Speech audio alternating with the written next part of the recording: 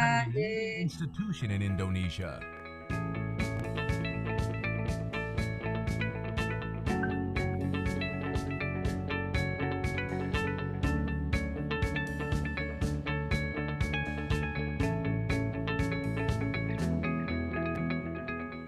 Universitas Sebelas Maret strives to provide high-quality education, develop scientific knowledge and technology products at an international level.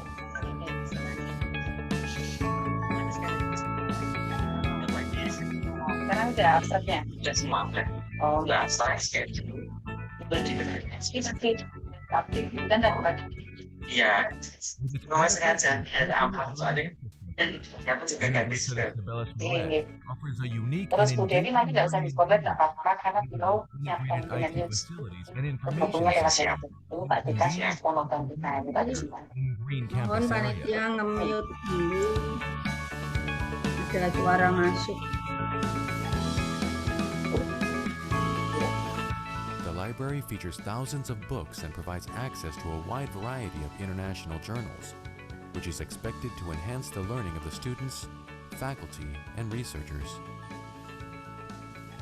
In addition to the fundamental concepts and skills required for a successful career, a graduate of the Universitas Sebelas Maret is armed with soft skills by taking part in various student activities on campus and student organizations both at national and international level.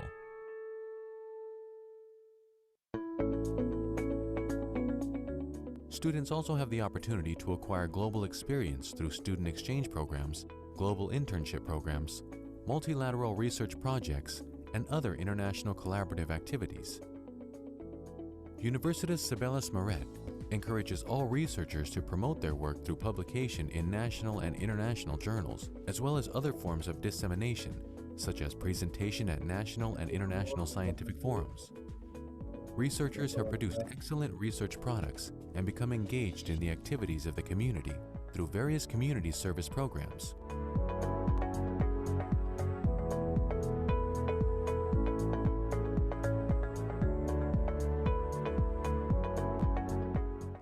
Active partnership and strong collaborations have become inseparable parts of Universitas Sebelas Maret, without which progress in education, research, and community service wouldn't have been achieved. Our international partnerships create ample opportunities for student and staff exchange, research collaboration, and community service. International collaboration helps to give a global perspective on learning in order to address global challenges while still functioning in a national environment based on potential and local wisdom. Universitas Sebelas Maret has three main agendas toward a world-class university. Acceleration at various fields of development is needed by embracing the foundation of UNS, Benteng Pancasila. Therefore, 5 strategic policy pillars were decided.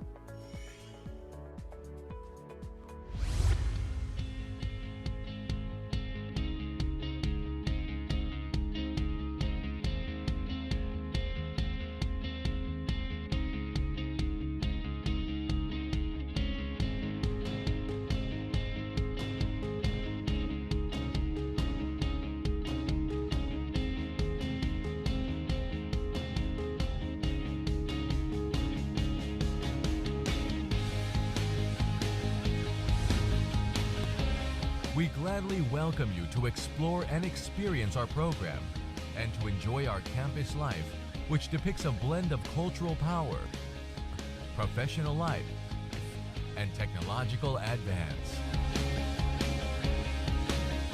Universitas Sebelas Maret, toward a world-class university.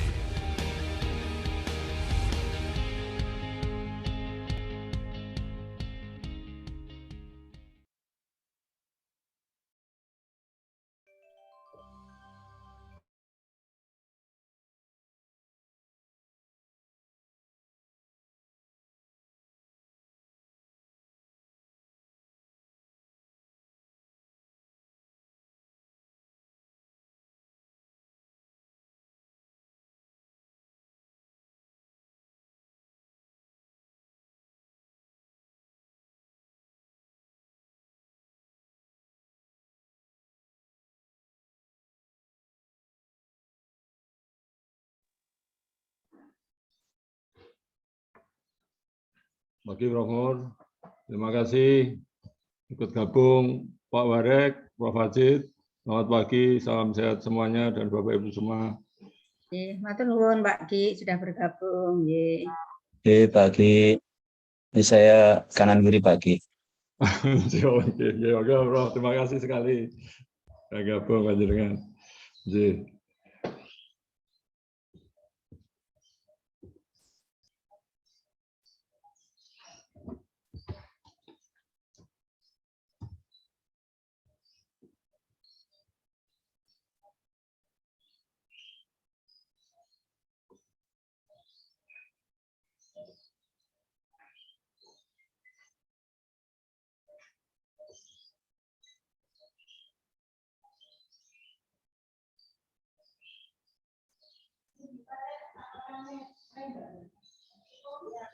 Cek.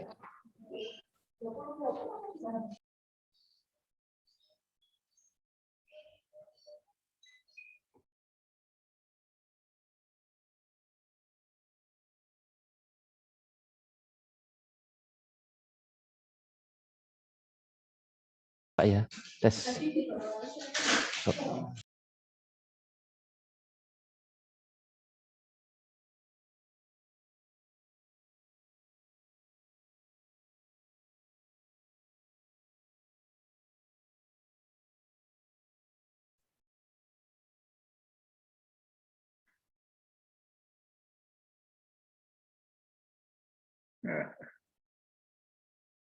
Fiturnya gimana, Mas?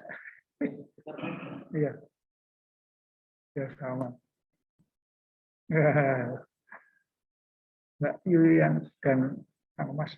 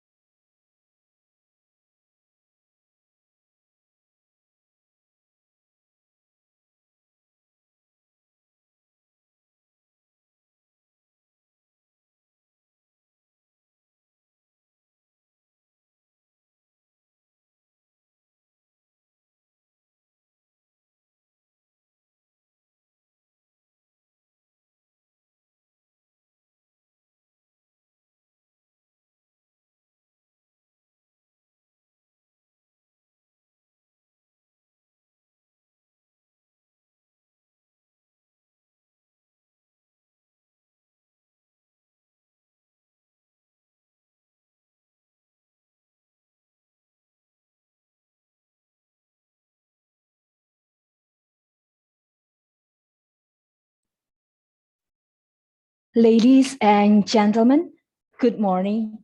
Assalamualaikum warahmatullahi wabarakatuh. Waalaikumsalam warahmatullahi wabarakatuh. Waalaikumsalam.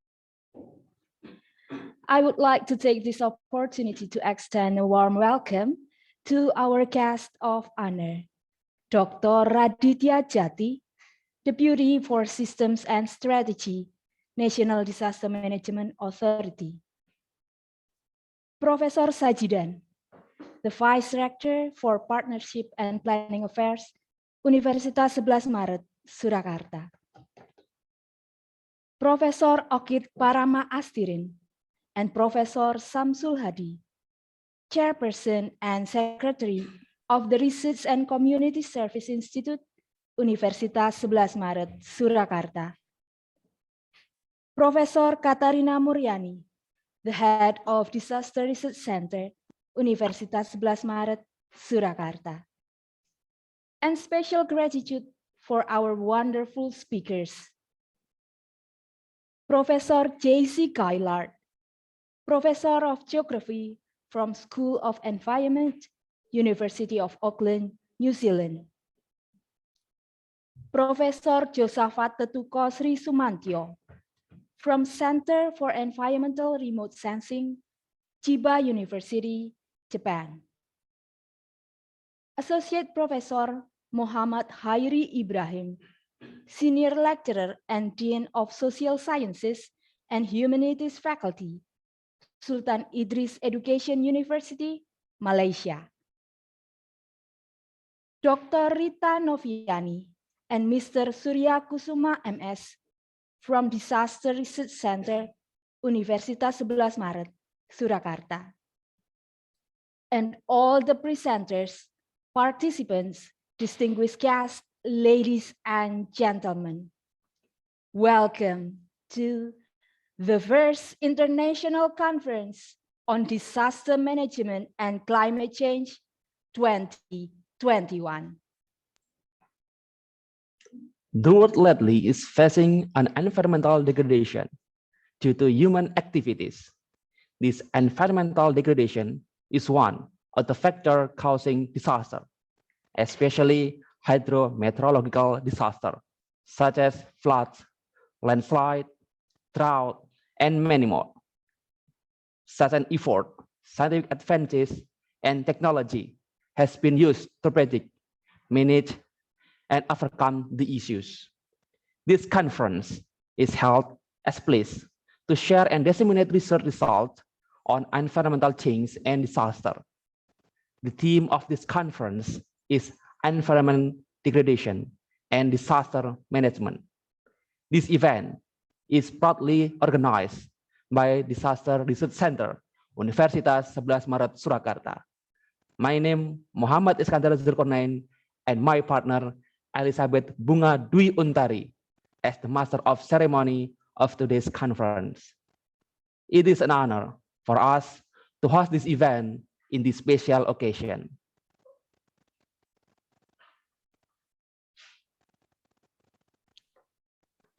This virtual conference invites a keynote speaker from National Disaster Management Authority, 5 plenary speakers, and 104 presenters. There are 6 countries involved in this conference, including New Zealand, Japan, India, Malaysia, Nigeria, and of course, the wonderful Indonesia. The agenda of today's conference are opening, singing national anthem, singing Mars Tangguh, committee chairman report by Professor Katarina Moriani, welcoming remarks from the Vice Rector of Universitas Sebelas Maret, Professor Sajidan, keynote speaker presentation by Dr. Raditya Jati, continuing with the first plenary session with Professor J.C. Gaillard and Professor Josaphat Tetuko Sri Sumantyo. The next is the second plenary session with Associate Professor Muhammad Hairi Ibrahim, Dr. Rita Noviani, and Mr. Surya Kusuma. And last but not least, the parallel session. Ladies and gentlemen, we are entering next agenda, singing national anthem, Indonesia Raya, singing Mars Tangguh.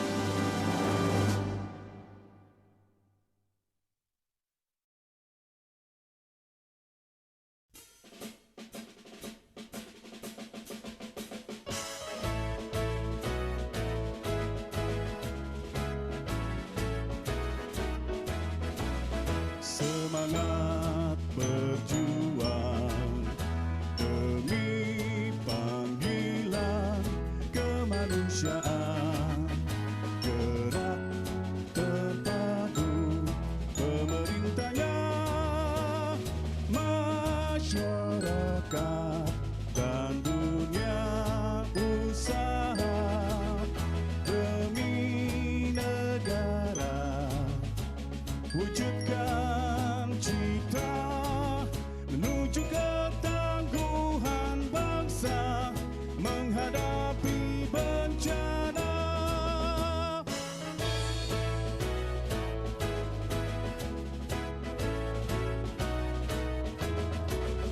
Semangat berjuang demi panggilan kemanusiaan, gerak terpadu pemerintahnya, masyarakat dan dunia usaha demi negara, wujudkan cita.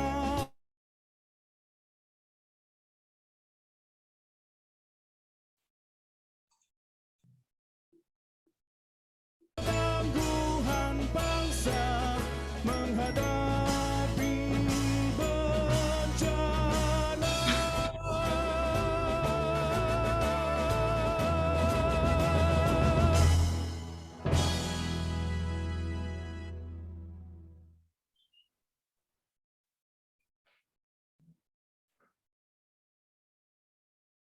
Distinguished guests, ladies and gentlemen, step on the next agenda, Committee Chairman Report by Professor Katarina Muriani.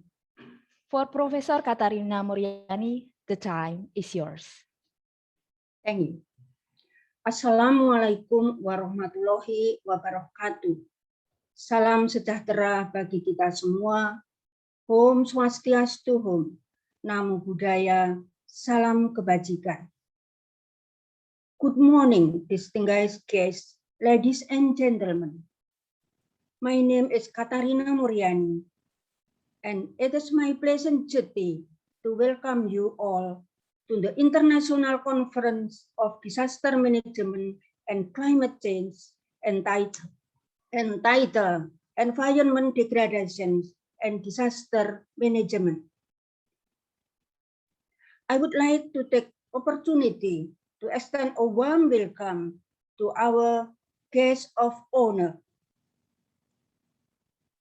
the head of National Disaster Management Authority, who is currently represented by Dr. Raditya Jati, Deputy for Systems and Strategy, the head of Regional Disaster Management Authority of Central Java Province, Director of Universitas Sebelas Maret, who is currently represented by Professor Sajidan as the Vice Rector for Planning, Cooperation, Business and Information, the Head and Secretary of Research and Community Service Institute, Universitas Sebelas Maret, Professor Okit Parama Astirin and Professor Samsul Hadi. And special gratitude for Professor J.C. Gailat from University of Auckland, New Zealand, Professor Josaphat Tetuko Sri Sumantyo from Chiba University, Japan, Associate Professor Dr. Muhammad Hairi bin Ibrahim from Sultan Idris Education University, Malaysia, Dr. Rita Noviani and Mr. Surja Kusuma, Master of Science from Disaster Research Center, Universitas Sebelas Maret, who will speaking later today, and all participants of the ICoDMC 2021. Praise to God for His mercy and guidance have bestowed upon us to change together here today. Ladies and gentlemen, disseminating research results on environment damage and disasters is an important step in environment and disaster management. Now, the disaster and environment experts have gathered and organized this seminar as a platform to communicate novel discoveries and ideas, express and disseminate the latest scientific development, facilitate and gathering, communications, and discussions of scientists in the field of disaster, environment, and supporting discipline both nationally and internationally. The seminar is attended by about 200 participants, consisting 104 speakers and the seminar is attended by about 300 participants, consisting of 104 speakers and about 200 participants come from different countries. All accepted papers will be published in IOPEES Scopus Index proceedings that will later contribute to strengthening the academic positions of Universitas 11 Maret and the home institution of all participants through international publications. And before I hand over to Professor Sajidan, who will officially open today's seminars, I would like to say once more, welcome and thank you for participating in the ICoDMC 2021.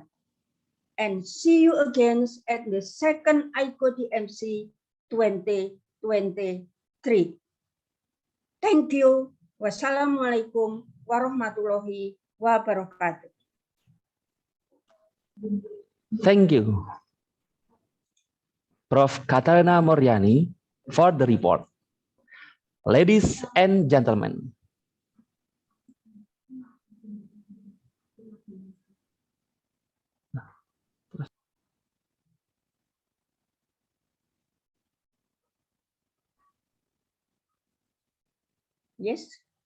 Yes, continue this. okay, ladies and gentlemen, now we are going to hear the welcoming remarks. Before we hear the welcoming remarks, I let you enjoy our profile of Disaster Research Center.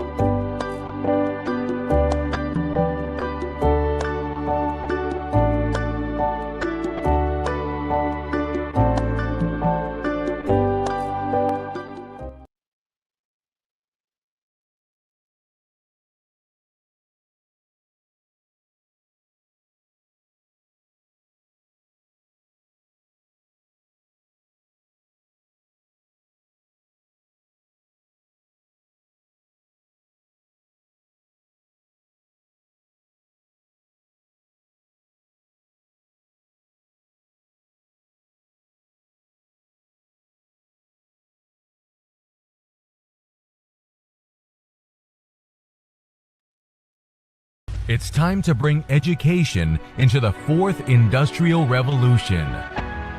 Flexible, tailor-made curricula are taught by teachers who become mentors to their students, giving the workforce of tomorrow the tools to become active lifelong learners, independent problem solvers, and create a diverse and pluralistic society where every person understands and plays to their strengths, building a fair and self-sustaining model for education rather than knowledge.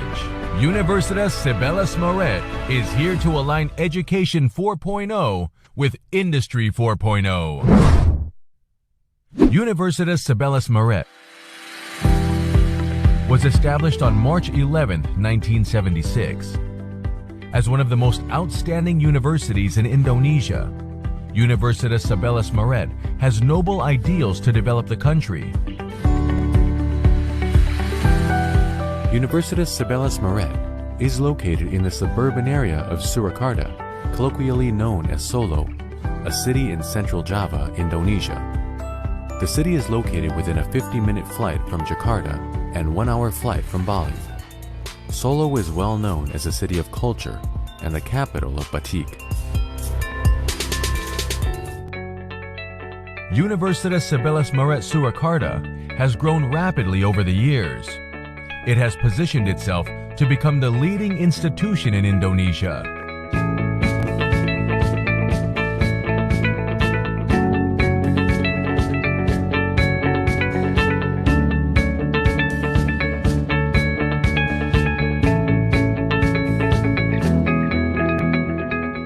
Universitas Sebelas Maret strives to provide high-quality education, develop scientific knowledge and technology products at an international level.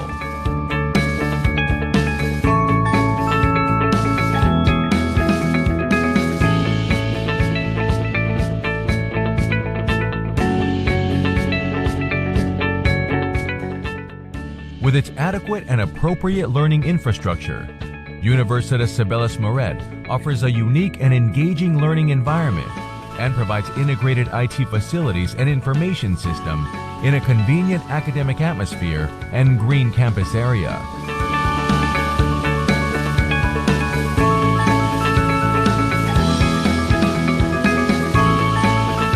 The library features thousands of books and provides access to a wide variety of international journals, which is expected to enhance the learning of the students, faculty, and researchers. In addition to the fundamental concepts and skills required for a successful career, a graduate of the Universitas Sebelas Maret is armed with soft skills by taking part in various student activities on campus and student organizations both at national and international level.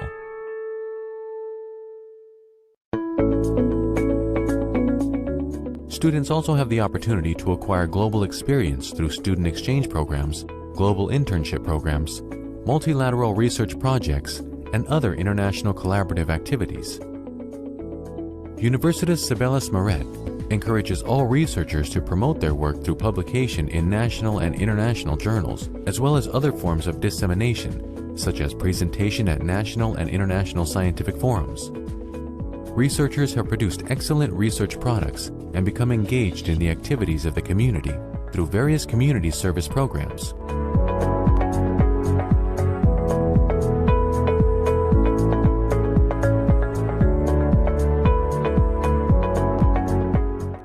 Active partnership and strong collaborations have become inseparable parts of Universitas Sebelas Maret, without which progress in education, research, and community service wouldn't have been achieved.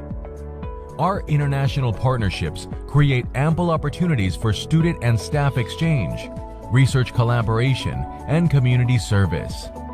International collaboration helps to give a global perspective on learning in order to address global challenges while still functioning in a national environment based on potential and local wisdom.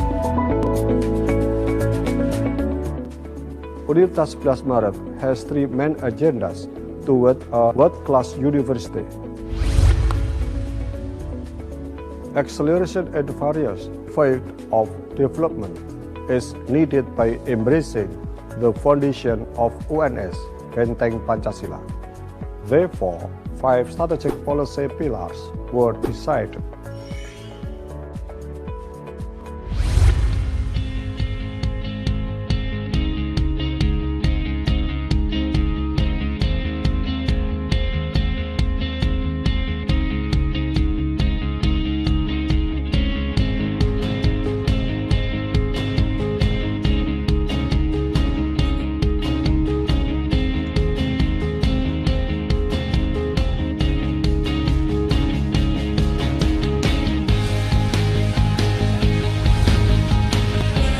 We gladly welcome you to explore and experience our program and to enjoy our campus life, which depicts a blend of cultural power, professional life, and technological advance. Universitas Sebelas Maret, toward a world-class university.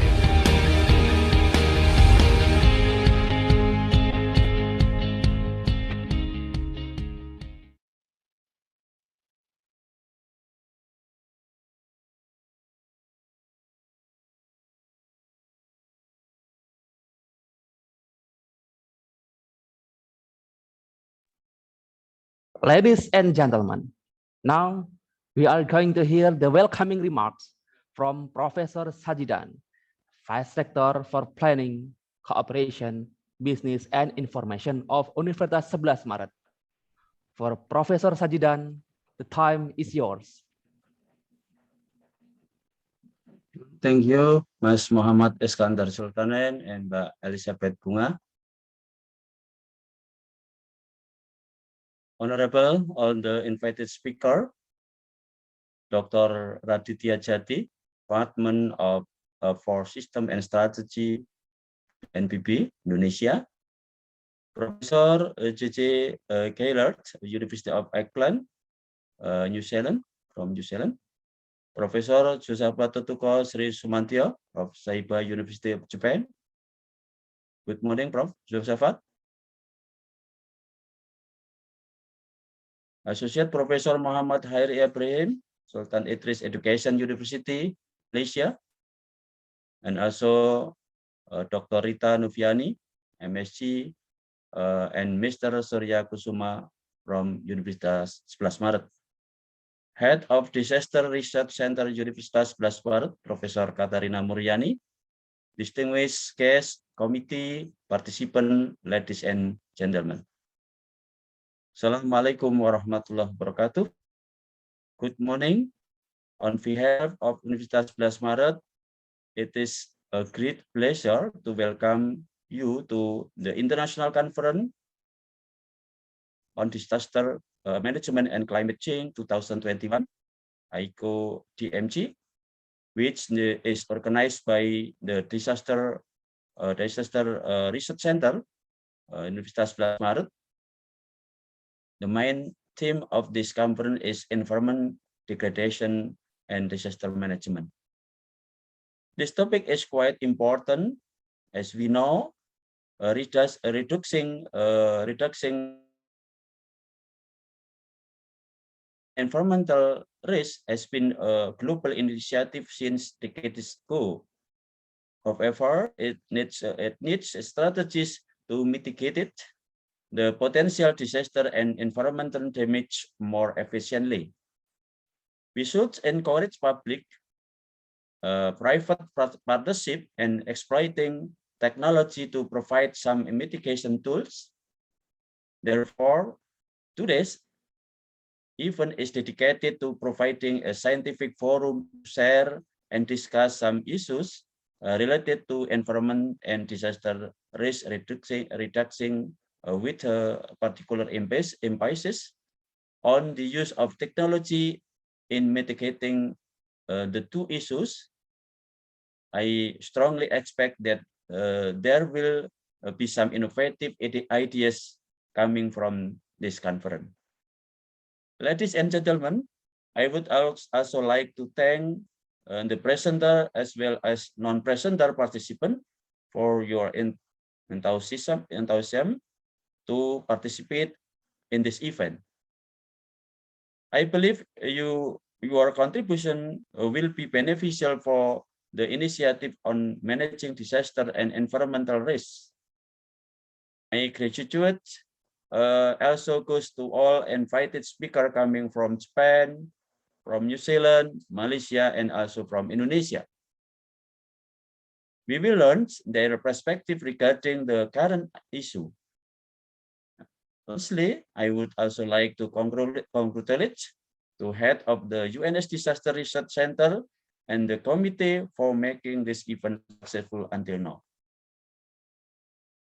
This international conference is in line with the vision and mission of Universitas Sebelas Maret, UNS has committed to contribute to the sustainable development, not only in the national level, but also in the regional and international environment, as we are fully aware that in today's globalized world, contribution of universities should be promoted to a wider spectrum. UNS has also committed to be an internationally recognized university in the last decade. UNS occupies rank 401 to 450 for KS Asian University Ranking and has been included in the KS World University Ranking for the first time in this year. Recently, UNS has also been included in the rank Time Higher Education Ranking Impact this year and the rank 201 to 300. And 2 days ago, it was also announced that UNS is included in the Time Higher Education World University Ranking for the first time. In concluding, I wish you a very fruitful discussion, and again, thank you very much for participating in this conference. Thank you. Assalamualaikum warahmatullahi wabarakatuh. Waalaikumsalam warahmatullahi wabarakatuh. Thank you very much, Prof. Sajidan, for the wonderful remarks. Distinguished guests, ladies and gentlemen, we proceed to the next agenda, keynote speaker presentation. This session will be moderated by Dr. Yasin Yusuf. Dr. Yasin Yusuf is currently a lecturer and the head of Geography Education Study Program, Faculty of Teacher Training and Education, Universitas Sebelas Maret. He is also a researcher in Disaster Research Center. For Dr. Yasin Yusuf, the line is yours.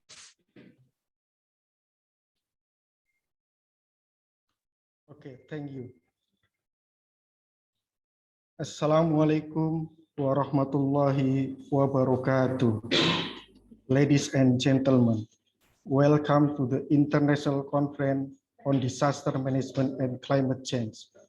I am Yasin Yusuf, Head of Geography Education Study Program, Faculty of Teacher Training and Education, Universitas Sebelas Maret. I am also a researcher at the Disaster Study Center, Research Institution and Community Service, Universitas Sebelas Maret. I will be the moderator of this keynote speaker session. The theme of this international conference is environmental degradation and disaster management.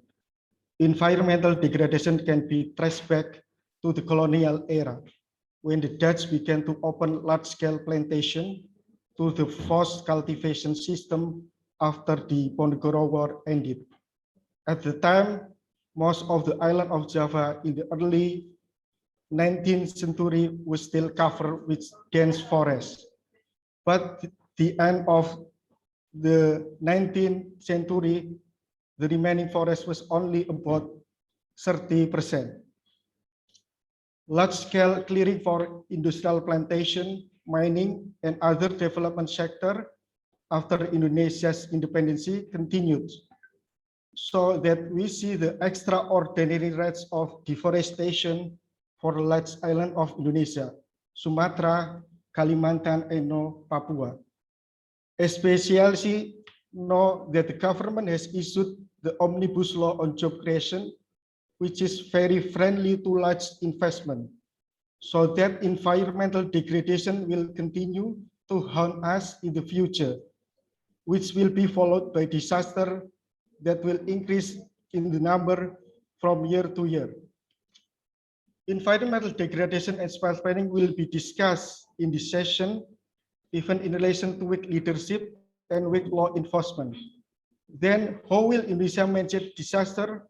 What is disaster management system in Indonesia in the medium and long term? How is relationship between National Development Plan, Sustainable Development Goal, Sendai Framework for Disaster Risk Reduction, Climate Change Adaptation, and Disaster Management in Indonesia?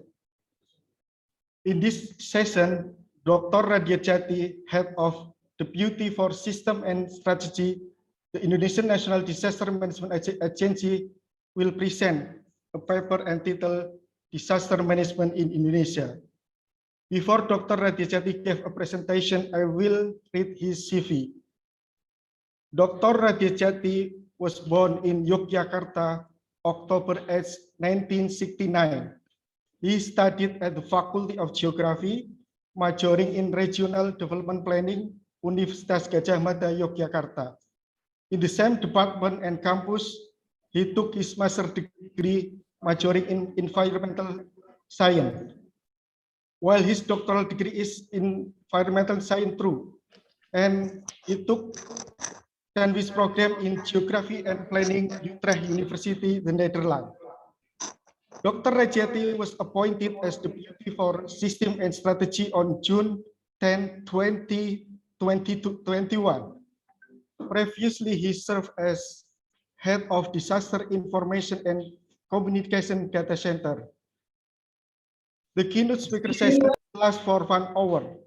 Dr. Radiajati, you have 40 minutes to present your paper. Dr. Radiajati, the stage is yours.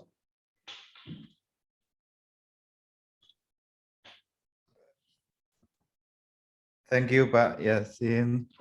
Thank you very much for the entering for my keynote speech.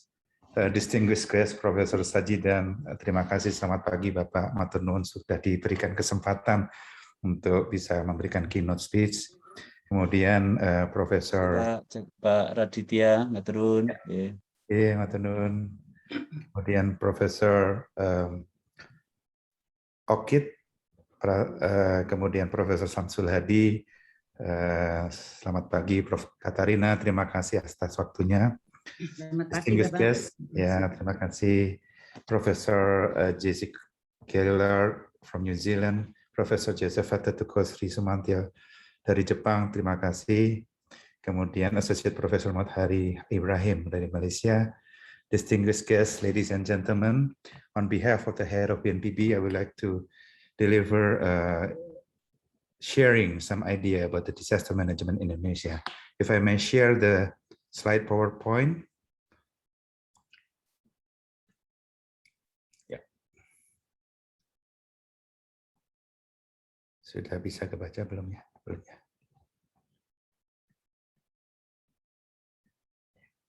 Okay. So let me start with disaster management in Indonesia. As you might see the data, the past decade, for 10 years, most of the disaster is increasing, including also hydrometeorological.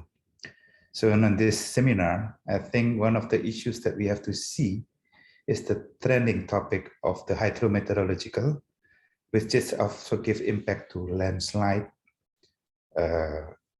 flood, flash flood, also drought. 98% the frequency of disaster that happen in Indonesia is due to the hydrometeorological impact. As you might see, several times Indonesia had been hit by the cyclone, and how really can we deal with this impact of disaster itself? Until now, the data 2021 until the 31st of August, we have a frequency of data totally disaster impacted frequency around 1,800. You can see how many disasters that happen in the left side.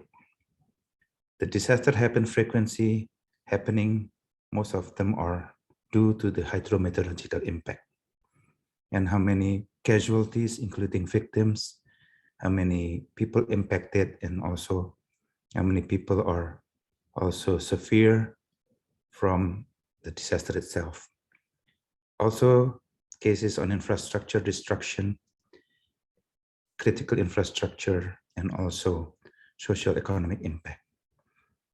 This is important issues that we will see why we are now living in the disaster-prone area, and how can we really deal with the disaster itself, living in harmony with the disaster. It is also mandated in the law 24/2007 you might see that disaster had been classified into 3 issues, which is also natural disaster, non-natural disaster, and social disaster. BNPB, the National Disaster Management Authority, dealing with the natural hazard and non-natural hazard. It means that including pandemic, non-natural hazard, we call it now as a technological hazard, epidemic, and also pandemic. And the natural hazard, they're also related to the earthquake, tsunami, volcano eruption, flood, drought, cyclone, also landslide. We're living in the cycle of disaster and also living in the ring of fire. There are the 3 main plates that is now impacted to us. I believe that most of you now also participant really knows that this plate, this tectonic plate, influence to the movement of the subduction zone, the fault that give the movement, that give the impact of earthquake. This is a natural phenomenon that really happened in our country. So we cannot regret, we cannot neglect it that this phenomenon will always be happening in our country. The Eurasian plate, Pacific plate, Indian Australian plate is moving toward our archipelagic state, Nusantara, Kepulauan Nusantara, which also might impact it to the earthquake and also tsunami. And this is why we know that the BMKG or the Badan Meteorological Climatology and Geophysica mentioning about the impact of the seismicity. Even in 1 month, we can feel more than 1,000 seismicity. But now seismicity give impact to the destruction of infrastructure. That's why the resiliency of infrastructure should be stronger for our country in the future.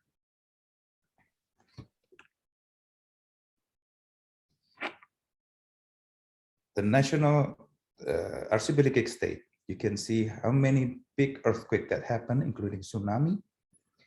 You can see the subduction shown from the eastern side onto the western side of Indonesia, from Aceh, Sumbar, Bengkulu, Krakatau, Pangandaran, Banyuwangi. So this is historical of the tsunami itself. We can see the impact that have been happening in the country from the 16th century until the 20th century. More than 173 happening of tsunami, even high impacted or so low impacted. So the cycle of tsunami will always be impacted to our country. That's why we have to prepare. We have to prevent and we have to mitigate itself. And how to mitigate ourselves to be a resilient country with our archipelagic state against the tsunami itself? This is the question. How can we really do that for the sake of our life, for our country, and for our nation, and for the people? This is a map showing that 127 volcano is active. It means 13% of the volcano in the world is active in Indonesia. So we can see that Indonesia is the most prone countries impacted by geological impact, including tsunami, earthquake, and volcano.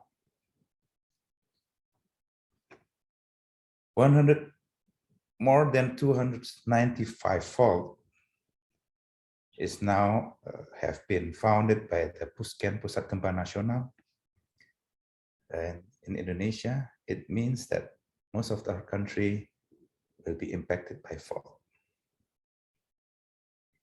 How many location is also impacted by flood, flash flood, landslide.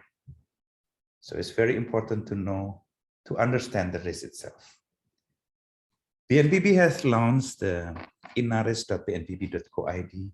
So please check our website to understand what are the risks, what are the hazards, how can we deal with the vulnerability, and how we can raise the capacity itself for the country and also for the national level until the district level. Our map is already provided in the scale of 1.250,000 per also one, some of them also 1.50,000 scale. So we can see how many people are impacted by each of natural hazard. We can say where, we can say how to deal with that, how many infrastructure, critical infrastructure will be impacted, including school, health facility, including hospital and also local hospital, and also community clinic or puskesmas. The combination of the disaster itself, which also happened in the country, impacted the climate change, including the increase of the temperature, the shift of climate, also the hydrometeorological are increasing, which also impacted to health and also pandemic epidemic that can happen, also happen in the country, including also the population, the spread of population, the lack of capacity of the human resources, and also related to how can we deal with the law itself, the law enforcement for its country, for our country, and also law enforcement for the local government. The land degradation and also spatial planning is very important. And also we need a leadership, a good commitment, especially from the local government, to understand the risk and how to deal with the strategy and the policy instrument that can deal with disaster or disaster risk mitigation or disaster risk management in the country. What really happened in the country is because how many exposure are now increasing, how many population is increasing, where and when can we really project how many people will be living in the coastal area, for example. Some experts are saying that more than 60% in the world, people will be living in the coastal area, including coastal cities. Indonesia is an archipelagic state, which also have a high prone of disaster in the coastal area, including coastal city. Most of the big cities in the world are located in the coastal area. For example, in Indonesia, you can say Jakarta, Surabaya, Semarang. You can say also Aceh. You can say also Kasar. Most of the big cities have a coastal area, including the world. Tokyo, San Francisco, Buenos Aires, Bremen, Hamburg. You can say most of the world in the that have big cities are located in the coastal area. Florida, Chicago. You can see also the Mexican. You can see also in the South of American have big city located in the coastal area. So we're now living in the coastal area. We're living in the big cities, which is also prone of high disaster. How can we deal with disaster itself? Law enforcement is very important. Most of the impact of the forest fire is not because of the climate change.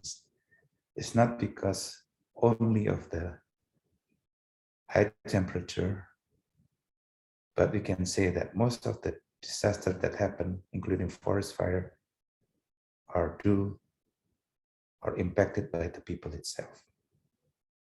The land use, utilization, or the change land use, or slash and burn might also cause severe forest fire in the countries. How can we really deal? Do we have to take the fire out, or can we mitigate and prevent the fire before the fire happens in the forests? So I think law enforcement is very important, because experts say that 99% forest fire is because it is burned by the people. So what kind of approach do we need to do for the country? We have social modality. It's very important to understand. How can we raise awareness for the people to understand the ecosystem in our country? How can we really save our planet? How can we really save our forests to prevent forest fire? This is a big homework for us, including academicians. How we can educate the people to understand disaster management itself. One of the approach or the dimensional issues is also about spatial planning or land use change. Just yesterday, we talked in Bali with the people, with the community that saved the ecosystem by planting coffee in the landslide area in Bangli, Kintamani. You might heard about the coffee in Kintamani, very tasty. I will be there this evening. So I think one of the issues that now we have to see, how can we also preserve the ecosystem, but we have also learned how to bring up the livelihood of the people near the landslide area to save themselves, but also increase their welfare as their life, for their life. The livelihood, including 3A, asset access activity, how can really they access their livelihood, including to save the ecosystem. This is one of the issues that we have to learn.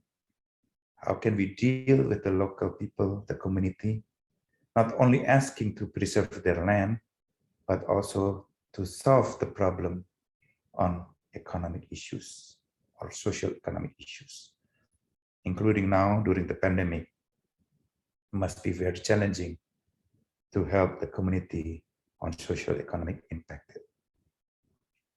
The land use change normally in the uphill area are used for preservation, for hard crop, not for soft crop, including coffee, including the changed land use that happen in some area that may also cause landslide or flash flood or flood when the intensity of high rain fall maybe more than 2 hours or 5 hours, it can cause also landslide with a land use that are also very risk of landslide. You can see all this map in inaris.bnpp.id, and you will understand where are the risks, what will happen to the risk itself when there's nothing intervention we can do. So it's very important to understand what are the relation and how to do on spatial planning and land use change in regional level. And we can say that disaster happen is borderless or transboundary. So we can say, for example, if you say coastal area, it's not only one province, we can say 2 provinces, we can say 3 provinces, and we can also say how many districts are there or villages are there. So it's very important to understand where are the risks, what will happen, what are our strategies, what can we do, and how can we deal with that.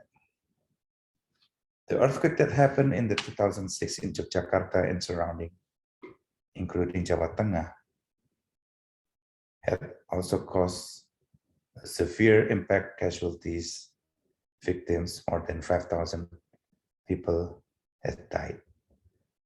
More than 300,000 houses are destroyed, and we can say around 29 trillion rupiah are cost or loss. So how can we really save the asset of the development if we don't understand the risk itself? If we want to save the asset of development, we have to understand the investment for disaster risk reduction. How can we save the infrastructure if we already know the impact of the earthquake might cause severe casualties and also in infrastructure? That's why do we need disaster management?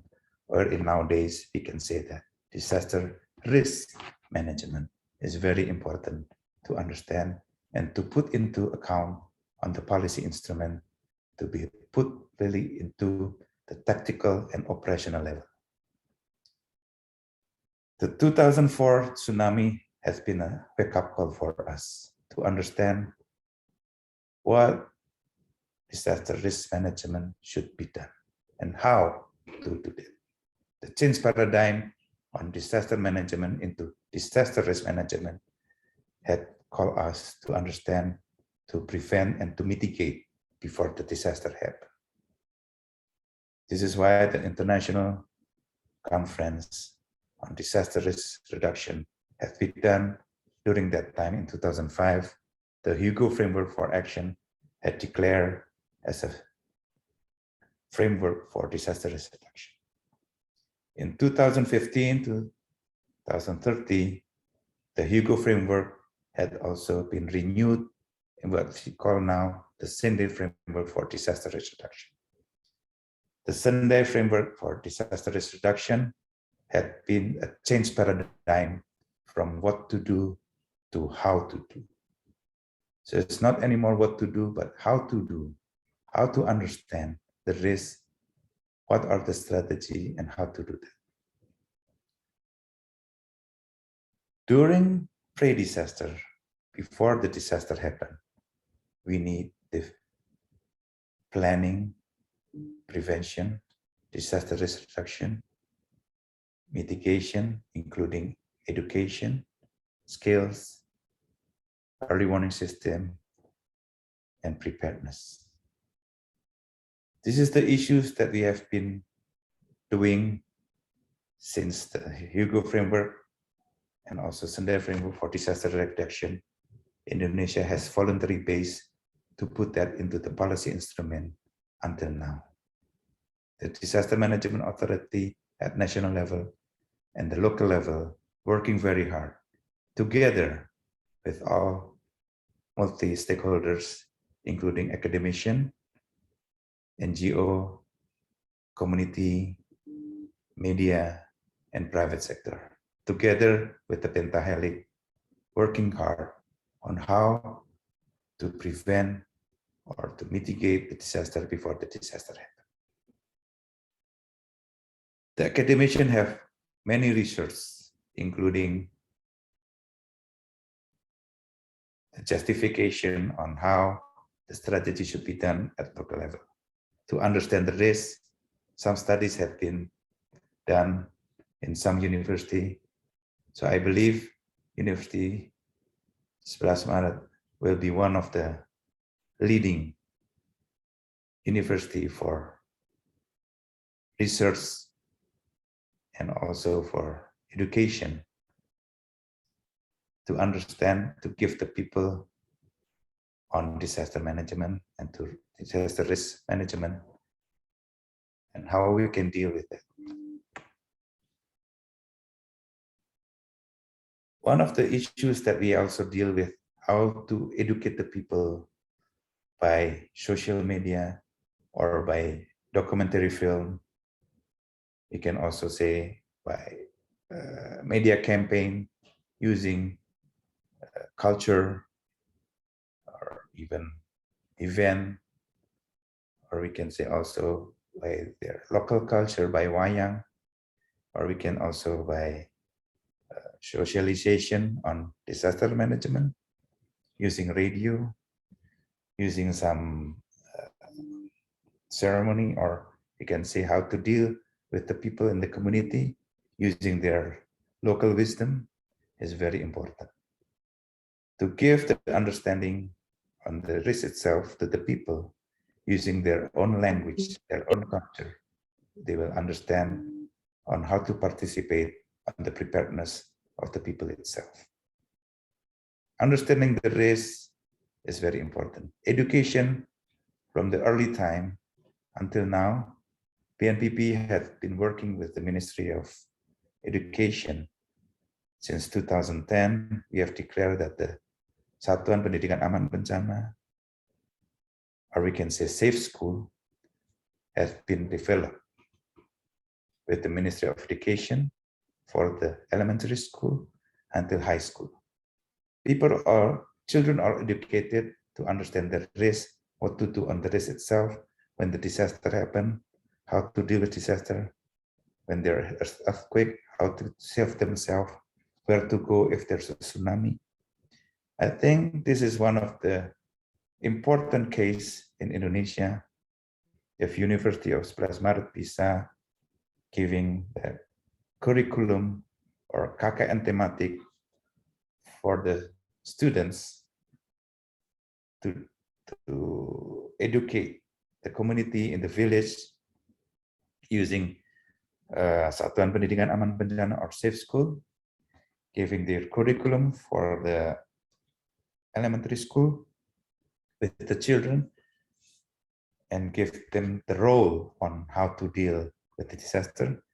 I think this will be their knowledge that can be bring until there will be adult. So this will be education from generation to generation. How to deal with the response itself, BNPB has been working hard with other line ministry, all line ministry, including the military and the police. We're also working with other Kementerian Sosial, Kementerian PU, Public Work, Kementerian Kesehatan or Health Ministry, Social Ministry, Basarnas, Search and Rescue. During the response cycle, we have to save their life. We have to have the response effective and efficient. So during the disaster, before 24-hour times one, BNPB is already in the field, including the role of local disaster management authority or BPBD is very important. So we appreciate the local government also how to deploy the resources, the logistic for the community impacted by disaster is also very important in the 72 hours cycle when the disaster happens. What should be done during the disaster response itself? So we have to have a coordination, we have to have a status that the response on darurat bencana have to declare by the local government, can be declared by the governor, or they can be declared by the head of city or mayor or even bupati. We have to have an evacuation team. We have to have a how do you say, the basic need that should be given to the refugee and also some vulnerable people to understand, to have their basic need, including the infrastructure that should be finished. For example, for bridges, fight a bridge, or maybe accessibility to deliver some logistic. The rehabilitation reconstruction, the next phase after disaster happened, we have to have how to evaluate post-disaster and how to plan the rehabilitation reconstruction to build better, more better and safer. Monitoring evaluation should be done. So after the disaster happened, there should be a phase when rehabilitation and reconstruction should be done to build better. This is why it's very challenging now today, after the disaster happened, Indonesia, now we have to work together among line ministry sectors, also private sector, also NGO and media working together. And I think one of the main issues also now in university and research is very important, how the three cycle of disaster can be done effectively and efficiently. The national disaster management system, now we try to build more interactive from national to local level. We have to have a policy instrument from legislation, planning, good governance, even also is very important on financial issues, how to raise the capacity and also to do the disaster management effectively. So it's very important the policy instrument should be established at national level. We have also the law, Perpres, Perka, Perda, Pergub, Perbu, Perwali is very important to have at the local level. At the national level now, the NPB have also pushed the local government or to endorse the local government to have the planning for disaster management, what we call the Rencana Penanganan Bencana, LPP. It's very challenging because we have 514 district, kabupaten, kota, and I think now we still only have 50% that most of the district have the planning. So the president in 2020 have declared the Perpres 87 on Rencana Induk Penanganan Bencana or RAPP. This is a 25 years planning on disaster management, which is the target of 100 years after independence, which is 2045. Indonesia should be resilience or national resilience. That's why we call Rencana Induk Penanganan Bencana 2020-2044. This is 25 years with 5 years plan RPJMN. So each of the phase of RPJMN must mandatory included disaster management. This is one of the result that we also deal with the online ministry to have a commitment from national to level. So I think now we have to deal how to integrate all the data information into one, where and when, how will be the increasing the spread of population, urbanization, how to deal with the people when there's a disaster itself, how to deal with the good governance and the land use plan in the future. We cannot be caught by surprise if the disaster happens. We must be prepared. We have to have the policy instrument. We have to know what to do. We have to know how to invest the disaster risk reduction before the disaster happens. And we have to know if we are ready for disaster risk management, we can fill the gap on the development when the disaster happens. That's why we need a commitment from policy instrument, also the collaboration of pentahelic, which I mentioned before, including academician, private sector, NGOs, communities, and also media on how to have the research participation responsibility, also the socialization, dissemination, education. We have to know that how to deal at the national level and the local level. The law of 2427 about disaster management has been established in 2007. And we have also the law 23/2014 for the local government under the Ministry of Home Affairs atau Kementerian Dalam Negeri dengan standar pelayanan minimum SPM as a standard minimum services on disaster management, including 1, how to understand the people on risk itself. 2 is how to deal when the disaster happen and how can we prepare the community. And 3, when the disaster happen, should be effective and efficient on response. So if we do with planning, I think we can collaborate, synergize all the sectors from the national level until now, also in the local level. So the endorsement of the local level is very important. The commitment of the leader, the mayor, is very important. Policy instruments should be there together, plan as a one of the disaster risk management itself.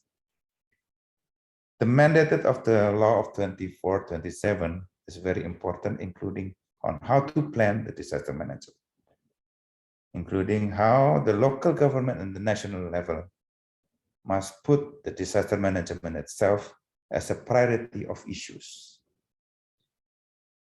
including planning, and also the analysis of the risk itself should be one of the mandatory before the development of the regional can be done.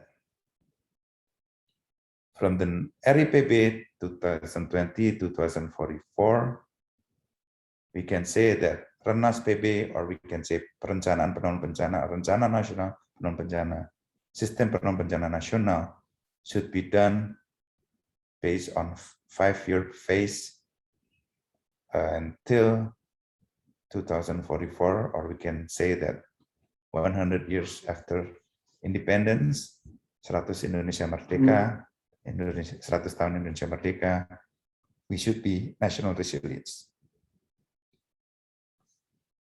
So, ladies and gentlemen, distinguished guests, speakers, the Purpose 87/2020 about Rencana Induk Bencana has been declared, and we must put and fill the development on disaster management, including strengthening the effective of efficient disaster management law and regulation, increase synergize between ministries, agencies, stakeholders in disaster management, strengthening investment, disaster risk, increasing projection by taking information account on spatial planning and regional arrangement, strengthening to be more professional, transparent, accountable disaster management governance, increase the capability of responding disaster emergency quickly and reliability, and acceleration on post-disaster recovery in disaster-affected area communities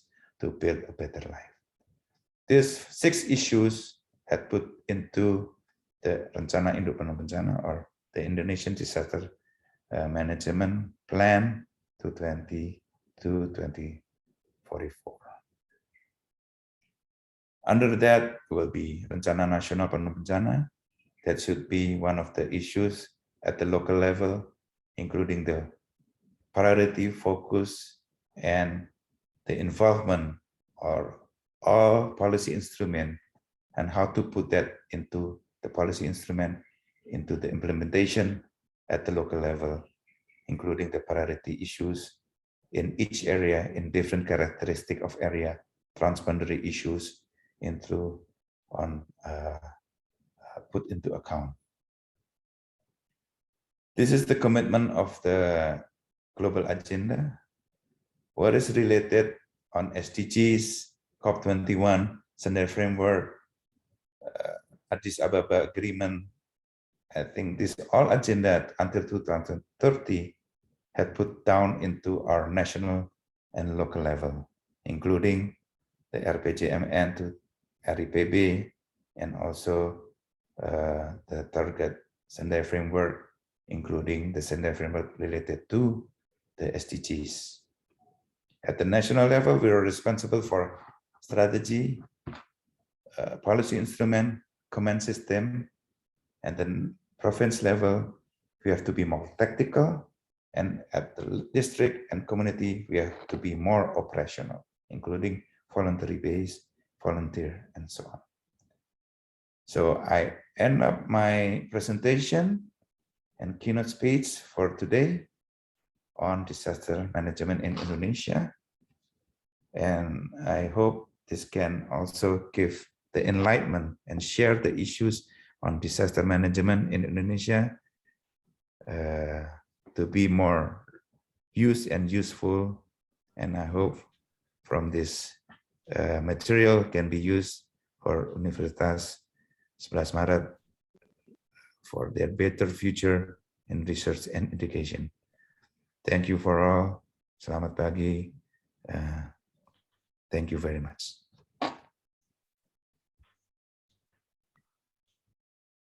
Thank you, Dr. Radijati, for a great presentation. Your presentation is extraordinary and enlightened us.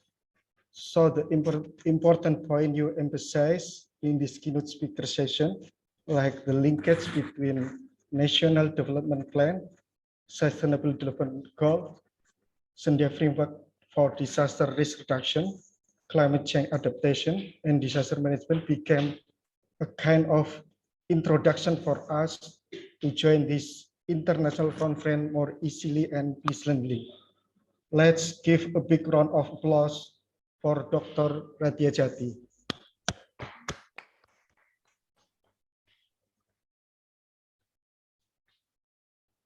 Happy conference, everyone. Wassalamualaikum warahmatullahi wabarakatuh. Waalaikumsalam warahmatullahi wabarakatuh. Terima kasih Pak Radijati sudah hadir di sini. Ya. Terima kasih, Bu. Thank you, Dr. Yasin Yusuf, for leading this session. It was an insightful session. Distinguished guests, ladies and gentlemen, we are continuing the next agenda. That is the first plenary session with Professor G.C. Gaillard and Professor Yosabat Tetuko Sri Sumantyo.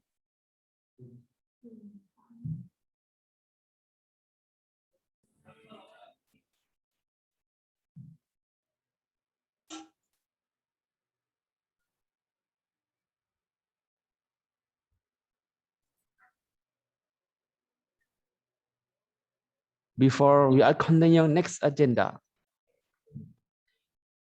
we will see the profile our Disaster Research Center. For the committee, the line is yours.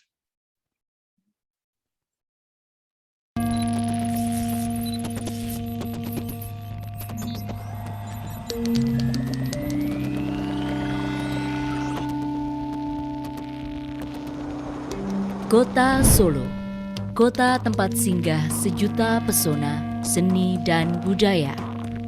Kota yang melahirkan sejuta sejarah besar bangsa, berbalut majunya teknologi dan digitalisasi masa kini. Sebuah institusi pendidikan lahir di kota yang syarat budaya adiluhung. Universitas 11 Maret mendampingi sejarah Indonesia, melahirkan generasi-generasi baru yang maju. Kampus hijau yang menjunjung tinggi nilai-nilai kemanusiaan, ilmu pengetahuan, religiusitas, serta budaya luhur bangsa. Dari rahim kampus tercinta, turut lahir lembaga bernilai guna bagi manusia, lembaga penelitian dan pengabdian kepada masyarakat, LPPM, Universitas 11 Maret. LPPM UNS bekerja secara profesional, terstruktur, dan terukur. Lembaga ini mengabdi dengan hati, mengayomi, dan turut mencerdaskan kehidupan bangsa.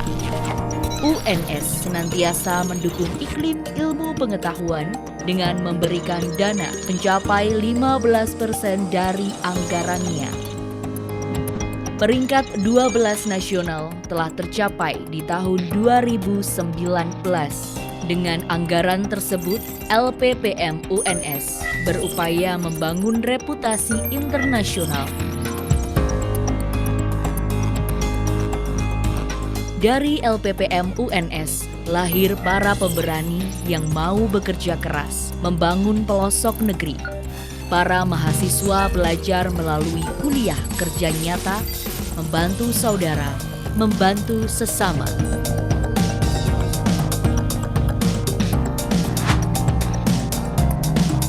Lewat sains pula, lahir keseimbangan.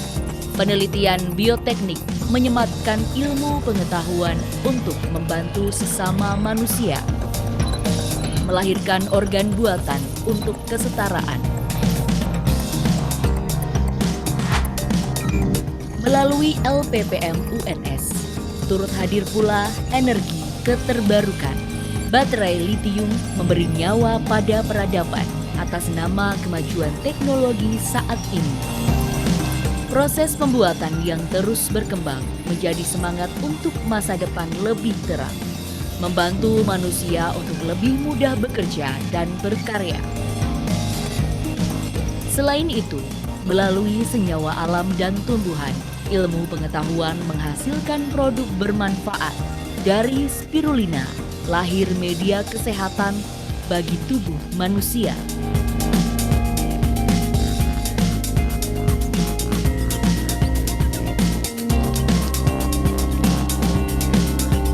LPPM UNS menjadi mata bagi tunanetra.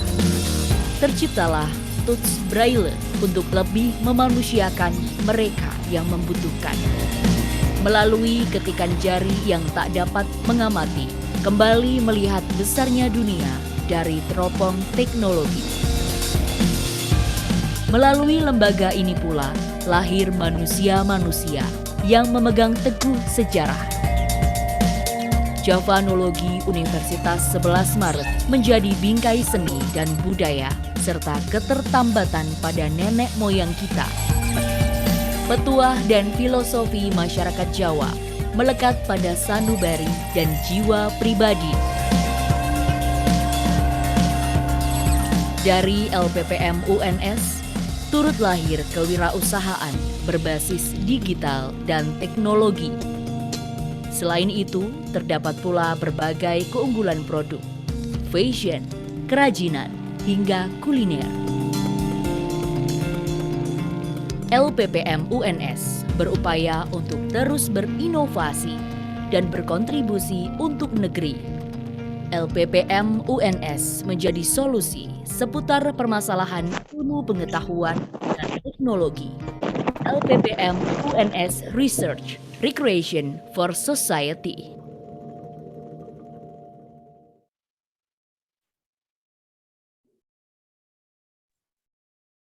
Thank you.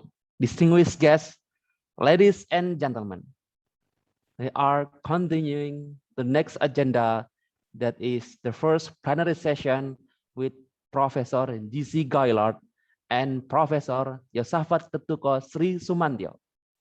This session will be moderated by Mr. Ahmad Marzuki, PhD. Mr. Ahmad Marzuki, PhD, is currently a lecturer in Science and Mathematics Faculty of Universitas Sebelas Maret, Surakarta. He is also a researcher in Disaster Research Center. For Mr. Ahmad Marzuki, PhD, the line is yours.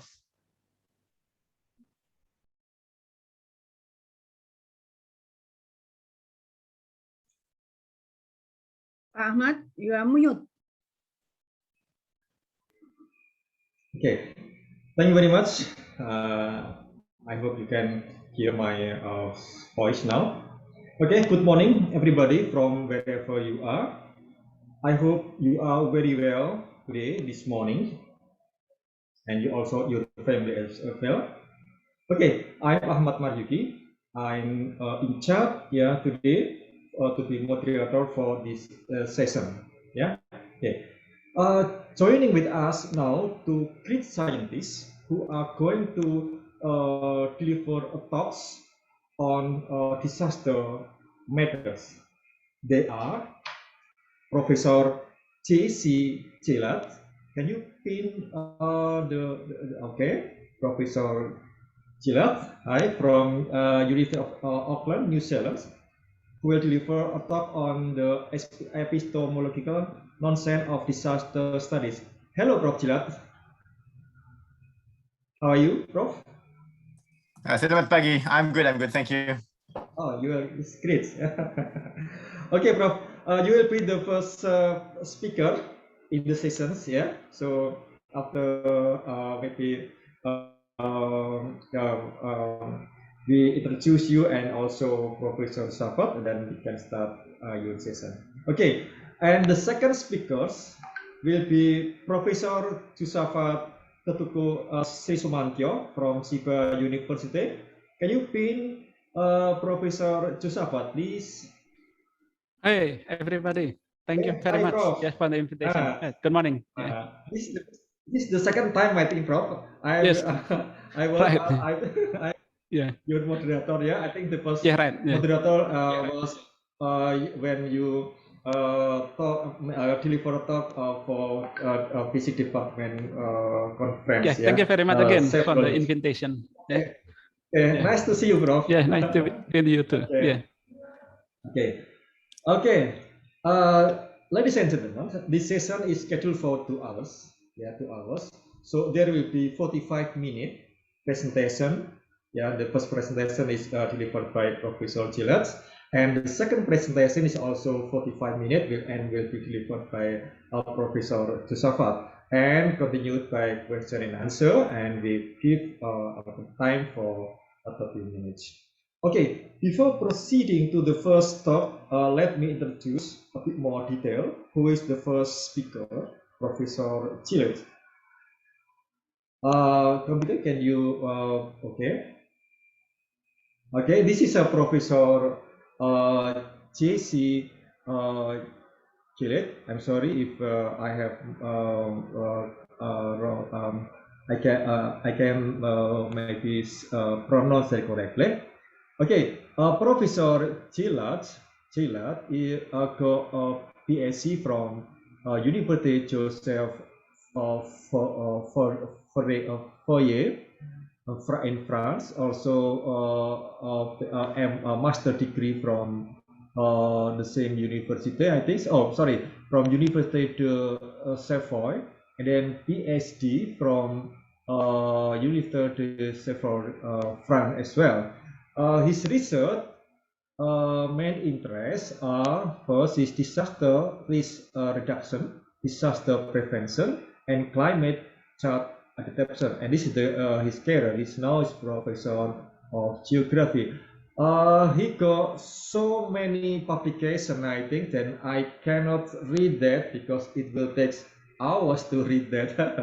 Sorry. Also, this is the curriculum vitae of Professor J.C. Chelat.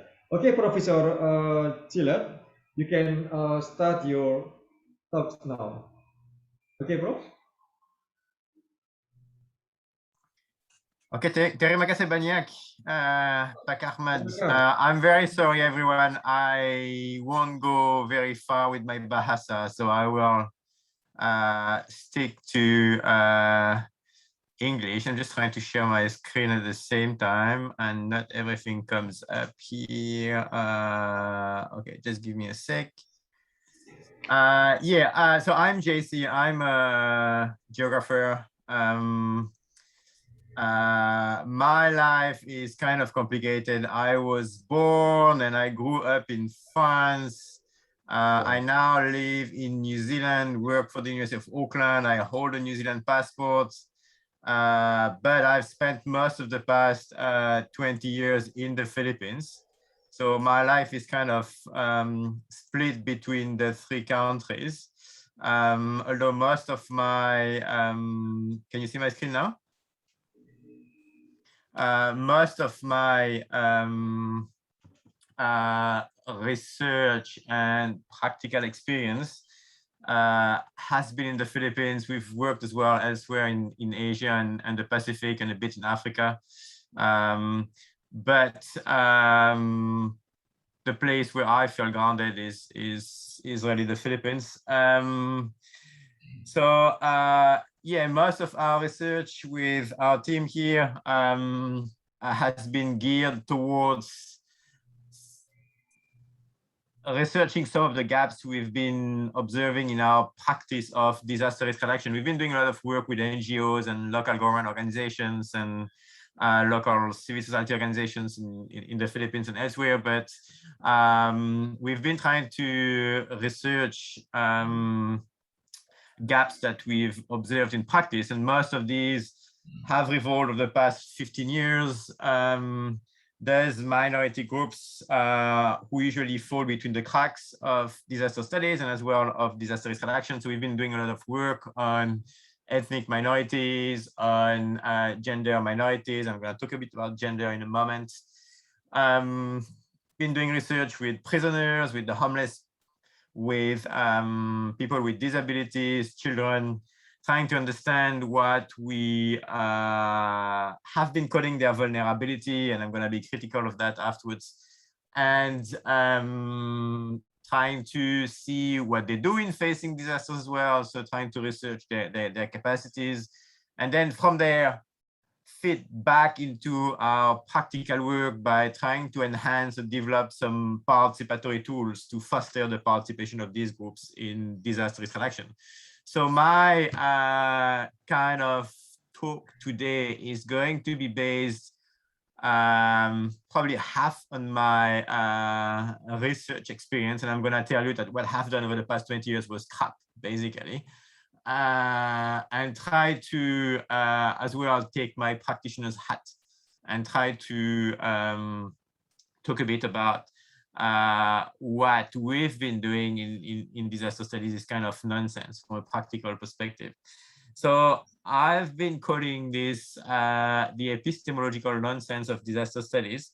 It looks a bit, maybe a bit theoretical at first encounter. It's not gonna be too theoretical, I promise. But I think this is a topic which is important and which is gaining traction at the moment internationally, including in Southeast Asia, including in the Philippines, including in Indonesia, where with two colleagues we're trying to pushing the agenda as well. This is something which is gaining momentum, and which is something we really want and I think need to carry forward in the years or decades to come. So I want to start by asking you all what you think a disaster is in one word. I know in Indonesia you've been using Menti quite a lot. So if you all have a device, if you don't have a device, it's not a big deal, don't worry too much about it. But if you have a device, could you all go to menti.com and use the following code here, 76766516. It should still be valid. I just checked a few seconds ago. Let's double check. Yes, still the same code. So if you could put in one word, if it's in Bahasa, if it's in Javanese, that's fine. It doesn't really matter. We won't spend too much time looking at the details.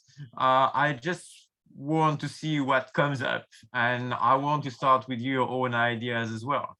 So what do you mean by disaster? What you associate to disaster in one single word? Hopefully something else than disaster, because it's a word that you associate with disaster. Could be Bencana. Bencana would be fine, but if you have something else, that's good. This translated as Bencana, Prof. Okay, awesome. Opportunities, danger. So very, very diverse words so far. keep going. That's good. Fantastic. Okay. We can take a couple of minutes, maybe 3 minutes for this. Okay, so if you have any Bahasa or Javanese or Minangkabau or whatever words from other languages, feel free to chip in. That could be interesting as well.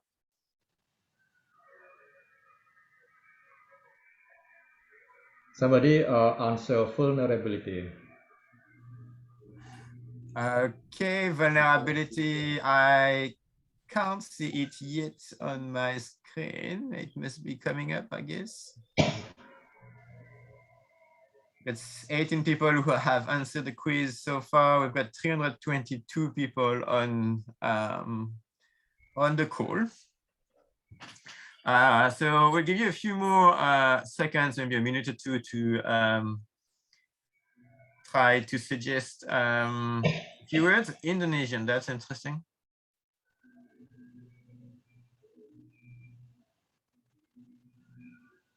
Not in specific, but in earthquake, we call in Japanese is apa Pak, gempa itu apa namanya? Lindu. Oh. Lindu. In Japanese is Lindu, okay. Lindu. Lindol in the Philippines, which I guess share the same origin, means earthquake. Yeah, earthquake. That's Japanese language. Okay, a few more. So what's bahaya? Is it Javanese or? That's the same, Japanese or Indonesia. Indonesia. Bahaya, bencana, yeah. It is Indonesian language. Okay, that's interesting. So the thing is, there's absolutely no agreement amongst you around what a disaster is, what it entails. You all have very diverse words that you associate to disasters, and it goes from opportunity to something terrible, something like crisis, and there was something else. It changes continuously on my screen at the moment. Something very disruptive, like a riot, towards something very positive, like education or opportunity. So we have very, very diverse interpretations of what disaster is.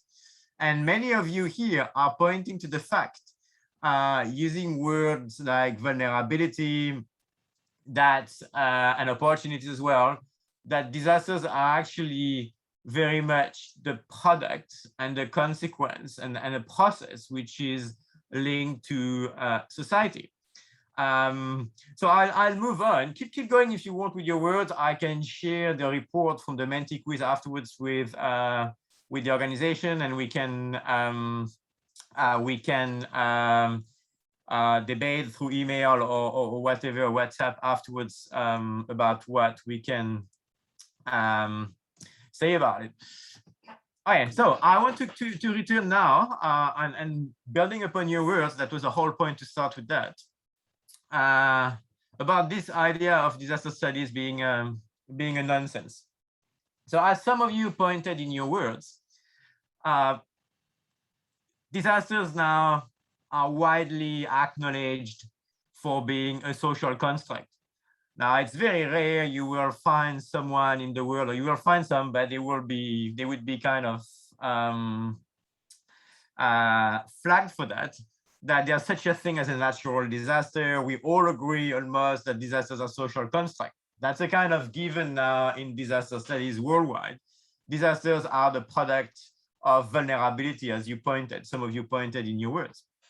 Now, disasters are social constructs, but at the same time, we use theories, we use concepts, and that includes vulnerability, that includes the very word disaster, that includes concepts like hazards, like resilience, like adaptation, like capacities. We use these theories, concepts, and even the methods we use to research these all over the world. And all these words are, except maybe for hazard, but all of the other words are from Latin etymology. They came from Europe, but we've been rolling them out all over the world as if they would help make sense of what we mean by disasters in Europe is in very diverse culture and society. So the nonsense stands into two sentences. We assume that disasters are social constructs, but at the same time, we use theories, concepts, and methodologies all over the world. The same methodologies, the same concepts, the same theories across very diverse cultures. That doesn't make any sense to me. How can we assume that something is a social construct and use the same concepts all over the world in very diverse cultures and societies? That doesn't make any sense from an epistemological perspective, the way we understand and research disasters. And I could almost stop here. This is basically what I want to tell you and get you to think about. There's a big gap, there's a big problem there. And the issue is that in disaster studies, we don't really talk about this until very recently. It's been kind of given. And if I show you this, this graph, for example, and I saw earlier when you introduced me that you use Scopus as a metric, and I know Scopus is a big thing in Indonesia as well now. But if you look at this data set from Scopus, it's crazy. The number of publications now that refer to these very Western concepts of disasters and vulnerability, it's been increasing exponentially. Now, I mean, I think last year we had more than 1,000 papers published in a single year referring to disaster and vulnerability in all sorts of contexts, where people don't even speak English, but people still stick to concepts that they can't even understand. I mean, in the Philippines, we don't have translations for these words. We use the Spanish equivalents because that's the closest we can find. So we use vulnerabilidad or capacidad, for example, or calamidad, trying to make them sound like Filipino because of the Spanish heritage, but they are Latin concepts. We can't actually translate them. And I'm not exactly sure what Bencana means. I mean, from a local perspective, not as a translation from the English disaster, but I'm not fully sure that it means exactly the same thing. So we've been using and again using the same concepts across very diverse cultures, and assuming that they will help us impact the social nature and the social dimension of disasters. That doesn't make any sense. Now, I want to give you an example of why and how it doesn't make sense. And I'm going to focus on gender. And actually, the study of gender is facing the same issue. And I don't know if there's an exact translation for gender in Bahasa. There's no exact translation of gender in Philippine languages, for example. But when we talk about gender, we talk about a social construct. Exactly the same thing as when we talk about disasters. But to study and understand this social construct, we use theories, categories, methodologies that we consider universal. Same thing as for disasters, vulnerability, hazards, capacities, resilience, blah, blah, blah. Same thing, we use them all over the world. So this has been contested in gender studies since the 1980s, 1990s. So they are much ahead of us in terms of addressing this epistemological nonsense. But this is one nonsense which is very relevant in the study of disasters, especially in Southeast Asia and the Pacific. Because in the Philippines, in Indonesia, in Samoa, in Tonga, in Kiribati, all the countries in the Pacific, at least in Polynesia and Melanesia, we have gender identities that don't fit what we mean by gender identities in the West. And I'm going to return to that in a moment. But still, the study of gender in disaster has been a very big thing, especially over the past 20 years. It started in the 1980s, but it has become big since the 2000s, basically.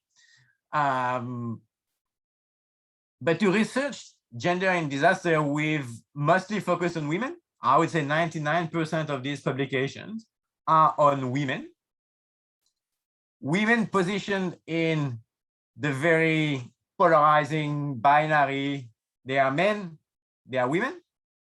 Now we've seen over the past 10 years, some studies exploring the experiences of what in the West we call LGBTIQA+ identities, but it's been basically very marginal and very recent.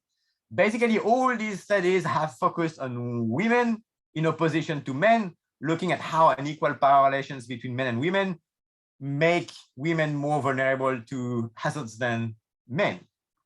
And we've been using these concepts and this approach, these theories all around the world, including in Indonesia and the Philippines and Samoa and Tonga and elsewhere in the Pacific. Now, again, we know in Indonesia, in the Philippines, in Samoa, we have gender identities that do not fit the men-women binary. In the Philippines, the traditional name that we can find on the very early Spanish dictionaries of the 18th century, we call them binabay. And binabay means by the way of women, which is exactly the same word we use in Samoa, for example. The word is fafafine, but it means exactly the same thing. So these guys here do not identify within the male, female, or men-women binary. It's a diverse gender identity. So it's very contested in the Philippines. It is as well in Indonesia, from what I understand, but a bit less, a bit less than in the Philippines, because in the Philippines, we have all these Western LGBTIQA identities kind of being more prominent, probably. But traditionally, these binabay don't identify themselves within the binary.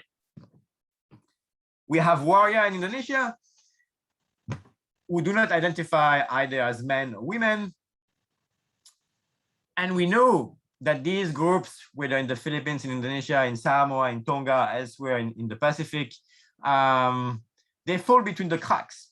There are very, very few studies on gender and disasters on these groups because they don't fit the mindset, the expectations of research when it comes to disasters. We know their experience in disasters, especially in Indonesia, and I'm using this example from the eruption of Gunung Merapi in 2010, their experience is very, very difficult. Many have to hide, they suffer from harassment, abuse, but at the same time, they do a lot.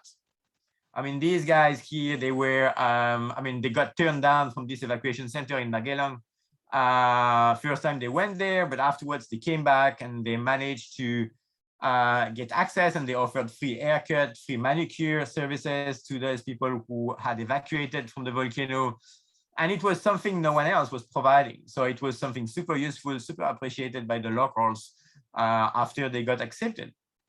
So they do a lot, their experience is difficult, but no one studied them.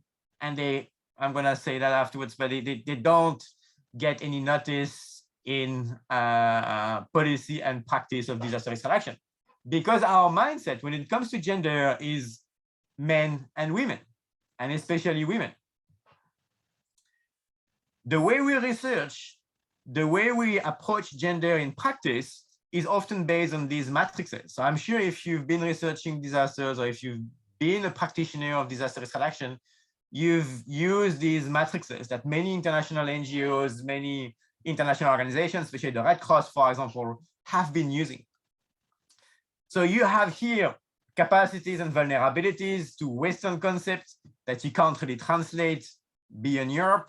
And then you have these categories, men, women, and you have clear lines in between them. You have boxes, you're either a man or either a woman. And then you have all these categories as well here on the left-hand side around what's physical, what's material, what's social, what's organizational, etc., etc. So you have to fit the experience of people within these boxes.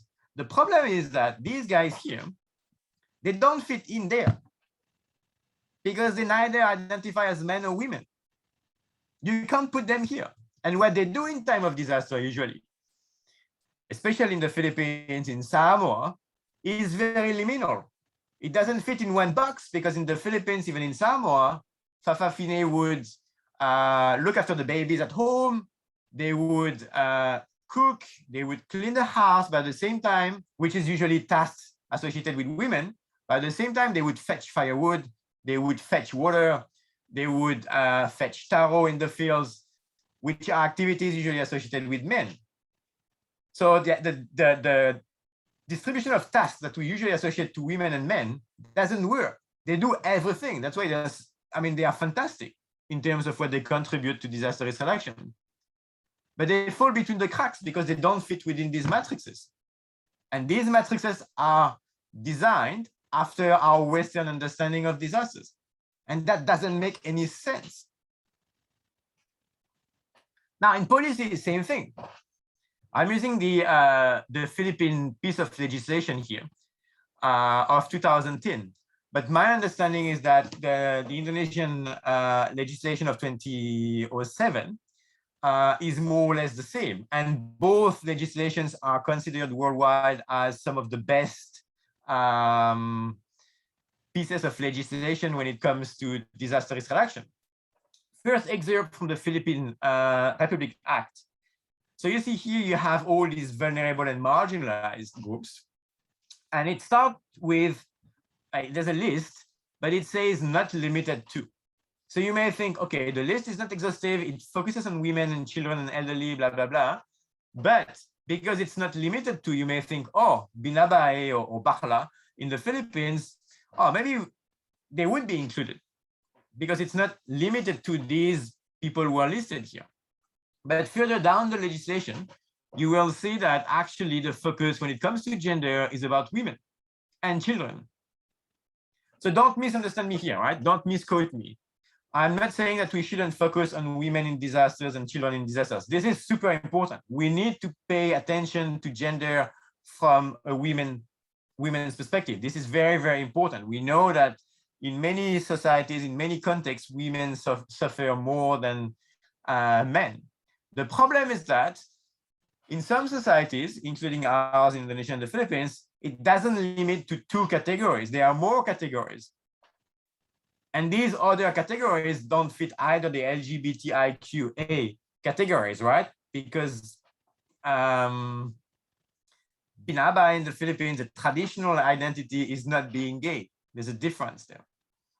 Same thing in Samoa. In Samoa, with Fafafine identities, this is very, very different from being gay. And there's discrimination actually from the Fafafine to the gay individuals. Very, very different identities. These are non-Western gender identities. So we shouldn't limit to these. These are important, but we shouldn't limit to these. Now, I'm returning to the broader issue here of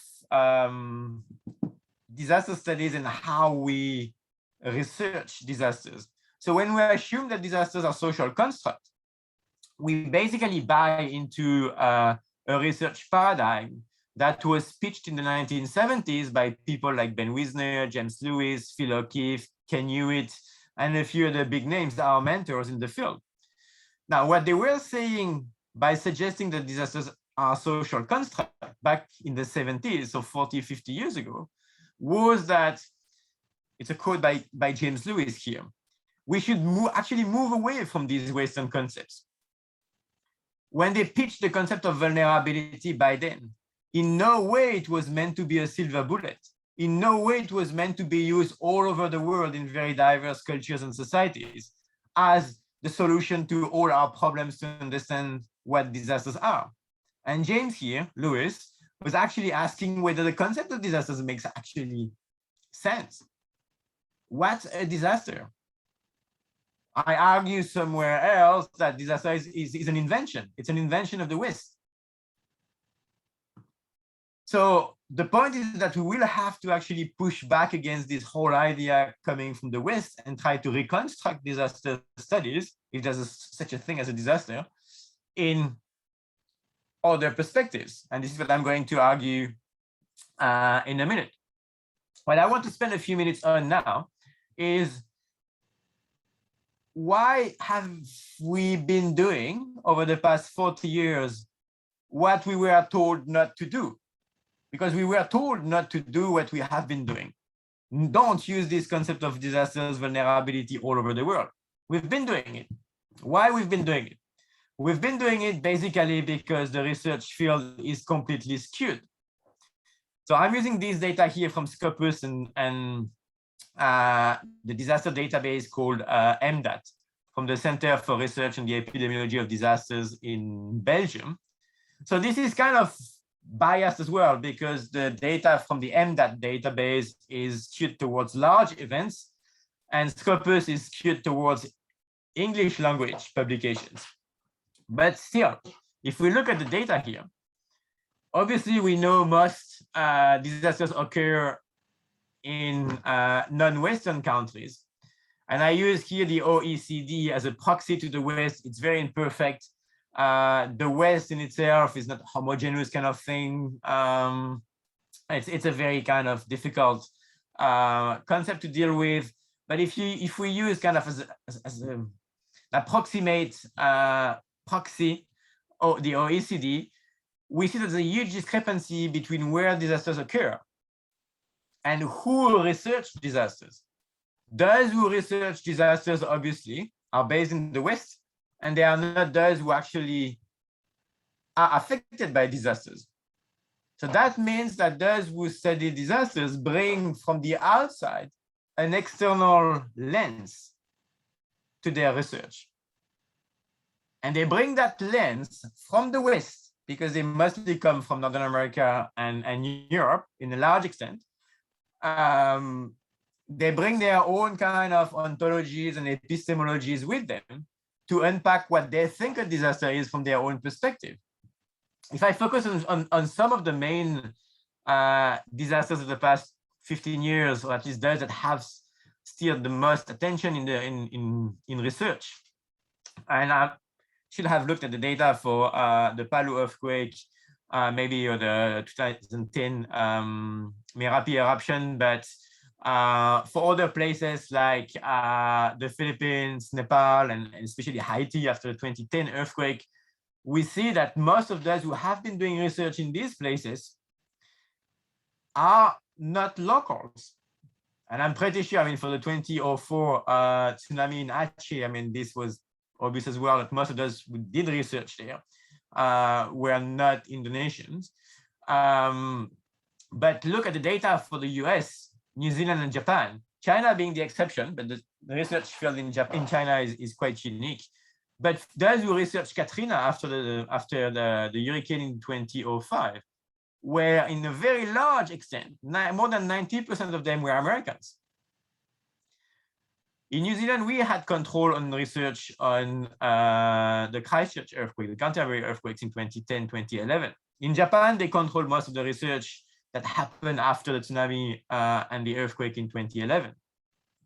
But when you go to Haiti, when you go to the Philippines after Typhoon Yolanda in 2013, then locals are in a minority. They are overwhelmed, outpowered by foreign researchers. And this is how we've got all these very external perspectives on disasters that come in. Completely skewed power relationships between the locals and the outsiders. The locals, where they're involved, they are often kind of research assistants, they are translators, and I'm sure you have experience like this. I mean, in Indonesia, this is a quote from a colleague of mine. I won't tell you where she's based. She's not Indonesian, she's not Filipino, she's not in the Pacific, she's elsewhere in Asia. She's a very prominent researcher. She's a she. Prominent researcher and advocate when it comes to gender and disaster. And this is an excerpt from a report she submitted, an email she sent to the World Bank. It was a World Bank project. And she was ranting. She was ranting about her role because she was downgraded. She's a super high profile researcher in gender and disaster, but she was downgraded to someone who would collect data. So her ability to provide her own local perspective on the data was completely dismissed. The World Bank was expecting her just to collect data, and the data was meant to be analyzed by Western researchers. And she sent me this quote and this email after the publication of a short piece a couple of years ago. She was supporting the argument and told me, yes, this is basically what we're experiencing in our country, and their country is a very big time player in disaster studies, but not a Western country for sure. It's in Asia. So the field is completely biased and skewed.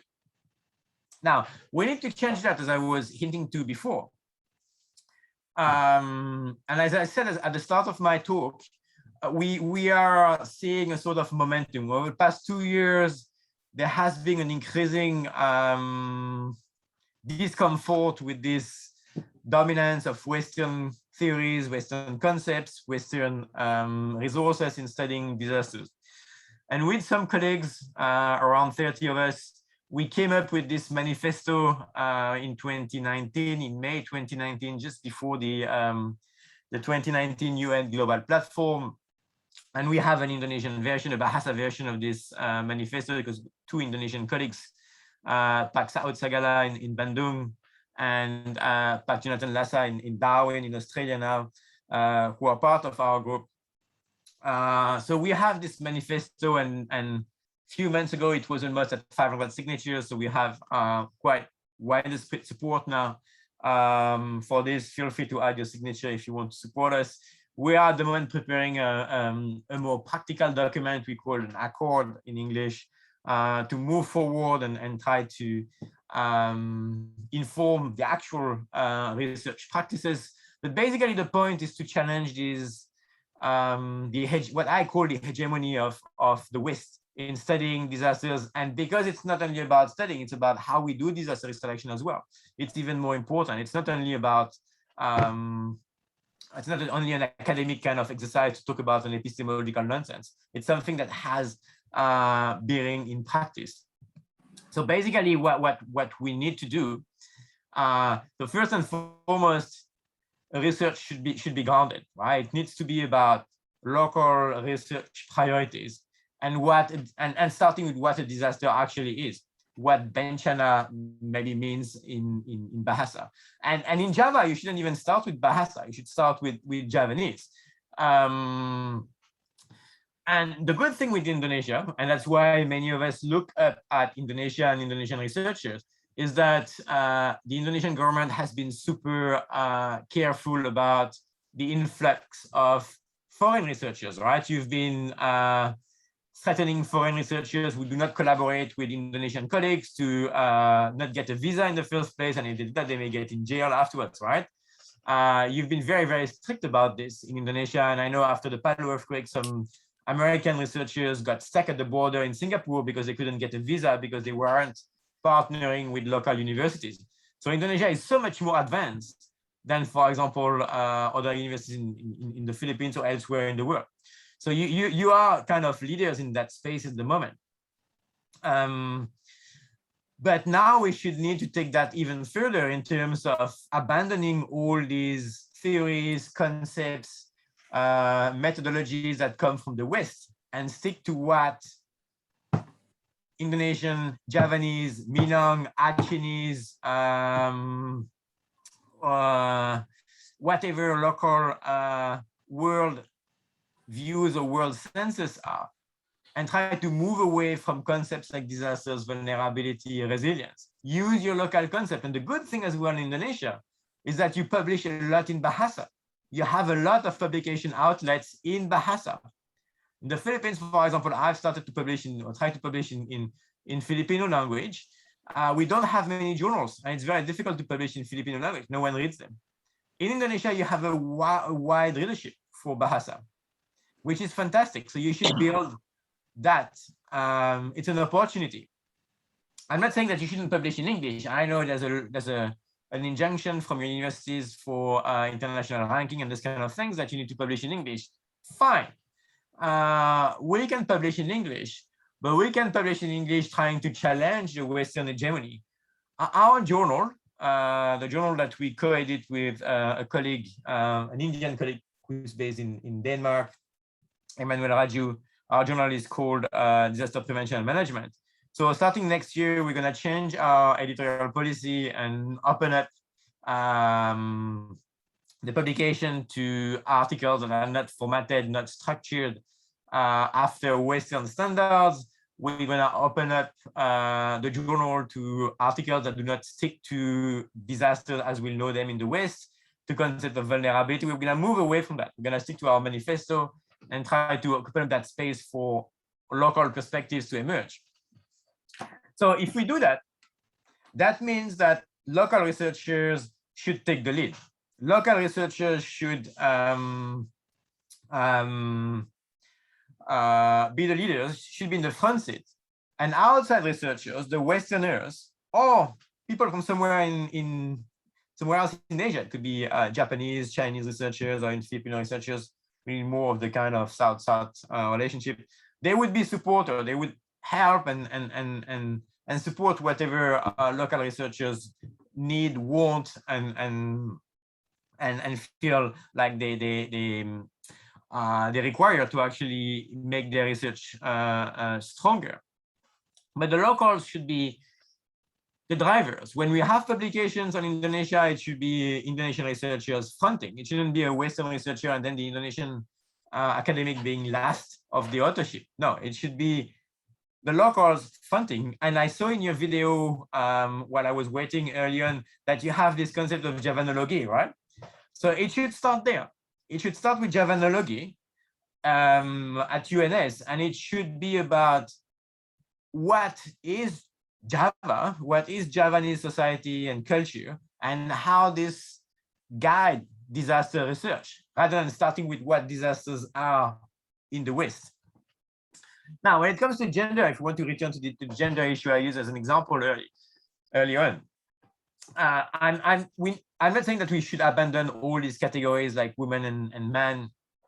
I mean, it's a very tricky issue. I mean, whether we want to start list individuals or not, but in our societies nowadays, in our policy or governance structures, we need to label somehow to get political traction and to get attention. But the point is that we shouldn't take these categories that look like common sense for granted. We should always criticize them, always challenge them in our local context. We just had a project that just finished a couple of months ago with RDI, the Resilience Development Initiative in Bandung, with warrior groups across Indonesia, from Jakarta to Sulawesi, and I mean, challenging what these categories mean in gender and in disaster. So I'm not saying that we should not focus anymore on women and men. We need still to give attention to these categories, but we need to go beyond this. This is not the only thing we need to focus on. And that means that we need to recognize, and that's probably the most important point to me, we need to recognize others and otherness. It's all about recognizing, respecting, and empowering others, and whoever the others are in our very diverse cultures and society. And that means recognizing very diverse worldviews or world senses. I try to move away from using the word worldview at the moment, because view as the prime sense is a kind of a Western thing as well. I'm not saying it doesn't happen elsewhere, but it's a very Western heritage. There are other senses that matter. And there's a very famous Nigerian sociologist, gender scholar, Oyewumi, who pitched the concept of world sense or world senses to go beyond just the importance of the body in gender and viewing people as men or women, but kind of experiencing other senses to understand the world in very diverse perspective. That means as well using local languages. That's crucial. I mean, I keep advocating for that in the Philippines. We need to start with our local languages.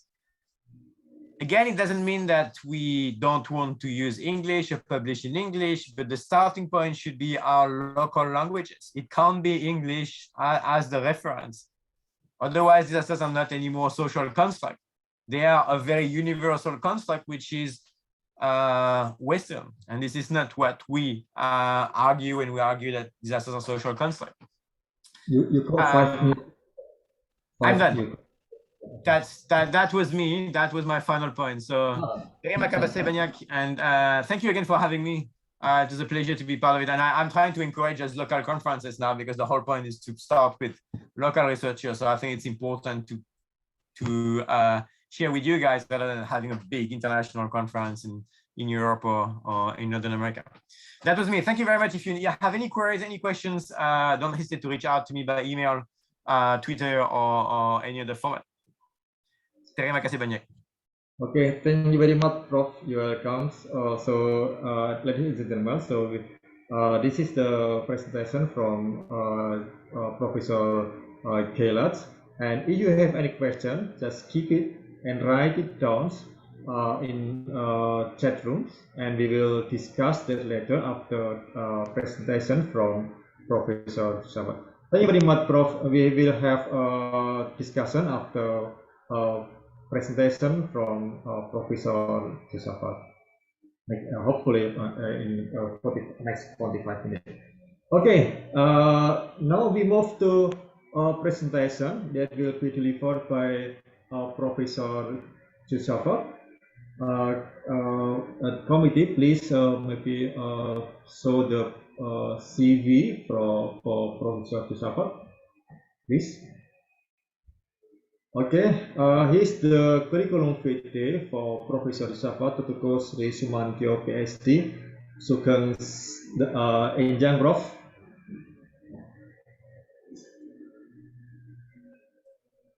Selamat pagi, Sugeng Enjang, Stanton. Yeah. Okay, good morning, Professor Josaphat. So, Professor Josaphat got Bachelor of Computer and Electrical Engineering from Kanazawa University, and also his master degree from Kanazawa University as well, and he got PhD from Chiba University, where he is full professor now in many rich interests, especially microwave remote sensing, synthetic aperture radar, and micro satellites.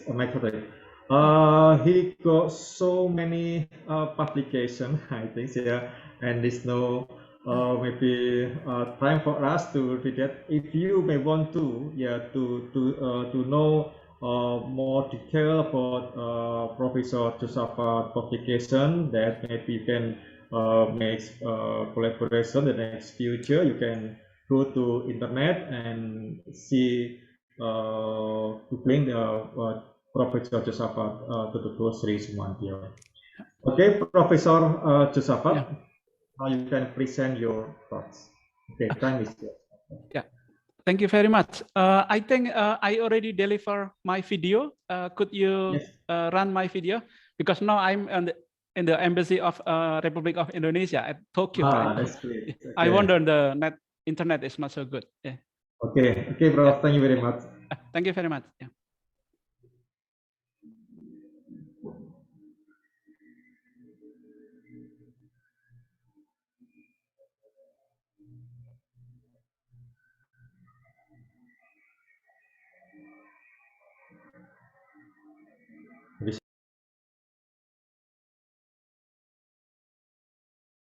And my name is Josaphat Tutuko Sri Sumantyo, affiliated in the Universitas Sebelas Maret and also Chiba University. My short biography is like shown here. Yes, actually, I'm graduated from the SMA Negeri 1 Surakarta, and then I enroll for the bachelor, master at Kanazawa University, and then the PhD from Chiba University in Japan, and then to be the lecturer, associate professor, and full professor in the Center for Environmental Remote Sensing, Chiba University right now. And from last year, 2020, to be the professor in Department of Electrical Engineering of Universitas Sebelas Maret. My expertise is like shown here, especially in the synthetic aperture radar. And now I'm also the leader of the IEEE Geoscience and Remote Sensing Society, for the instrumentation and future technology technical committee, especially for the unmanned aerial vehicle or UAV future technology, and also the associate editor of the IEEE GRSL, and also the general chair of the Asia Pacific Conference for the Synthetic Aperture Radar 2021 next November at Bali. Okay, this is some of the magazine and also some of my books, yes, published by the Wiley, Springer, and so on.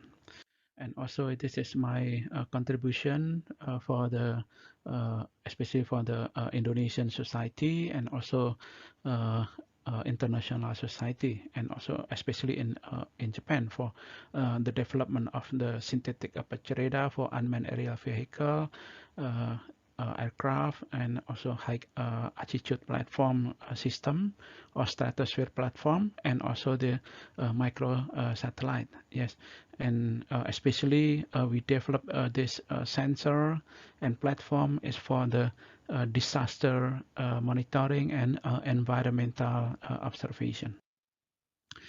Our collaborator is like shown here, yes, from the domestic and international. Especially we develop some sensor for several space aerospace agency in the world. Yeah. And this is our center. Yes, we at least we have 3 division, and for the advanced research on the remote sensing, and I'm as the head of the division.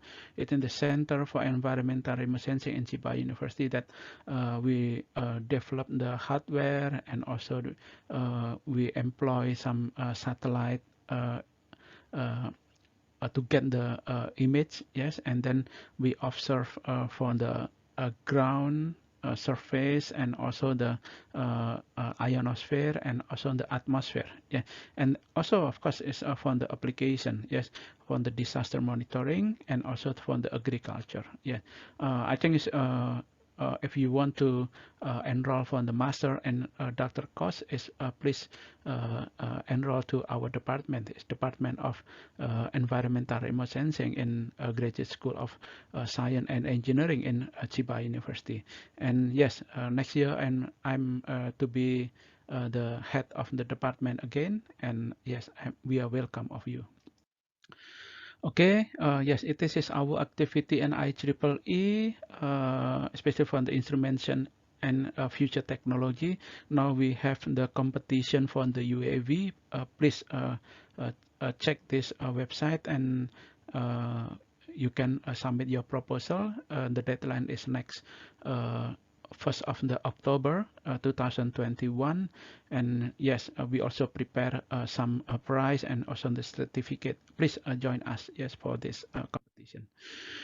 In our laboratory, Josaphat Microwave Remote Sensing Laboratory, JMRSL, we developed several of the synthetic aperture radar for the unmanned aerial vehicle, aircraft, and high altitude platform, and also we also developed the micro satellite. Yes, and this one is I think is a good sensor to observe the disaster, and because we not just to observe the post disaster, but also we want to observe the pre-disaster. Before the disaster is, we want to observe the phenomena of the disaster. Yes, and it is, I think, is the sensor that needed for the future society.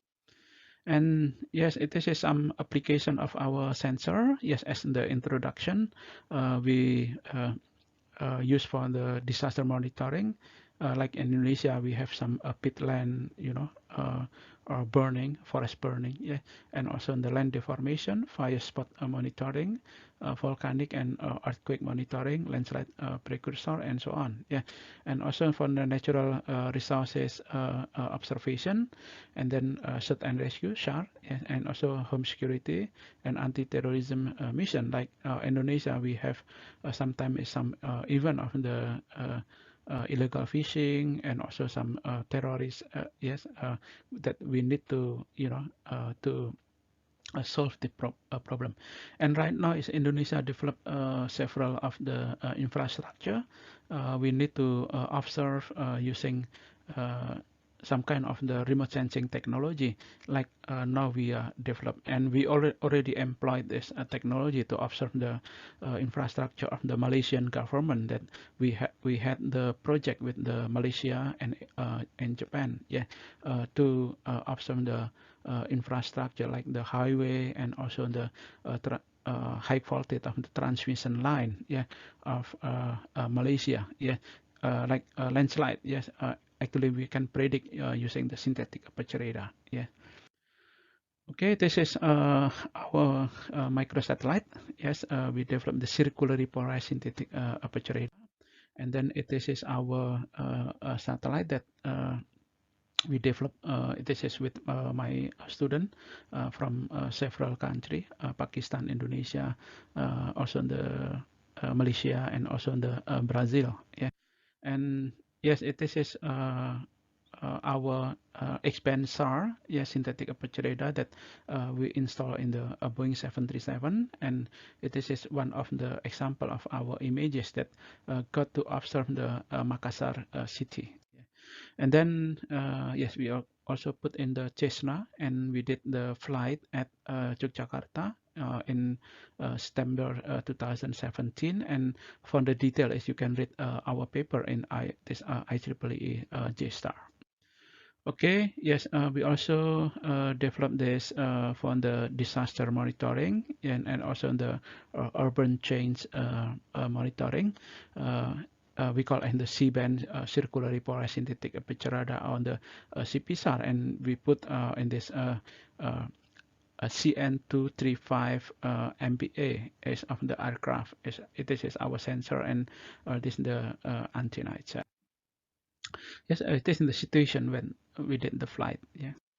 And if we compare with the sensor right now is existing sensor in the world, yes, actually we our CPSAR work in LC expand, yes, and put in the CN235, and the other sensor is work in linear polarization, and just our sensor working in circular polarized. Yeah, it is just the only one technology in the world that we developed for the world. Yeah.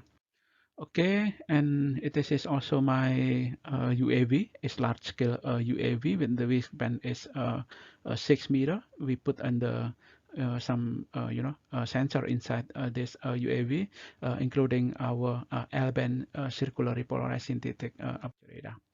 Yes, from this sensor, yes, circularly polarized synthetic aperture radar, after we fly, and then we got the data in raw data, yes, like shown here. This is example of the images that after we process the range compression and then the azimuth compression, you can get it is in the single look complex of the image. Yeah, from the single look complex image, you can get the information of the intensity, and then the phase, and also the polarization.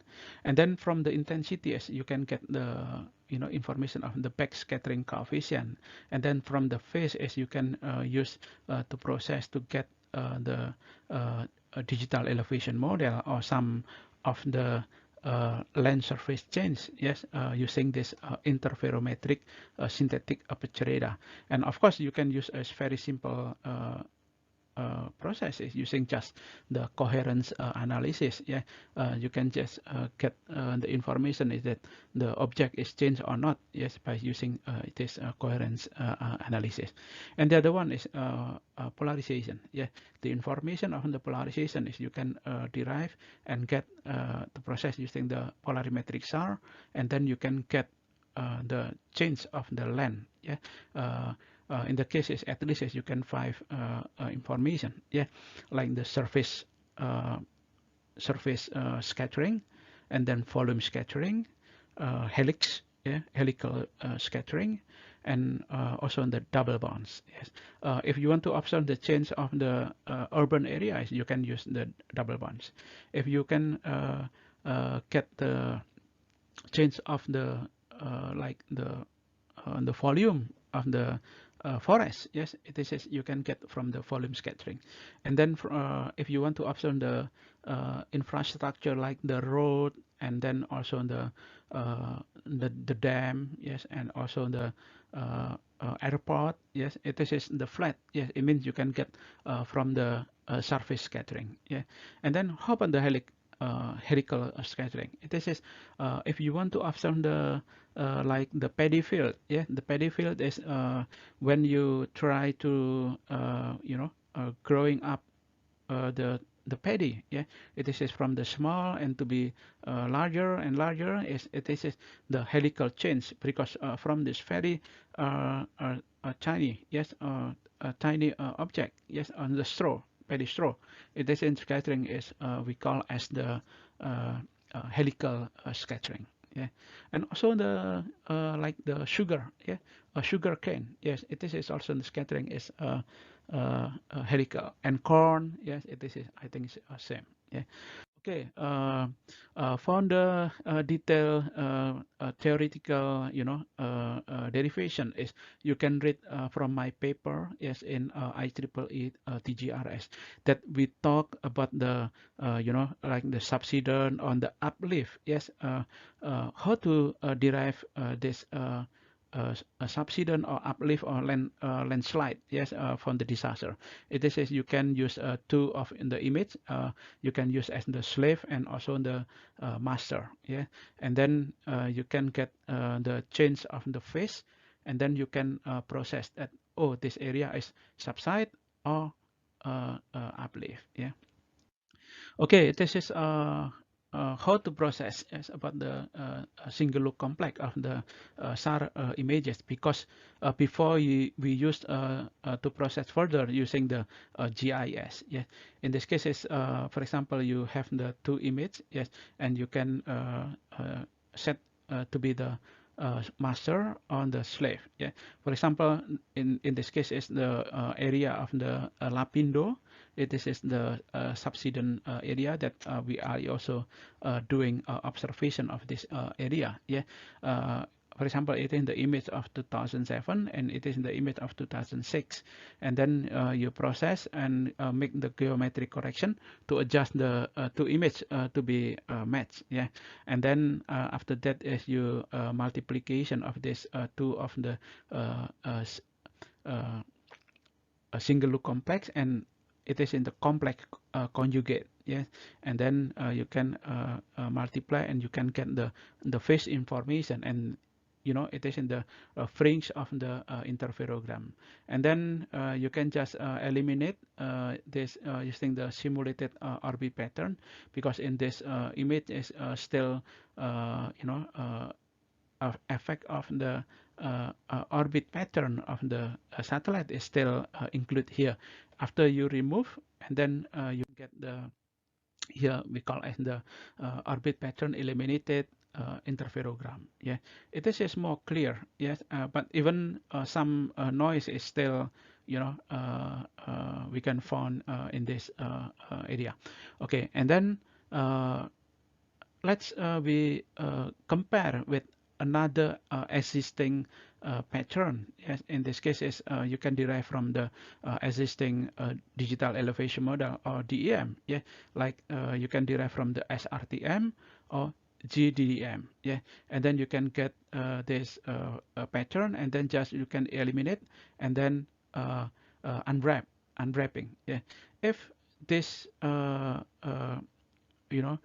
this is no change, you can use as the digital elevation model.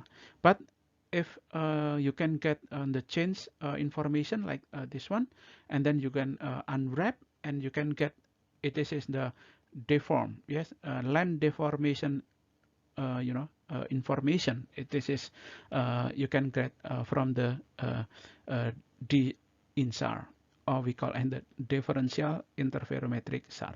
Okay, after this processes, you can combine with the GIS, yes, information to derive the disaster information in this area.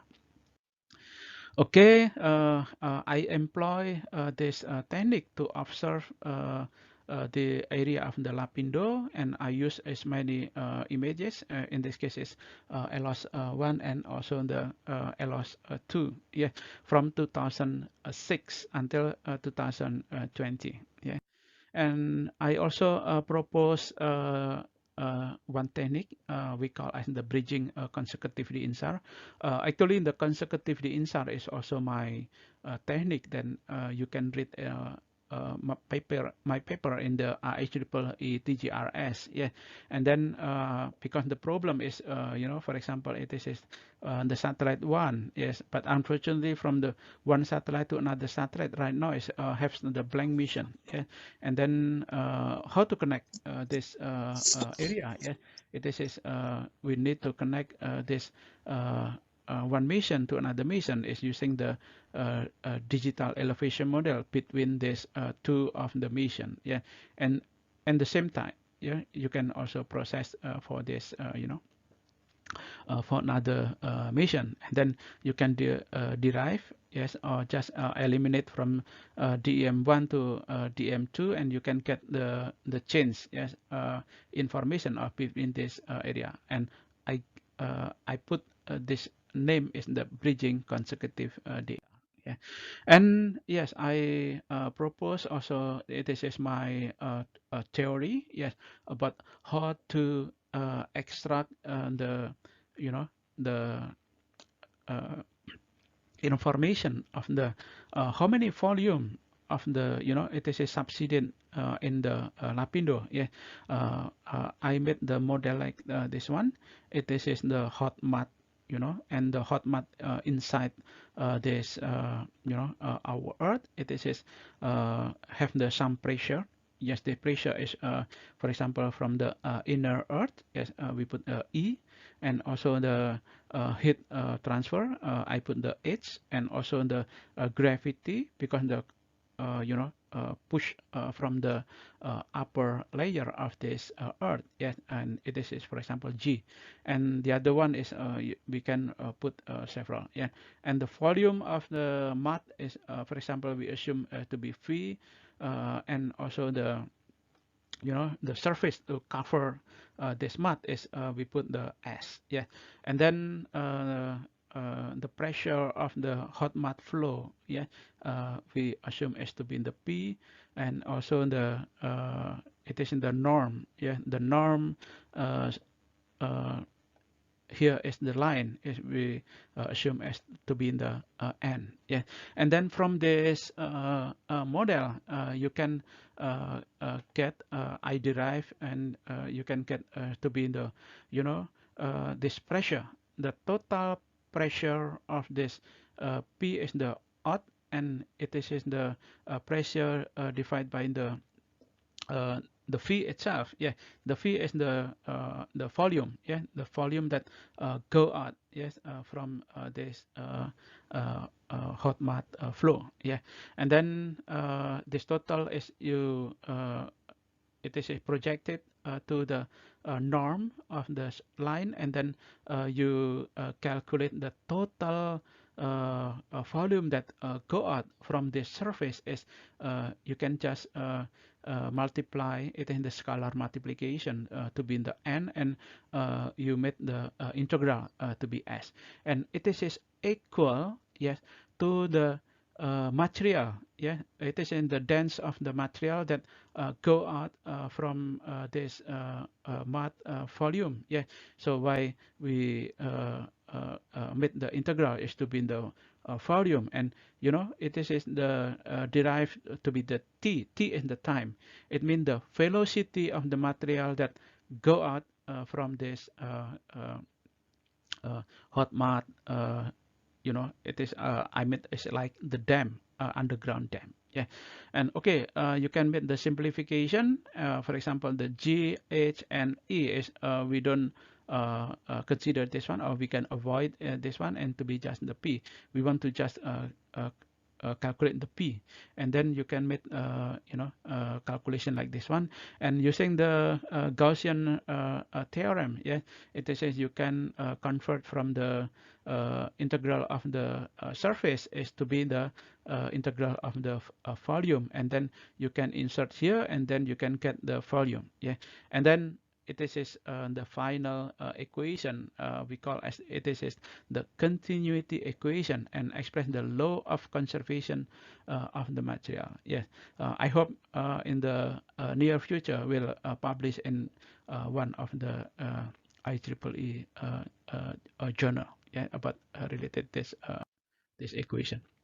Okay, this equation is I want to employ about how to extract, yes, to know about the velocity of the hot mud flow that go out from this Lapindo accident. Yes, it is in the Sidoarjo area, and it is the map is using, of course, it is using the GIS. Yes, and then I employ and I made the calculation here, and then there's the blue, the blue character, and then with the yellow point, it is in the GPS station that we use to calibrate our result. Okay, in the history of this Lapindo hot mud flow, yes, it is started from May 29, 2006. That hot mud bubble is started happen in this area, and then after that is to be spreading, and then submerge the city of this Porong city, yeah, and then build the dam, yes, and this dam is now is very high. It is about 20 meter, yes, and then this subsidence is made, tilted the some of the. You can see this one. It is in the tower, electricity tower is also tilted, and also in the railway also bended, and also some area is to be submerged under the dam of the hot mud, and also subsidence. Yeah, if we use the optic sensor, as you can observe, it is from 2002, 2006, and after the accident is to be, is very large dam. It is caused by this hot mud flow. Yeah. And then using the GIS, it is the geological map of this area. Actually, this area is composed by the river sedimentation, and also the volcanic sedimentation, especially in this area is, the subsidence area is, it is caused by the river sedimentation, because it is very close to the Porong river. Yeah, and it is the map of the urban, on land use, land cover map of this area, and you can see, and this is very dense because of the city of the Porong. Yeah. Okay, and I observe using the satellite of the LS1 and LS2, yeah, from 2006 until 2010, but unfortunately after that is to LS2 is from 2015 until 2020, and 2015 is no data. It means we need to make the bridging, yes, and it is I use my technique, and about the bridging is I use the DEM of this period. Yes, it is in the DM on the period 2010 August to October, and also the 2015 July to September. Yes, I derived the DEM, and then I just eliminate, and you can get this in the change of the information of the land subsidence. Yeah, and then it is the subsidence history using the this LOS and also the LOS2 data. In the first time, in the beginning is very strong. It is in the strong of the subsidence in this area. It means we want to know about the the current, yeah, the current speed of this in the beginning until right now, yeah, and based on the subsidence information.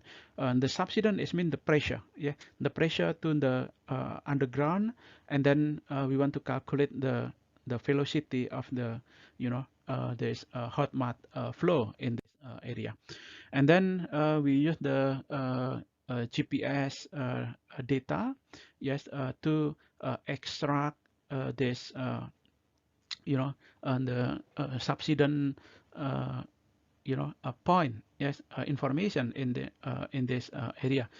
We use 5 year. It is 2006 until 2010. It is from the 9, yes, 9 GPS station, and then from the 11 year from 2006 until 2016, yeah, it is using 3, and we observe from 2006 until 2020, but unfortunately from 2016 until 2020 is no GPS, and right now is the corona, it is we cannot collect this area, unfortunately. Yeah. Okay, let's compare. Yes, BCD INSAR is my technique. Yes, and you can get the information is like this one. It is the point of, for example, it is the this point, yes, PT16, yeah, and then this point, and then this one is from the DGPS, and if we compare, it's almost match well, yes, between my technique and also the DGPS, yes, and we can connect it in some way, yes, from 2010 until 2016 is 15 is no data, yeah, and then I made a connection. It is almost match well, yeah. If we use it is the data, yes, using the 11 GCP of yes, it is and then it is 2006 until 2010, yes, 11, and actually 11 GPS is observed, but it's not so complete, and then we use just 9 GP, yeah.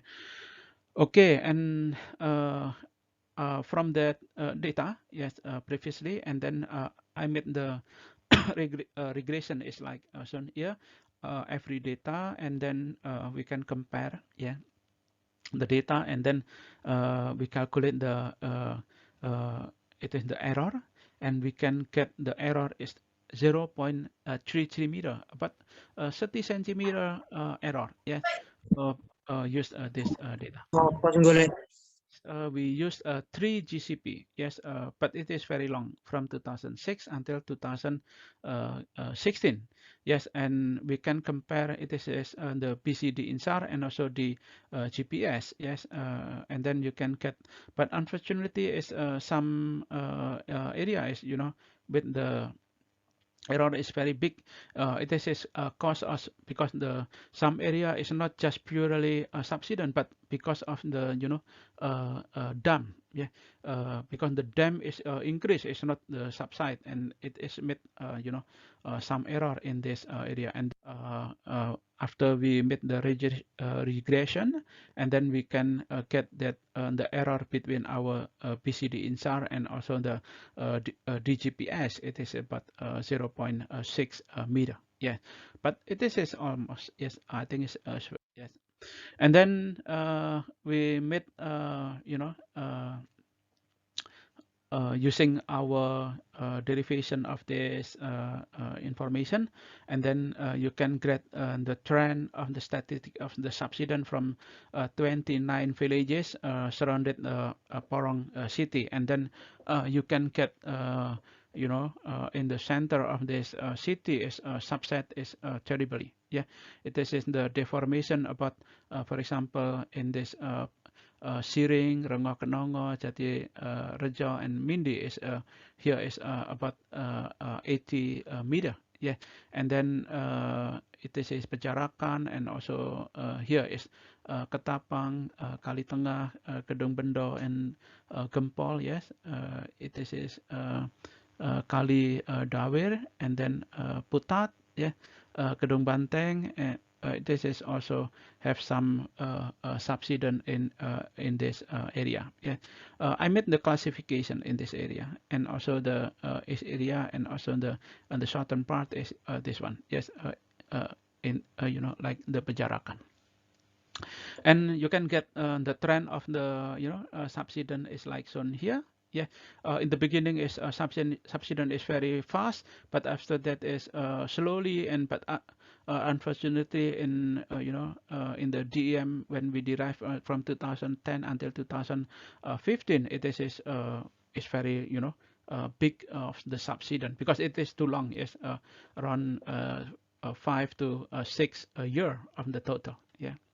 Okay, yes, from the last result, yes, and now we want to employ about the information of the subsidence in every, here is in every period, yes, that we use to get first is the volume, yeah, because from this subsidence, yes, it is we can get the information of the for example, here is we classify to be the A, B, and C of the area, yeah, and then every area is we can get the the subsidized amount, yeah.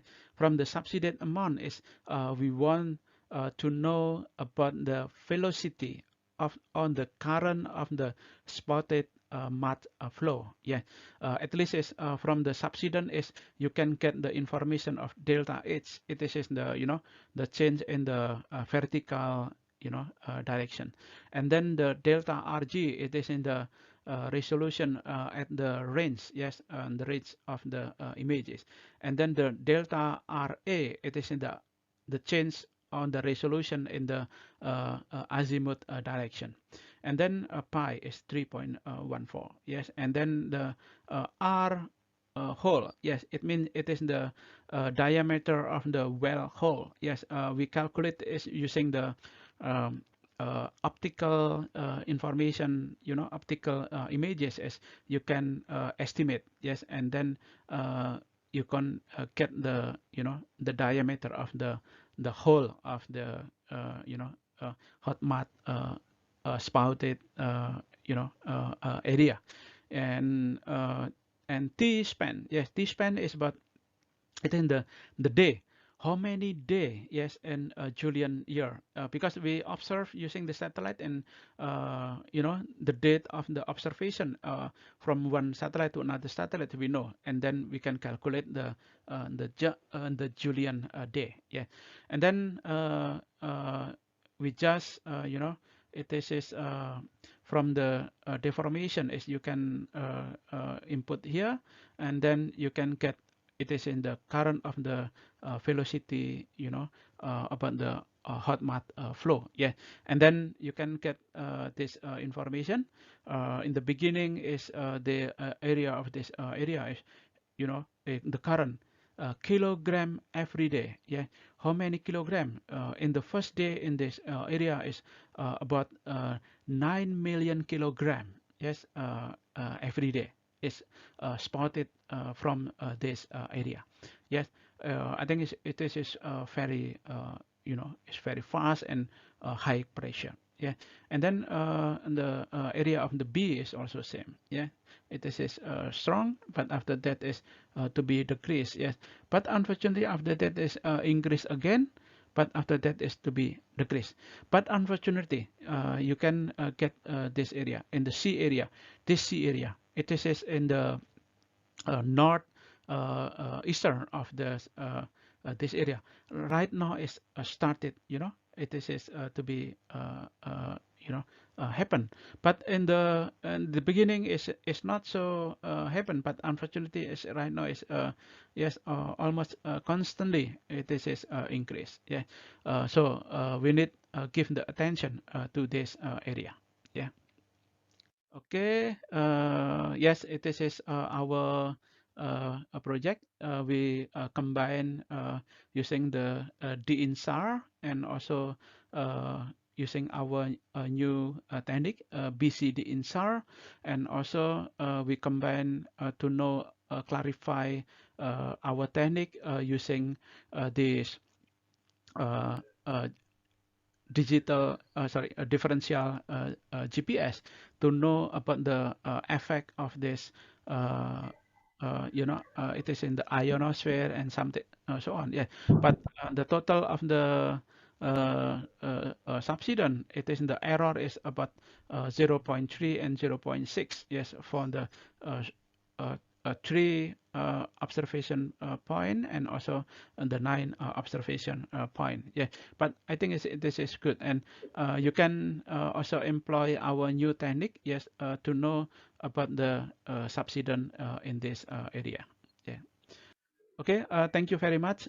This is my talk, and you can know about the activity of my laboratory in this website. And if you have some question in the future, you can reach me to this email. Yeah, thank you very much for this opportunity. Okay, thank you very much, Professor Yusafat and also Professor Kailat for your very nice presentation. This is really very important.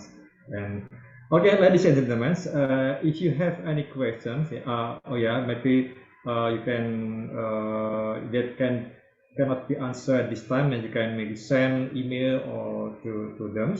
But now I want to read a question that you wrote in this chart. Yeah, I start for question for Professor Kailat. Yeah, okay, Professor Kailat, there are many questions addressed to you. First is questions by Mr. Asmita Ahmad. The question is, why you link the gender with disaster, while disaster is not choosing victim by gender? Is the first question. And the second question is, many people are aware of occurrence of disaster and sometimes do not care about disaster, danger of disaster. So how can we educate them with technology? So that's the second question, and the two questions for you, Professor Kailat. While for Professor Yusafat already answered, I think, all questions you wrote in the chat. So if you still have any question, just raise your hand and you can say directly to them. Okay, Professor Kailat can answer these two questions. Yes, so thanks. Great points. I may expand a bit on the second one to answer some of the questions as well, if I may afterwards. The first one about the rationale for studying gender and for considering gender in policy and practice.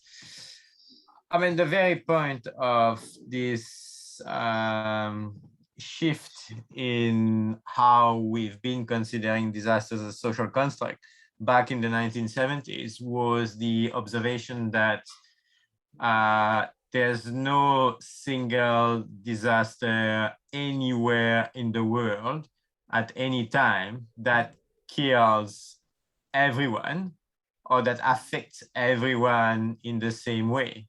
There are always, anywhere in the world, even in the worst case scenario, tsunami in Aceh or in Japan, or I'm not sure, someone pointed to me at some point, the Armenia earthquake, I think 1985. There's no single event where you don't have some people who unfortunately die, and others will survive. Some can evacuate, some are not able to evacuate. Some buildings collapse, some don't collapse. So it's always an equal impact. And at least from what we mean by disaster, and there was a great question as well about Mirapi afterwards, I can address that.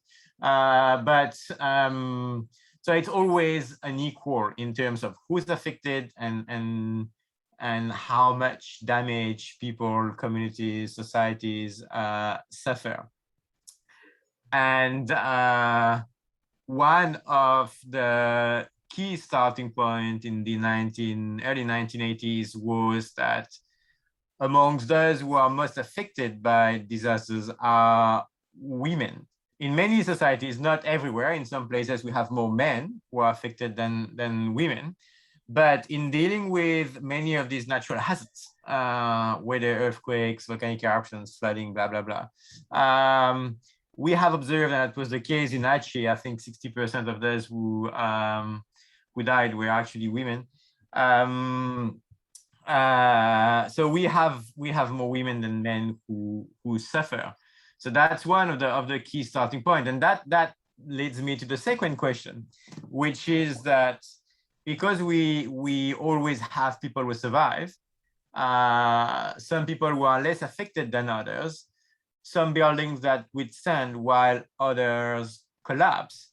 That means that in most cases, the resources, the knowledge, the technology to deal with disasters or deal with hazards in the first place, and then with disasters, as we mean it in the West, the knowledge, the resources, the technology is there, is available. The key point is who has access to this knowledge, who has access to these resources, who has access to this technology. So disasters become a matter of distribution of resources and broadly power in society. You can't dissociate disasters from power relations. You can't dissociate disasters from politics. This is all about power. Everything, it comes down to power. So leading to the next question about risk perception. The point is not so much about whether people know about the hazards, whether they understand the hazard, because in most cases, not all the time, but I would say not more than 95% maybe of disasters, people know about the hazards. The point is it a priority for them? In many places, if you organize some awareness campaigns about a particular hazard, people may, as you said in the chat, people may not do anything about it. And which is fair enough, because these people may have other priorities in their everyday life. It may be about putting food in your plate for the next week. I mean, if you have a pending threat of a tsunami on the coast, the threat of a tsunami may be something that may happen in what? 100 years, maybe let's say 10 years or 20 years. If you don't have food to put in your plate, you don't have rice to put in your plate next week, next month, you will die from hunger. You will never see the next tsunami. So it doesn't make any sense to think of the tsunami when you need to sustain your everyday needs on a daily basis. And that takes us back to my point about what a disaster is. Maybe for many people, the disasters are not these things or processes associated with natural hazards, an earthquake, a volcanic eruption, a flood. Maybe something which has harm for themselves is around, someone was mentioning in the chat, terrorism. It may be about poverty. It may be about health, that have much more important hazards and potential sources of harm for people than these big things that we associate to the environment. And that takes us back to the question of what a disaster is in diverse societies. Viewing disasters at the interface of nature and society, as we are seeing it at the moment, we have hazards and we have vulnerability, people who are vulnerable. This kind of binary view of disasters at the interface of both nature and society is a very Western thing. This is a Lisbon earthquake, 18th century in Europe. We put disasters at the interface of nature and society. For many people, these are different things. And when you talked about Merapi in the chat, that was a fantastic point. People don't see necessarily a Merapi eruption as a threat. Why Emba Marijan decided to stay where he used to live, right? On the slope of the volcano, because he had a very different perspective on Merapi. And Merapi is so much embedded in Javanese culture, and there are fantastic studies beyond Western perspectives on Merapi that do not use the concept of disaster, don't use the concept of vulnerability, that this is the very point. That comment on Merapi in the chat, sorry, I forgot who mentioned that, but that's the very point. This is where we should start, how people consider hazards. And raising or having this awareness campaign, like the first question was about, why people don't do anything about it? Because people have very different perspective in their environment on Gunung Merapi or the hazard. I hope it makes sense. Okay, thank you very much, Professor Cilet. Is it enough from Asmita Ahmad, yeah? And as this question is also actually applied for Bapak Ali Mustafa. Okay, now we still got enough time, I think, because according to the schedule, yeah, we will have time until 11:30. So, is there any more question? You can raise your hand. Yeah, I think a question addressed to Professor Safat already answered by Professor Safat in the chat. Is there any question? You can raise your hand. So this is, we talk about disaster from different angle of view. Yeah? Okay. If not, I want to ask Professor Josafat. Professor Josafat, I installed early warning system for landslides. Yeah, last week on Saturday I went to Karanganyar, yeah, Jati also, and go to several villages. And there are so many more. There are so many type of landslide. Yeah, landslide. There are several landslide that going down to the slope, and then also in very narrow area, people said in front of my house that the land is going down. So I have to install the sensor in different ways. So I cannot make a fixed sensor that can be used for all kind of slope. And hopefully tomorrow I want to go there again, because I plan to install with 7 or 8 sensor. My question is, can we using your method to detect very narrow area,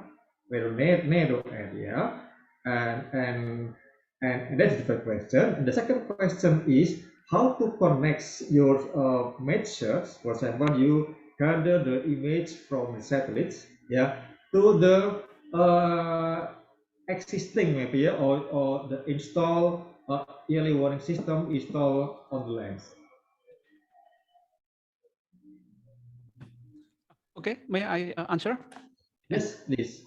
Okay, thank you very much for the question. Yeah, like we use many type of the sensor. Yes, especially using the satellite or spaceborne synthetic aperture radar. Yeah, this is one of the technique. It is a common technique. Yes, differential interferometric SAR or permanent scatter interferometric SAR, and we can use many type of the platform. Yes, like.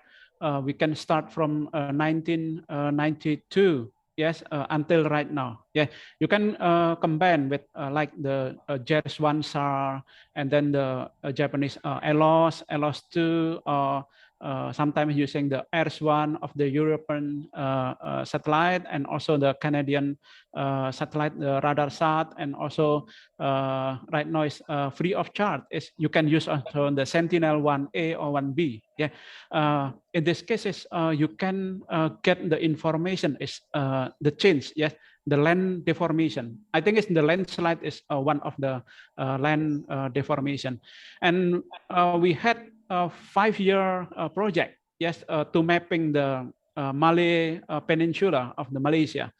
We work together with the Malaysian government and also the Japanese government. And in my cases, I work for Japanese side. Yes, and we deliver our technology to the Malaysian government, to predict the landslide. Actually, the landslide itself is we can predict which area is will change, or deform. Before the deformation, actually we can get the precursor, of the landslide itself. I think it's very nice if you already install some of the sensor. We call as the ground sensor. Ground sensor is very important, and then we observe from the space, and then we can combine. Like in my presentation, I observe three-dimensionally using the satellite images continuously. For example, from the Lapindo, we started from 2006 until 2020. And then I validate or calibrate this. My technique is using the GPS. GPS is one of the ground sensor. I think it's very interesting. Maybe we can combine.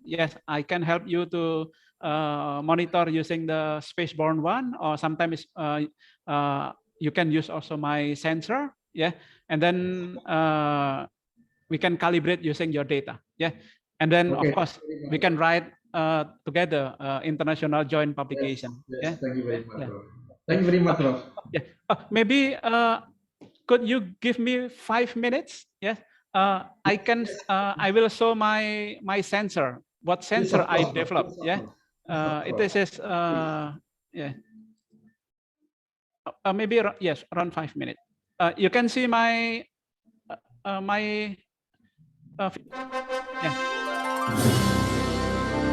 sorry. This sensor I give name the Mata Garuda. Because it is I give for the celebration of the Indonesian independence.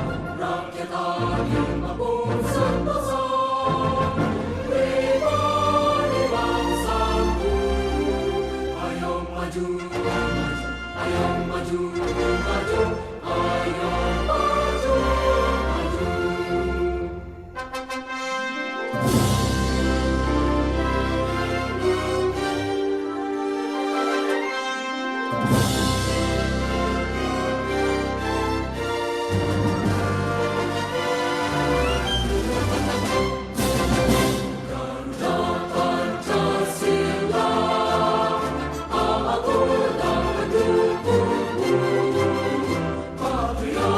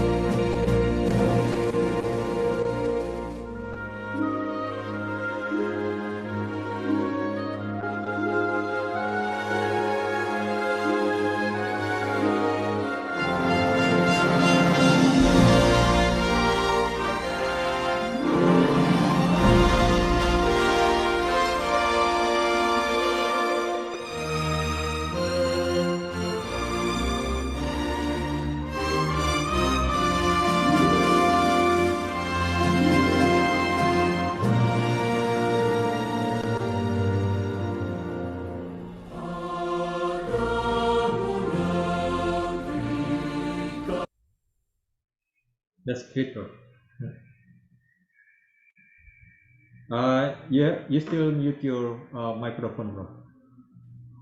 Okay, yes, it is in the sensor that I developed, yes, for the airborne, but now we develop for the microsatellite. I hope we can launch 5 microsatellite using my sensor, and then we can observe every day. Yes, any disaster we can observe using this sensor. Oh, that's Yeah. great. That's Yeah. okay. Thank you very much, bro. Maybe we can Okay. discuss that maybe next time, but later on, bro. I will be happy to cooperate with you. Yeah. Okay, ladies and gentlemen, is there any more questions? Okay. There were a few questions. Sorry. Yes. No, there were a few questions for me about policy and practice, and especially how to consider gender in policy and practice. And there was a point about warrior as well, and how we can include warrior in a more gender-sensitive approach to DRR. And I think this is an important question, and it raises a critical and at the same time very difficult issue, which is whether we categorize and label people in policies. And it's I don't have a firm answer to that, because the dilemma is the more you identify individuals in policy, or even in the plans of NGOs, in the plan of Kabupaten, or at whatever level you're talking about, the more you identify groups and label groups as vulnerable who deserve attention, the more you exclude others. And that's very difficult, because we may add the warrior. And I would fully support that. But at the same time, the more you list people, the more the attention goes to these people, and those who are not listed fall completely, are further marginalized, because you expect that the list is complete or exhaustive. And I'm thinking here, for example, of prisoners. My interest in studying prisoners and supporting prisoners in disaster risk reduction stems from Aceh, actually. I know some of you may be aware that there were 2 major prisons in Aceh, one in Molabo, one in Banda Aceh, with 500 incarcerated people in each of them, plus the guards, plus the wardens. And in most of these incarcerated people were GAM fighters, right? And there was a sort of political issue behind their being behind bars. And both prisons got swept by the tsunami, and only 1 guard survived out of 1,000 people. And there was no way at that time in Aceh, the wardens would open the gate to let them out and let them survive the tsunami. Now, for the warrior to make it to the list, that would mean, okay, we need as well the prisoners to be there, people incarcerated. But that means as well that we may need the homeless people.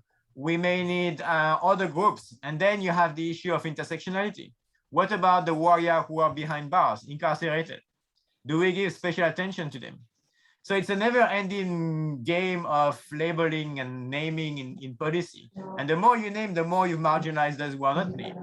So it's a very, very difficult situation, because I fully understand that and agree that we need to identify people to get political traction and to support them.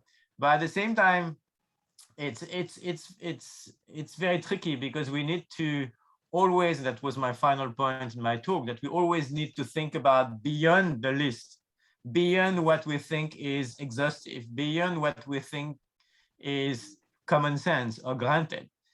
And the list again will be never ending. So that's the challenge. How do we make sure that by listing people we don't exclude others? And the law, I mean, the 2007 law of Indonesia, again, is one of the, on paper, I mean, it's known as one of the being the most progressive in the world, like the one in the Philippines.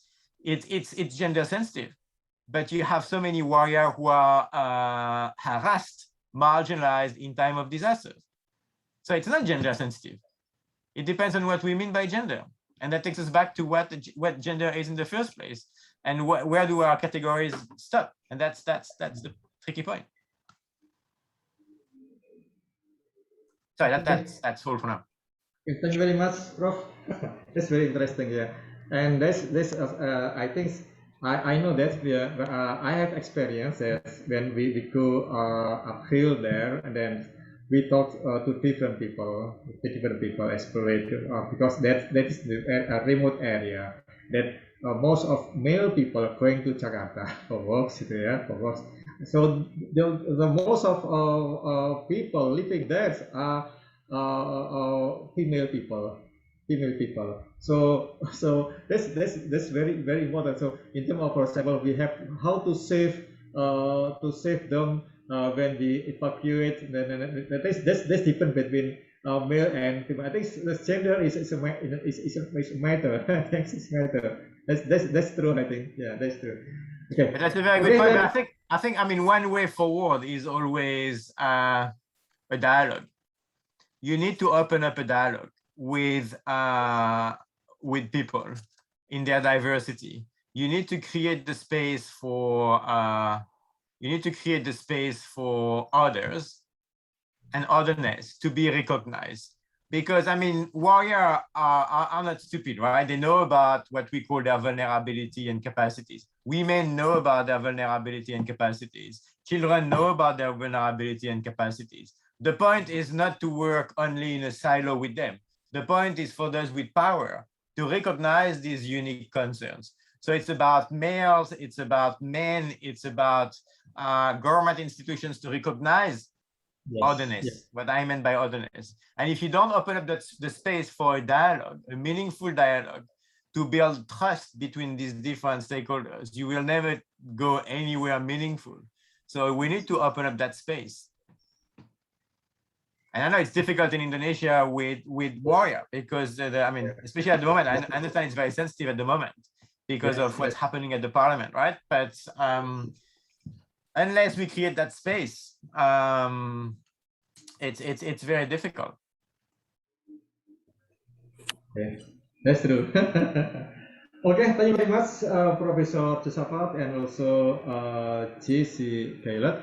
Ladies and gentlemen, the purpose of this conference is actually one of the purposes to connect us together. This is the virtual conference, and I think Professor Josaphat and also Professor Taylor have said that if you have any question that might arise after this conference is finished, etc., then they said that you can email me. That means that they are open to cooperate with us. Yeah.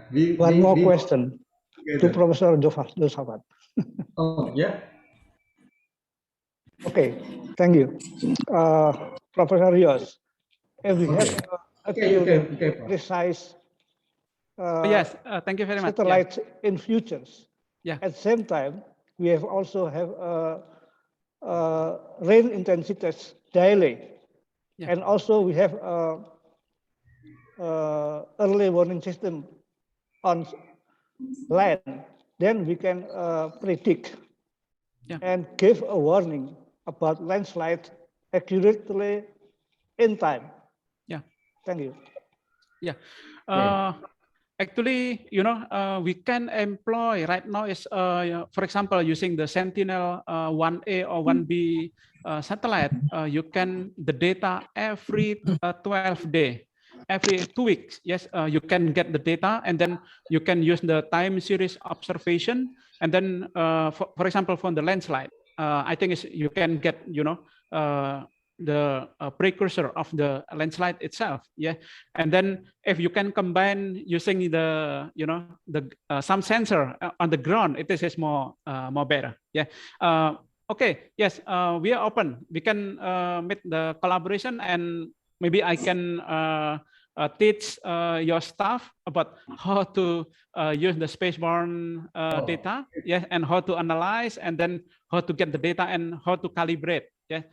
using your ground data. It is we are welcome. And between Cipa University and also Universitas Sebelas Maret, we already sister university. I already prepared the MOU. All is already finished, and then we can just do the collaboration. Yeah, and actually, I'm also the professor in faculty of the electrical engineering. So we are welcome to do. Yeah, and two staff of the electrical engineering will to be the PhD student in my laboratory from next October, and I hope some of your staff or the student also could enroll to my laboratory. Yeah, for the master or doctor student. Yeah. Okay, thank you very much. Is there any questions? Yeah. Thank you very much. Yeah.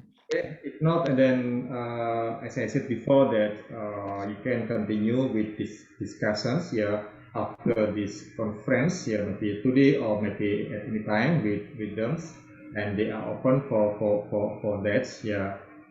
All maybe as shown by Professor Jilat at this time, that the publication on disaster is increased very rapidly.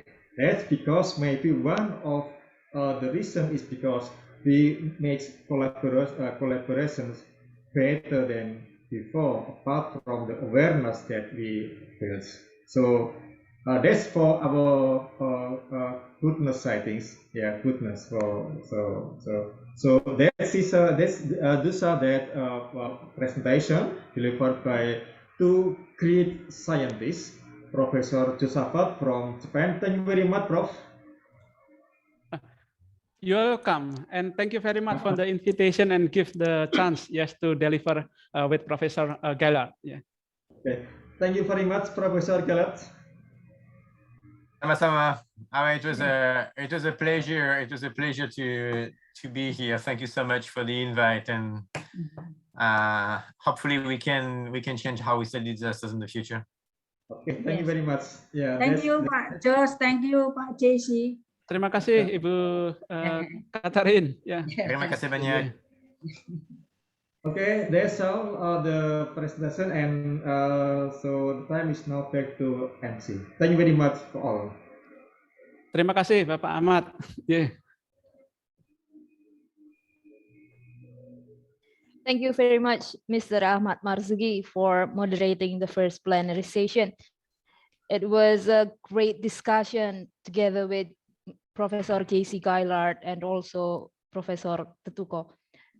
Distinguished guests, ladies and gentlemen, the next agenda for today is the second plenary session with Associate Professor Muhammad Hairi Ibrahim, Dr. Rita Noviani, and also Mr. Surya Kusuma.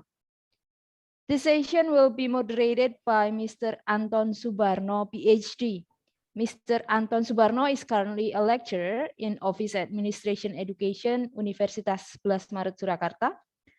He is also the coordinator of Internal Quality Assurance and also a researcher in Disaster Research Center, Universitas Sebelas Maret Surakarta.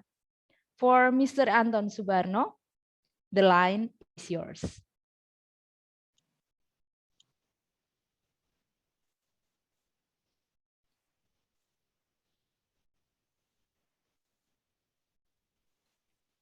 Okay, thank you.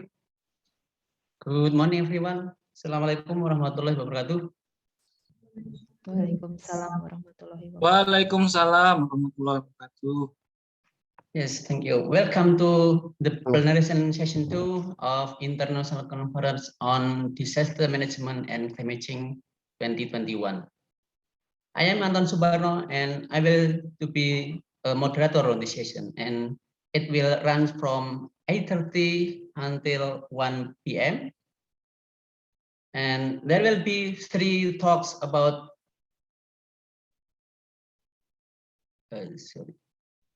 three speakers from 2 countries, and every speaker will have 20 minutes for presentation, and question and answer will be placed in the last 15 minutes after presentation of all presenters. Okay, good morning. Can I say a greeting for Mr. Ibrahim? Good morning, Mr. Ibrahim. Professor Ibrahim. Okay. Can you hear me? Yes. Good morning, Professor Ibrahim. You are still mute, Prof. Yeah. Good morning. Assalamualaikum. Waalaikumsalam. Thank you. Yeah. And also the second presenter is Dr. Rita. Good morning, Dr. Rita Noviani. Morning. Yes, thank you. Waalaikumsalam. And the third presenter is Mr. Surya Kusuma. Good morning, Mr. Surya. Morning, Mbak Anton. Yeah, thank you. Yeah, terima kasih.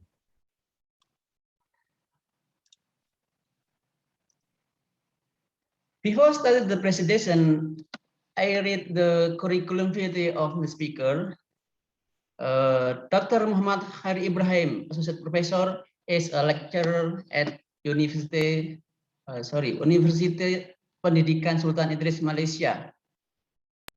Can I share slide? Okay.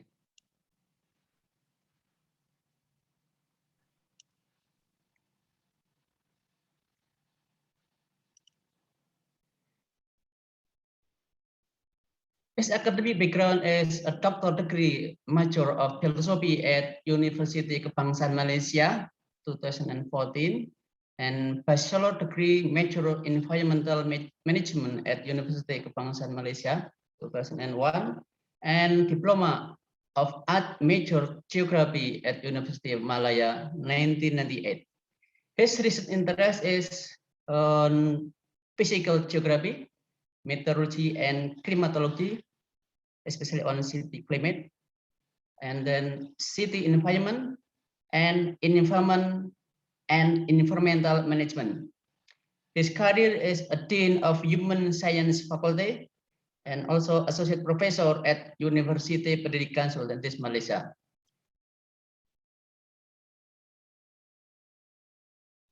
In detail, you can see his profile on his university, or you can email through his email iri@upsi.edu.my.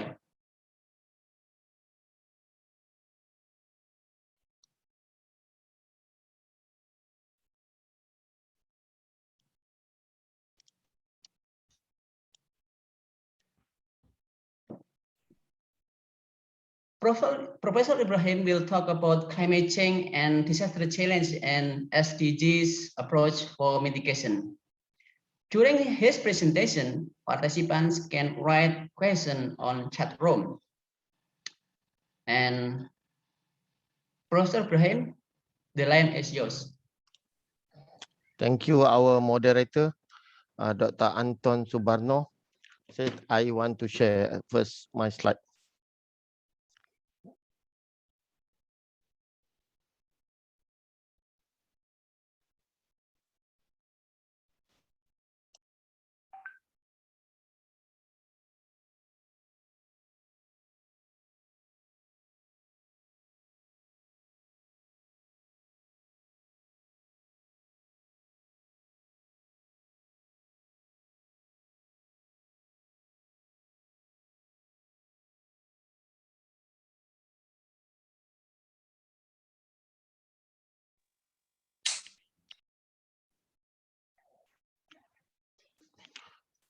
Thanks, moderator. Thanks also for Professor Katarina Muriani, also all the Center of Disaster in Universitas Negeri Sebelas Maret. I think this collaboration, a long journey with this collaboration.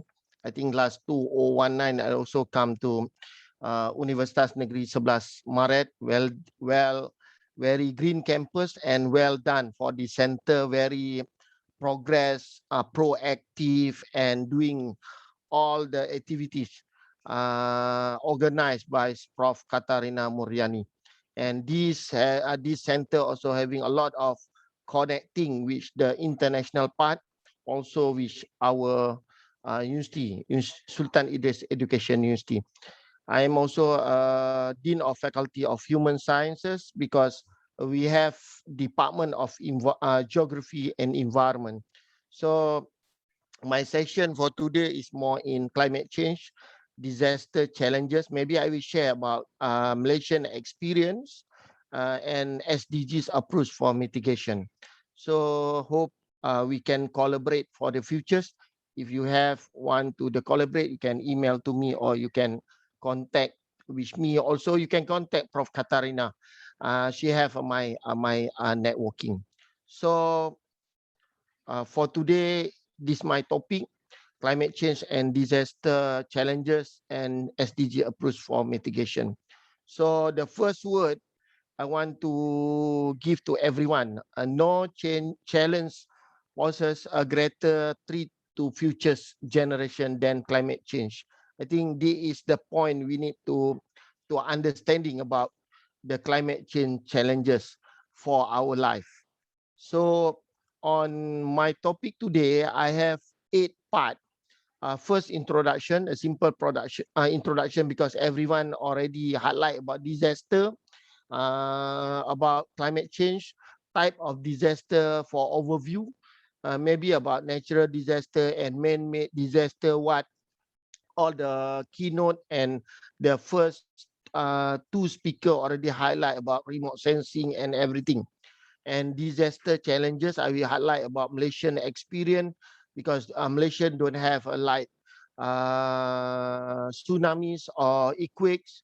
However, we have only mud flood or a big flood, extreme flash flood, also the monsoon flood. After that, I will highlight about how the human and using the SDG approach, and the ending of my topic is more in conclusion. So I think this just for highlight about introduction of climate change. I think everyone know about it. Changes of pattern of weather, changes in ocean, land surface, and ice sheet, and occurring of time scale of the decades of the longer. I think everyone know about climate change. And then that's mean the meaning of the climate change. What we understand about climate change, when we talk about climate change, we know about average condition, about temperature and rainfall, especially because this is affected our disaster. Also human activity, because human activity will increase the carbon dioxide emission. D is related to the temperature, either temperature or rainfall or humidity for our situation. And then I think the causes of the climate change, everyone know about it: rapid industrialization, greenhouse gases, intense pollution, and deforestation. And then this is the impact. Now IPCC already also highlight about influences from the climate change to disasters such as flood, global warming, and melting ice sheet. I think we have a lot of article in Malay, Indonesian, or English, or others country having a lot of article in newspaper, online, also the journal. So I just want to highlight about the data of the climate change first part in my topic. I think this is one part is about how the transformation changes of our human society. Now we have what I mean is we have industrial 4.0. Either we want to increase our industrial development more, or sustainable industrial development. We need to develop for the industrial 4.0. And then if you look at now how human influence have warmed the climate 1850 to 1900 until now is around 2020, the data from the IPCC. And then I think everyone know about this greenhouse effect, about the climate change, and then about deforestation. This is the issue everyone talk about it. So I think this is just for causes, and including the new data from IPCC about global average temperature until 2019. We look up here is the temperature, global average temperature still increase around the world. And then if you look at this also same thing data based on history global surface temperature since 1880 We look up how the changes everything until 2020. And then also we can look up the global average absolute sea level changes until 2009 also increase.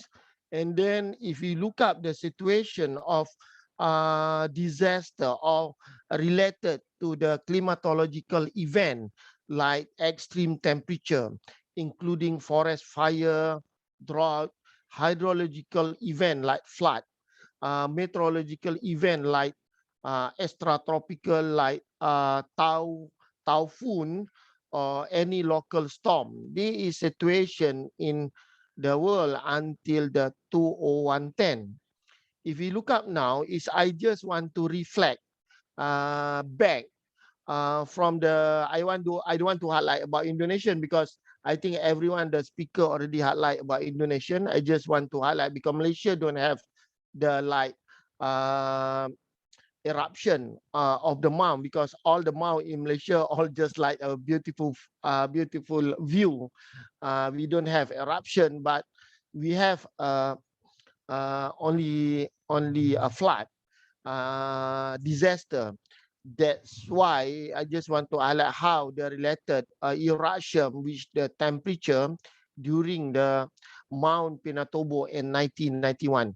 However, Prof. Katarina, I have a lot of experience in eruption in Indonesia, including Merapi, not giving a disaster. However, during I am in Bali, which the Universitas Gajah Mada having a conference that time, how I stranded in the airport from the morning until the night time before get a flight going back to Malaysia, because I think this is a very need to be alert about disaster.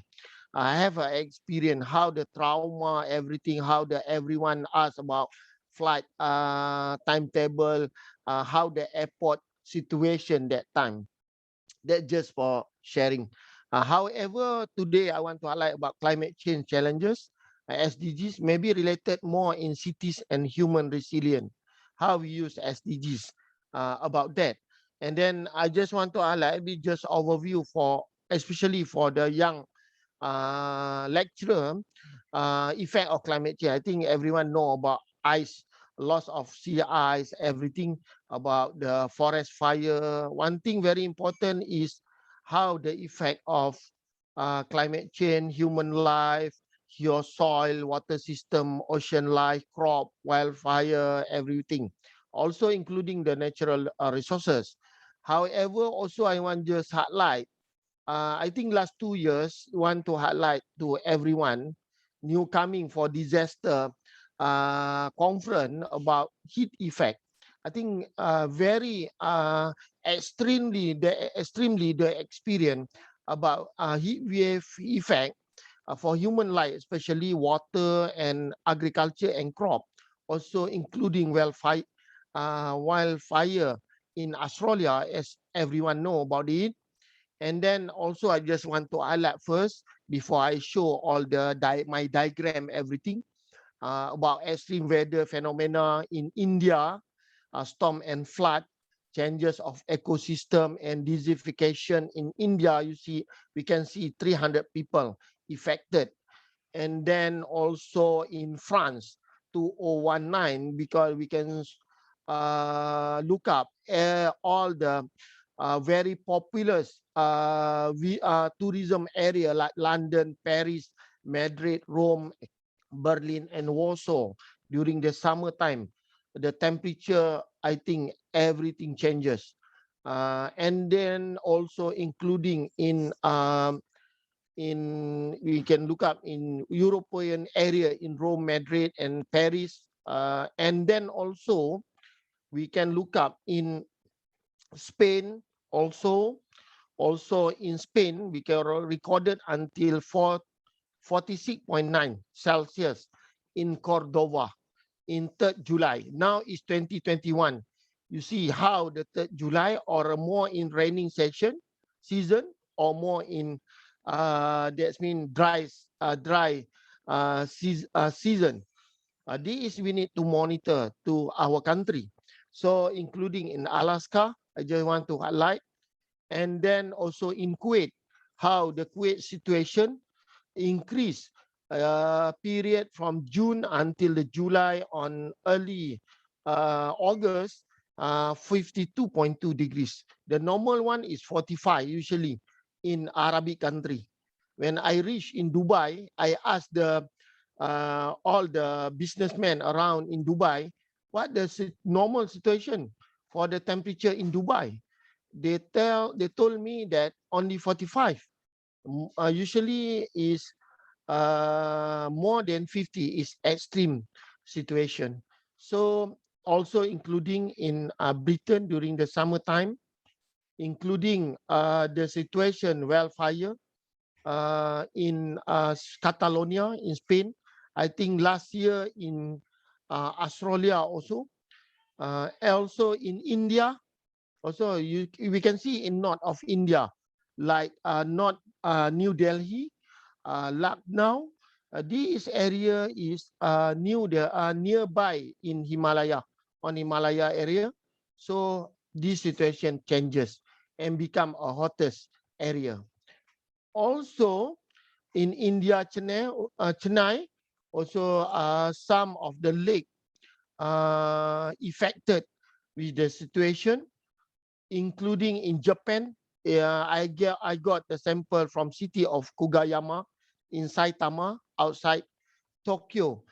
Temperature hitting until 41.1 degrees Celsius. So that everyone affected.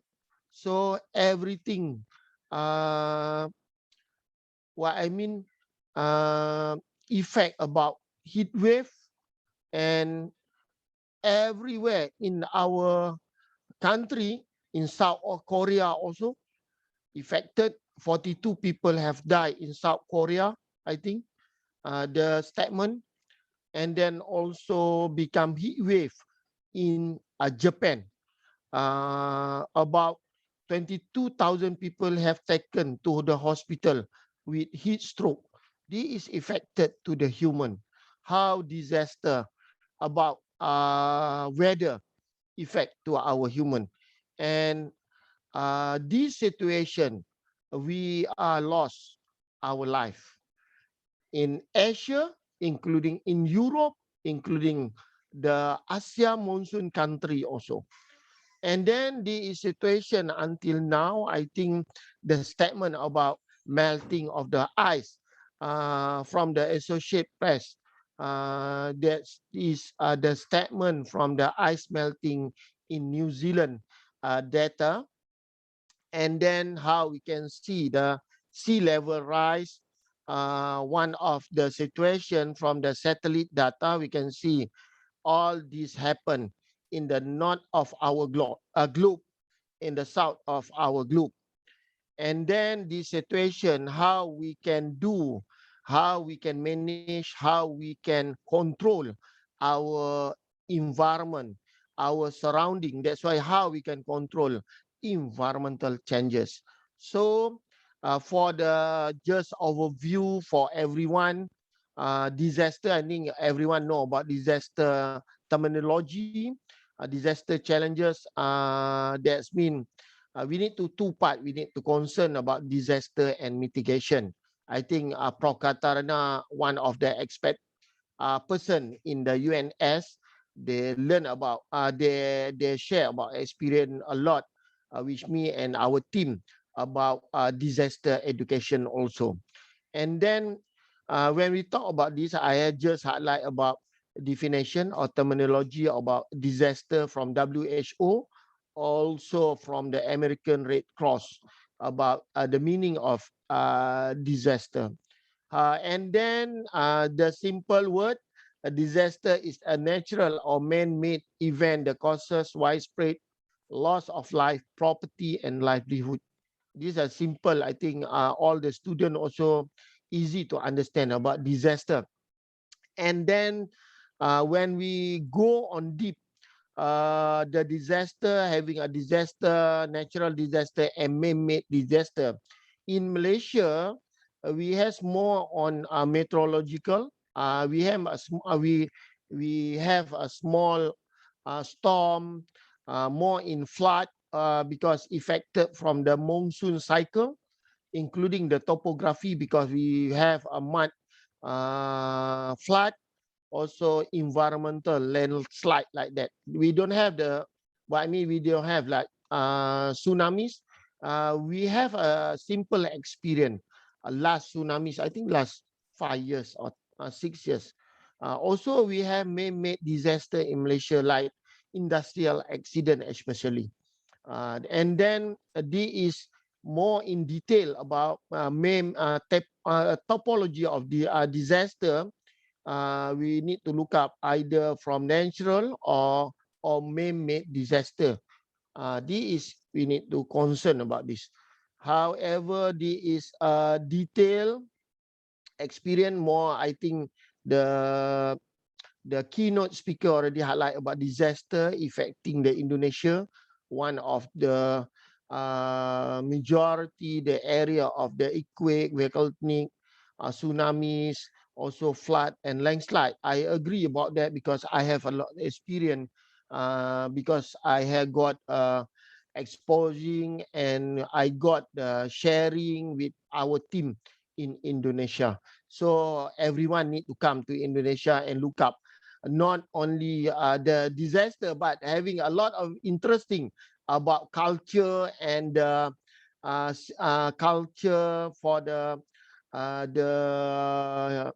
community and the culture of the heritage. That is very interesting. That's including together.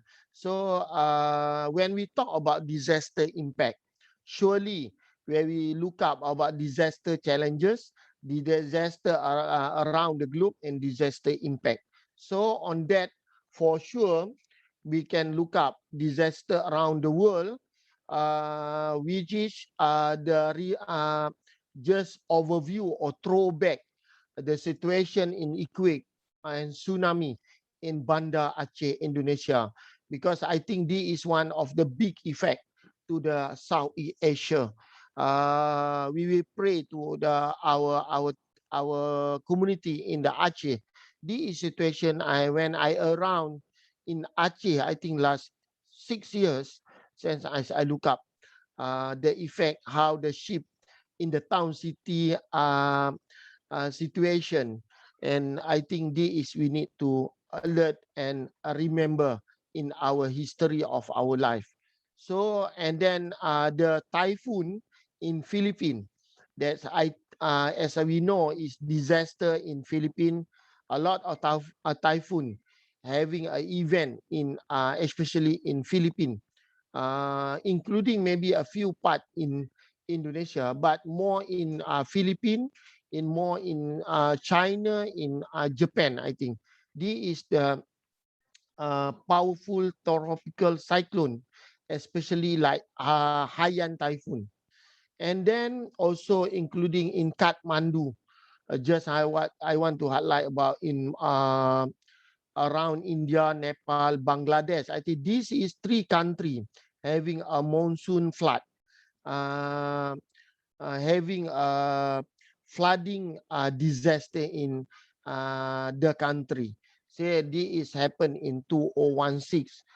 This area in Kathmandu and including the others area. And then heat wave in Australia. I think everyone know about it. In 2019 in South Australia, reached 49.9 during 19 December. I think during the 19 December, I also around in Indonesia, we know about it, how the effect in Australia, and the temperature reached 42 until 49 Celsius. And then when we talk about disaster impact, also the impact, especially when we talk about, I'm more in focus in economy, highlight declining number of tourists. Also including now, we see now when the pandemic of COVID-19 coming, it's like earthquake and tsunamis. Nobody can travel everything. So like me, I also very lucky come to Solo, Prof. Katarina. Tapi tidak bisa ya.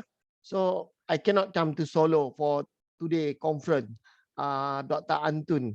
So if I come, I can travel and get some more experience. However, so like earthquake and tsunamis, everyone's scared to come, and everyone's scared to travel. So the disaster also destroyed valuable properties, tourist area, houses, and infrastructure. This happened in any country. Also during the tsunami, small tsunamis effect in north of Malaysia, in Penang, in Kedah, also including in Perlis, majority our seaside area in that North Peninsula Malaysia also affected. That's why we also have the declining about number of tourists in Malaysia, including the infrastructure destruction. I think we don't have the experience in Malaysia. I think this also affected, especially example in Kathmandu area. Example like I just highlight here. And then I think this is more in overall how the economic slowed down when disaster coming, especially in Nepal, because Nepal is what I mean is they have a good tourism industry because they have a Himalaya area. That's why when earthquake happened in Nepal, all the tourism not coming, and then the economy based on tourism will be affected for their country. Also, I think Indonesia also Excuse me, affected. Professor Brian. The Yeah. last 5 minutes, Professor. Okay, I try to going fast. Yes. Okay. Thank you. Also, the Malaysian experience in a big disaster about flood. I think in more in Peninsula, the data also in some part in some state, and then zoning of the flood disaster in Malaysia, flood area, although in Borneo, and then including on the big flood disaster in 2014. I think this is the picture show what happened, our situation that time. And then I have we call Bah Kuning or 2014 effect, and the affected to the surrounding. I also have the YouTube video to give. I cannot show Dr. Anton because a limitation of the time. Everyone can copy after this, can look up for own self.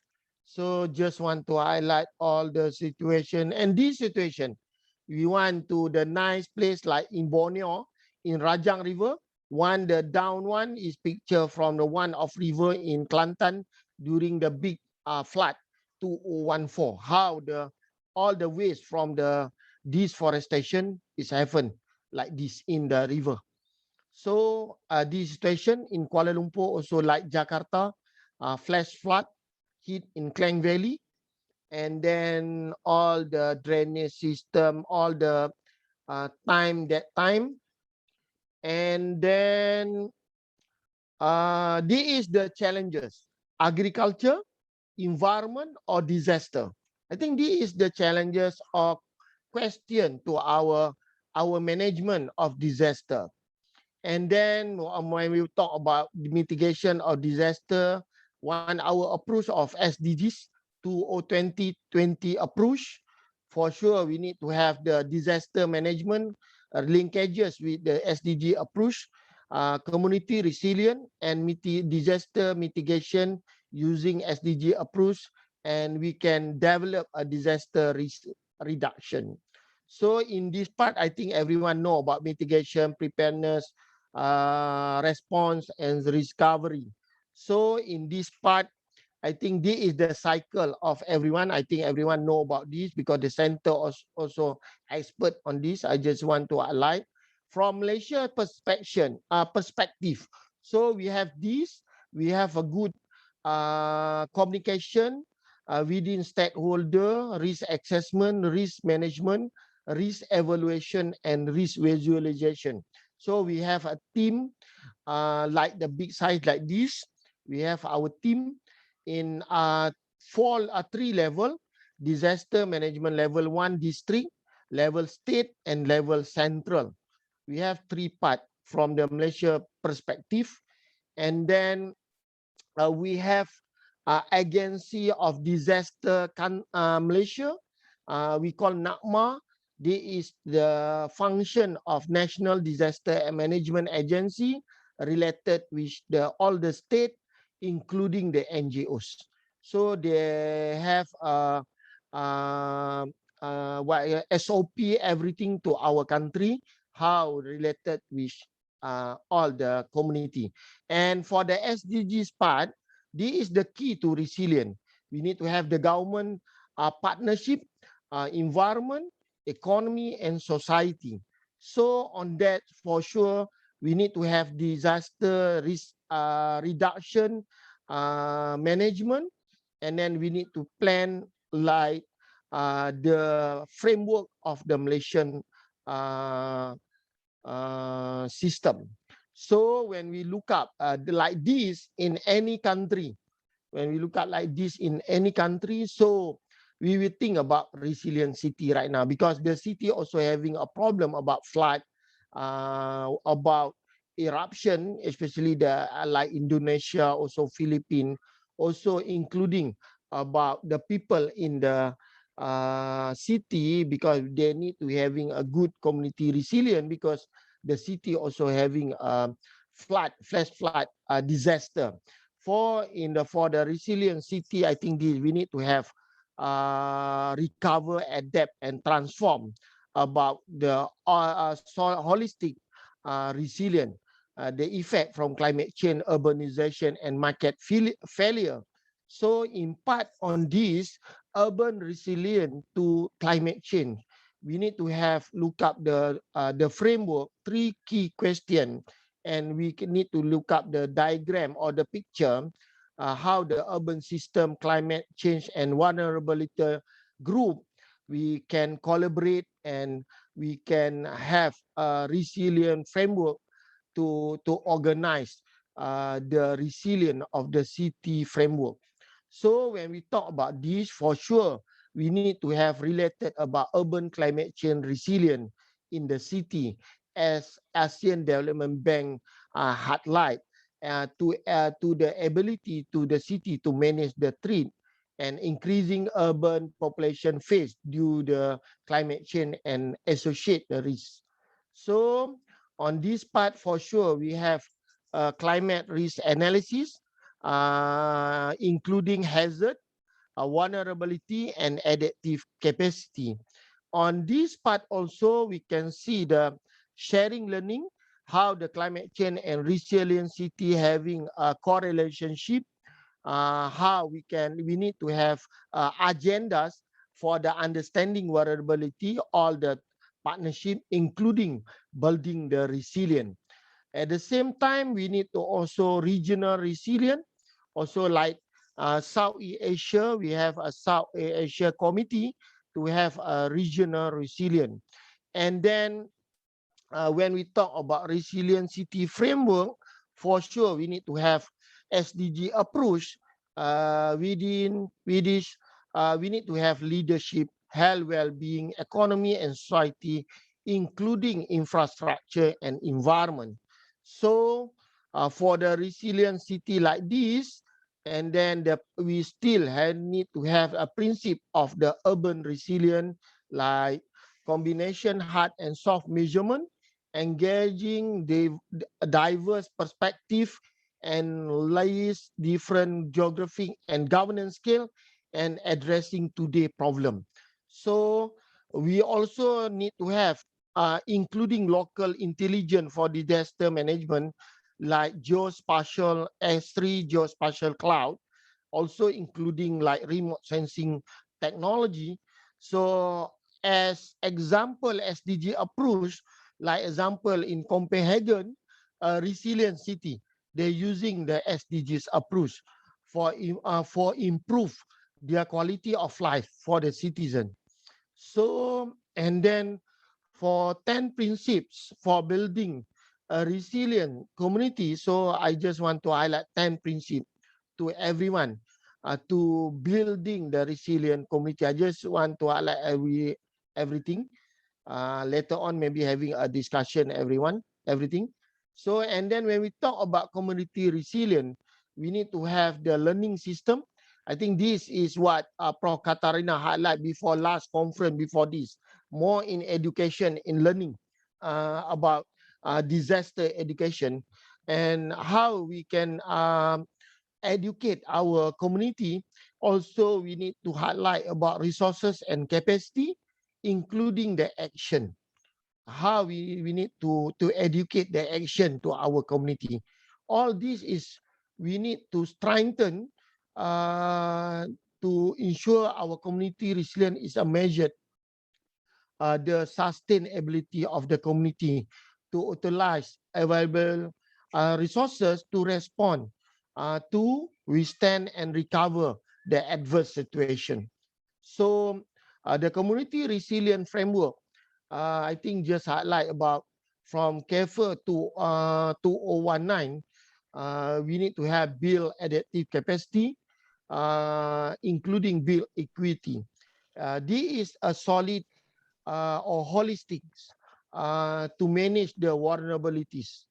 And then the resilient communities, when disaster strike, government and aid organization are not always in a position to help the community. So the community need to participate in the surrounding, also become volunteers. That's why all the cycle preparedness, disaster response, recovery, and mitigation, we need our community contribute and participate in this situation. Also, we need to train our community that's become a resilient community. And we can see now, I got one picture from the Hong Kong city, one of the one of a big city in the Hong Kong island. We can see how the river very clean, using the SDG approach, how the small boat can do their activities. Very nice, very very cool situation in the city of Hong Kong. And then when you talk about this, ensure we need to NGOs initiative. In Malaysia experience, we have a lot of experience with a good NGO like Indonesia contribution to participate, having a good initiative to join the disaster management. So this is we also have a My Cuaca, or one My Cuaca is called weather application to give information to the community to alert about event, raining, heavy raining, example, to alert our community about the disaster.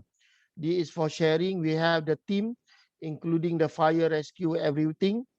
And then we have the strategy example in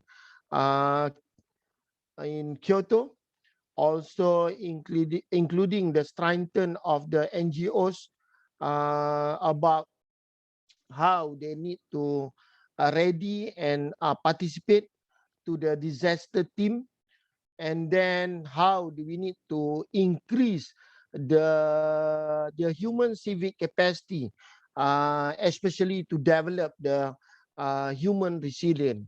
So including the supporting with the climate resilient, habitat and wildlife perspective, water quality and quantity, also the community, because all these related to the surrounding with our community in the city. So then for the NGOs resilience, for sure, we need to have economy, a good governance, and related to society, and we need to have supporting about our environment and our surrounding. So this is a drive for resilience. And so when we talk about community resilient, for framework, we need to have a health environment, a responsible governance, quality of life. We need to have a strong economy. We need to prepare a system. These four together become a health environment for resilient community. So I want to say, Dr. Anton, let's nurture the nature so that we can have a better future.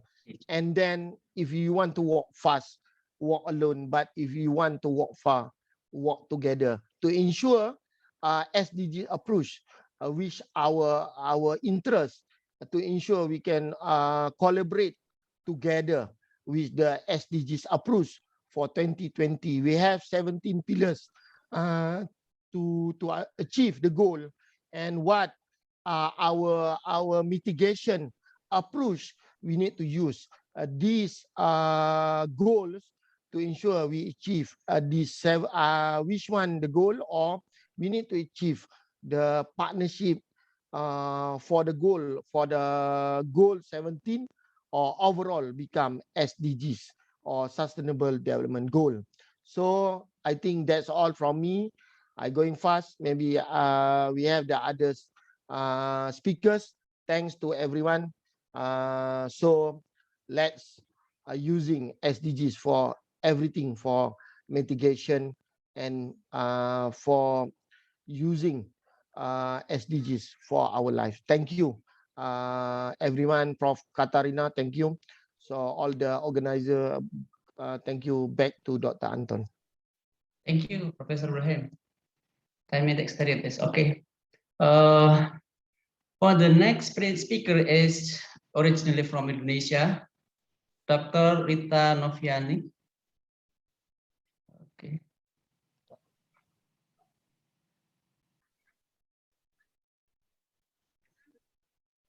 Okay.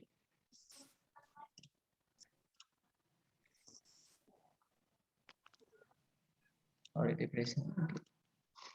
Dr. Rita Noviani is a lecturer at Sebelas Maret University or Universitas Sebelas Maret, Indonesia. Her academic background is Geography of Regional Planning, Universitas Gadjah Mada, 1993-1998, and then Geography of Regional Planning, Universitas Gadjah Mada, 2005 and 2010, and Geography of Regional Planning, Universitas Gadjah Mada, 2013-2019. Her research interest is on regional planning, capacity building, and disaster management. Her career is a lecturer in geography education, Sebelas Maret University, and also member of Disaster Research Center of Sebelas Maret University. Dr. Rita? Hello. Yes. Yes, time is yours. Thank you, Prof. Anton. Good day, everybody. Thank you for senior speaker, all of the participants and the committees. Give me opportunity to participate in this event. Honestly, I'm so happy here to meet you, all of you, gitu, even though by Zoom. Yeah. I would like to presentation about the capacity building. I think I sure realize that the capacity building is familiar for all of you. I just remain and share my experience. Ask the committee to share my presentation. Yes. The title of my presentation is the capacity building, lesson learned from Kota Surakarta. The outline, introduction, then capacity building, case study, Kampung Sewu, Kota Surakarta, then last conclusion. The presentation session, I will open with the quote from the Kofi Annan. While many people are aware of the terrible impact of the disaster throughout the world, few realize this is a problem that we can do something about. This is a quote from Kofi Annan. Over the past decade, there has been increase in the frequency and severity of hazards such as drought, flooding, and cyclone. Same like keynote Bapak Jati, Indonesia located in ring of fire, surrounding by the disaster. In practical terms, capacity building is neither an alternative to intervention nor a new paradigm that stands alone, but increasing important component of holistic approach to reducing the impact of the disaster. Sunday Framework Disaster Risk Reduction 2015 and 2030 is the successor of the ICO Framework for Action 25 and 2015, and one of the first major agreement of the post-2015 development agenda, and provide member states with action to protect development gain from the disaster, from the risk of disaster. Sunday Framework for Disaster Risk Reduction 25-2050 outlines 7 clear targets for sustainably reduce and 3 targets for sustainably increase. And Sunday Framework have 4 priorities to action to prevent new and reduce existing disaster risk, like understanding disaster risk, strengthening disaster risk governance to manage disaster risk, investing in disaster reduction for resilience, and enhancing disaster preparedness for effective response and to build back better in recovery, rehabilitation, and reconstruction. It aims to achieve the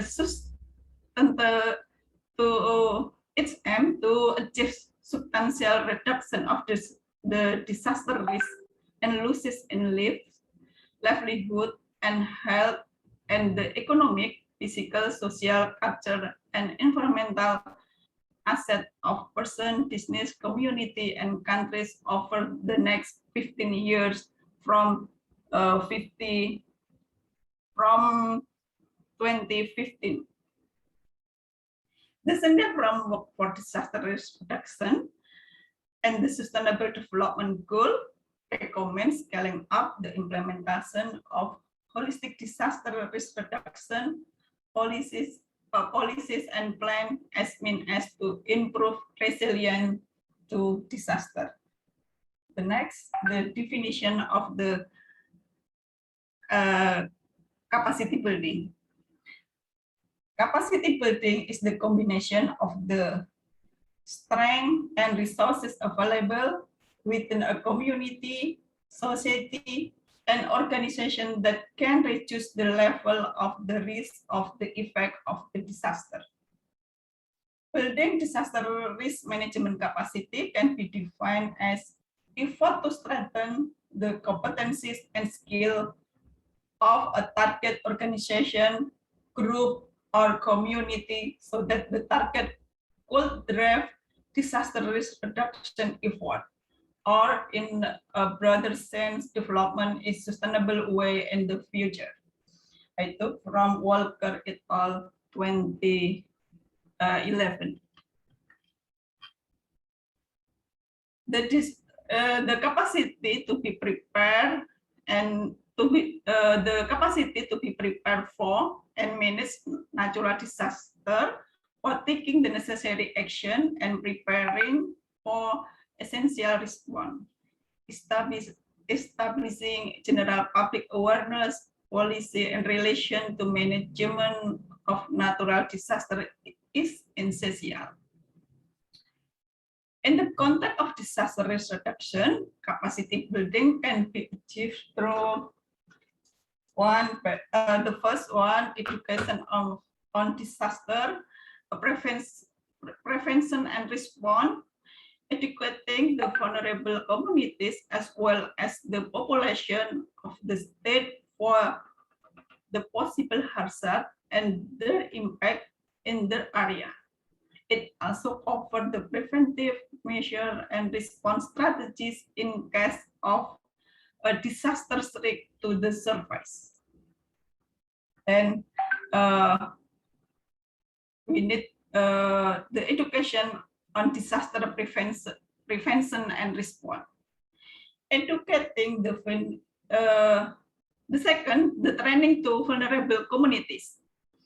Imparting the basic training of disaster management to the volunteer and local people. It aims to teach the people that how they can survive and help others. Then collaboration with relief agencies. Collaboration between different government as well as non-government agencies involved in the relief work throughout the state, all kind of disaster. In Indonesia, like Bencana. And then simulation. A method or practicing how building will be evacuated in the event of fire or other immediate emergencies. And then this household preparation. The preparation of keeping all valuable items in waterproof bag, like keeping minimum clothing and being ready with plan for evacuation. Understanding warning messages, dissemination of early warning messages to the vulnerable communities. It is the next task which can be achieved through better training and involvement of all stakeholders. First, preparedness. With all necessary things, it's important to have a well-stocked first aid kit to deal with minor accidents and injuries. Next, the factor of capacity building. There is a connect between disaster and development, sustainable development and tradition wisdom, participation of all stakeholders, gender mainstreaming, psychosocial support in disaster aftermath, preparation and training manual, and unique training approach. And the sixth principle of capacity building depend on International Federation Red Crescent. The next slide, please. The first focus on holistic disaster risk reduction. I mean from preventive and mitigation until the response. This focus on holistic. This one, the first principle for disaster risk management, and the second, and strengthening function capacity for disaster risk management. Make a decision making, policy planning, in passing condition, and then work across organization, sector, and level. Community until global community, local community until global community, academici, government, media, and then community, like we said, pentahelic. And then pay attention to the contact and foster ownership. The next. This is the picture I took from Google Earth. You can see the location of Surakarta. Surakarta, as well as we know Kota Solo, is one regency in the Central Java. The city of Surakarta is located in the intermittent basin. It's been surrounded by the moon. On the west, there is Merbabu Merapi, and then the east, Lawu, and the south, Sewu, Mount Sewu, and the north, Kendeng. And Solo, or Kota Surakarta, is crossed by the Bengawan Solo River. That's the longest river in Java. Bengawan Solo cross province, Central Java and East Java. The next slide. Beside the Bengawan Solo River cross the two provinces, Central Java and East Java, the mainstream Bengawan Solo in Wonogiri and Ponorogo, and then downstream until the Gresik, from Bojonegoro, Tuban, Lamongan, and Gresik. Beside the Bengawan Solo River, any river consists in Solo, like Remolo, Anyar, the next slide, PP. There's many river consists in Solo. That condition cause Solo is one of the city in Java Island which prone to flooding. According to the history, in 1966, the city of Surakarta experienced the great flood and inundated the city square of Surakarta. Solo has increasing level vulnerability to flooding. Increasing vulnerability cannot be separate from the unplanned urbanization. This can be seen from the increasing dominant urban land use on the one hand, and the other hand, the narrowing of open space and the decreasing ability of drainage channel to drain surface runoff due to lack of maintenance, lack sedimentation, including accumulation of garbage and inhabited riverbank. BPWS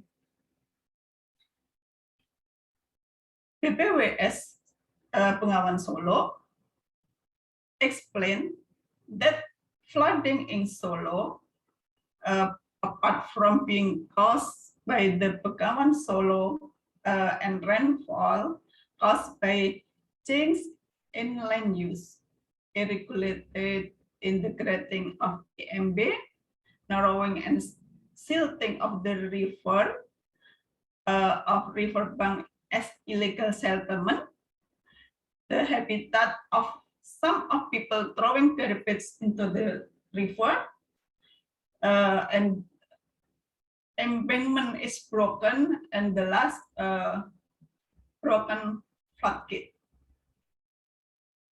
According to the data from the Regional Disaster Management Agencies, BPBD of Kota Solo, there are 25 sub-districts of 51 villages that are included in flood-prone area.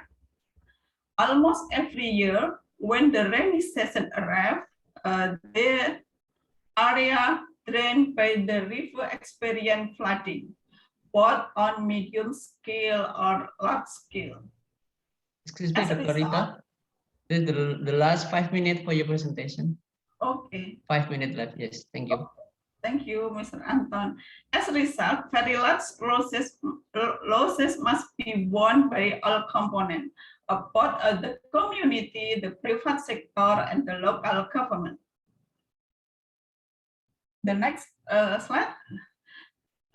Next, the people living the southern and eastern part of Surakarta, like Semanggi, Sangkrah, Sewu, is generally aware that they live in flood-prone area, especially during the rainy season.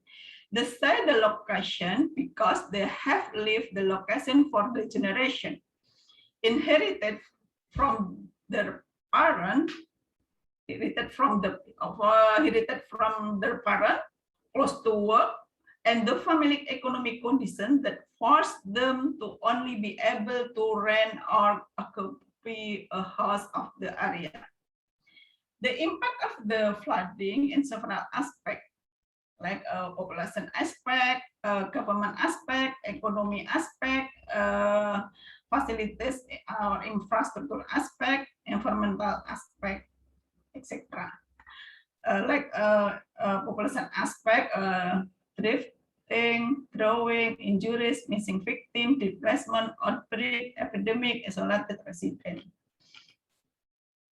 One of the problems in handle flood in Surakarta is the high level vulnerability to flood hazard, both individual, group, and community vulnerabilities. Individual, the elderly have adequate understanding of flooding, but their weak health can affect their ability to protect themselves. A child is better able to take care on his physical need, but he is vulnerable due to failure to understand what to do when flood warning is issued. Women also are vulnerable to disaster, where women sometimes have few physical temporal resources that can limit their ability to cope with flood. In the aspect of group vulnerability, poor minority groups are vulnerable because they do have adequate resources to buy shelter that is safe from flooding, such as the poor living on the bank of the river Bengawan Solo.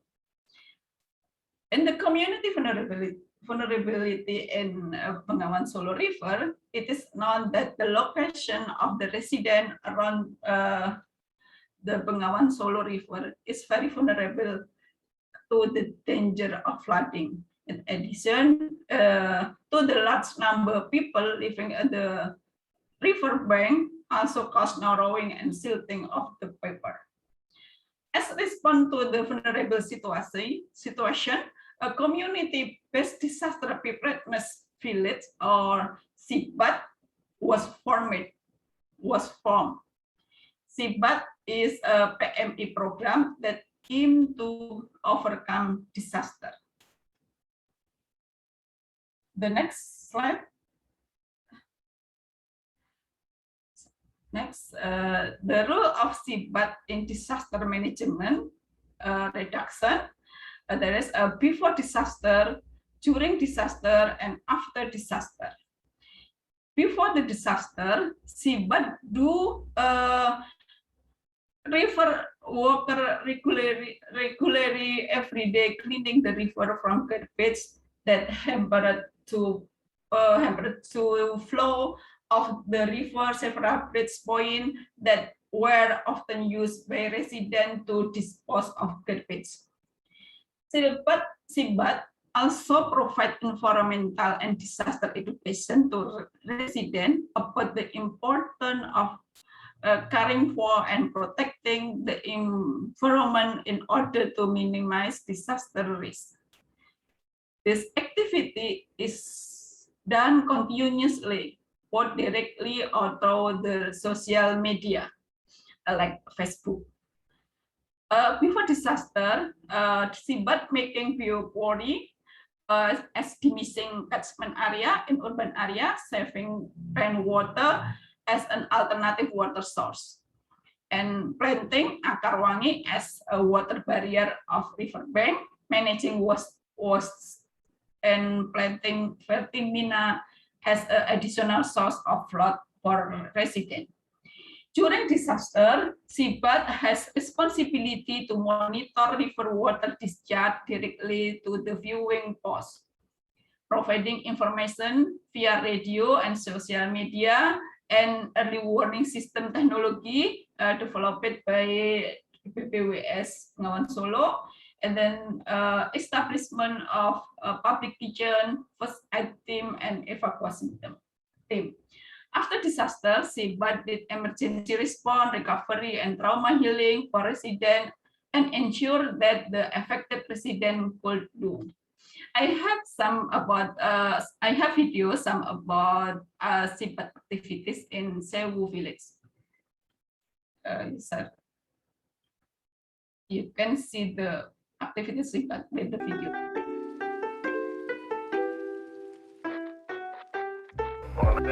Anak-anak sungai masih aman dan terkendali. Juga sementara sore tadi juga memantau debit air Bengawan Solo masih belum begitu tinggi begitu Pak Budi. Ini disemanggi keadaan gerimis dan cuaca mendung. Demikian informasinya Pak Budi. Oke, terima kasih infonya Pak Tafid. Kawan-kawan masih berkumpul di posko Sibat saat ini. Media sosial kami gunakan untuk memberikan informasi yang valid kepada masyarakat. Karena ketika terjadi bencana, banyak sekali berita-berita hoax yang bertebaran di media sosial yang membuat masyarakat menjadi cemas. Jadi dengan adanya grup Facebook Sibat Sewu, masyarakat jadi mendapatkan informasi yang valid tentang kebencanaan. Kami mulai untuk memperbaiki ekosistem dan mempersiapkan daerah bantaran untuk siap menjadi aliran air juga.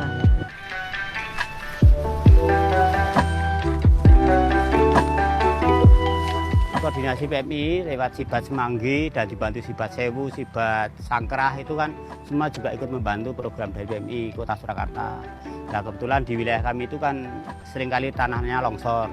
Pertama kali Greenbelt itu untuk penanaman akar panggung.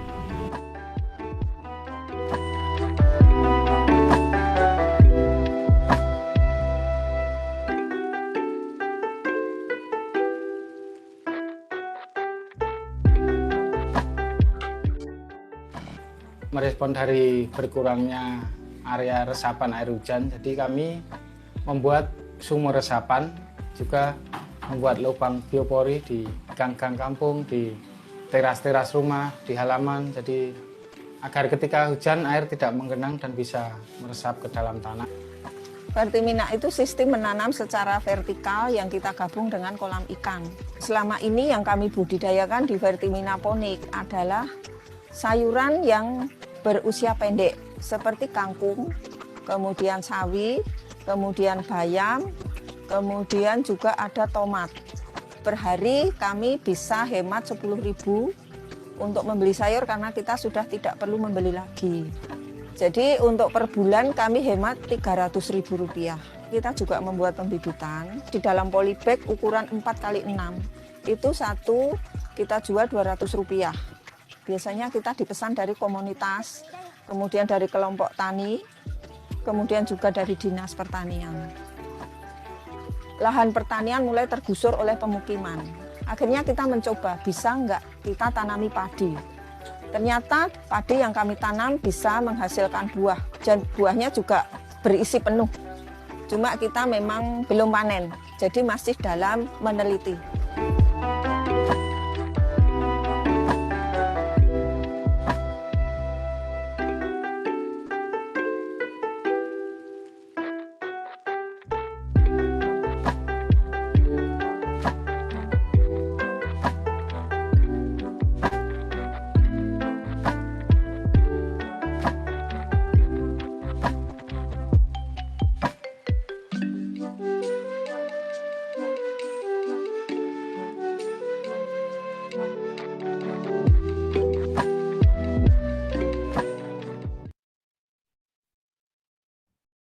Okay.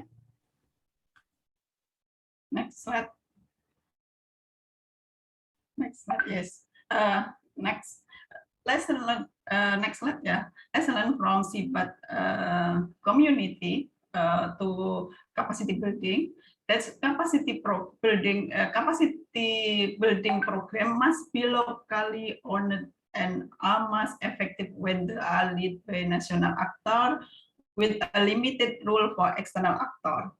Capacity building should relate to the local context, be rooted in strong understanding of the country's formal and informal institutional environment, and should build on resident capacities.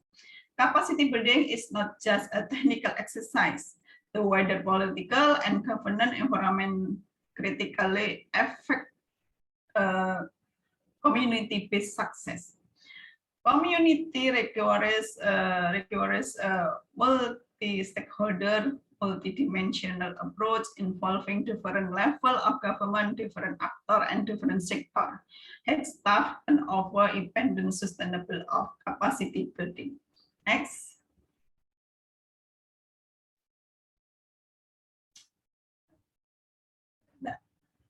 The disaster severity depends on how much impact and hazard on society and the environment. The scale of the impact is then depend of the choice we make for our life and for our environment.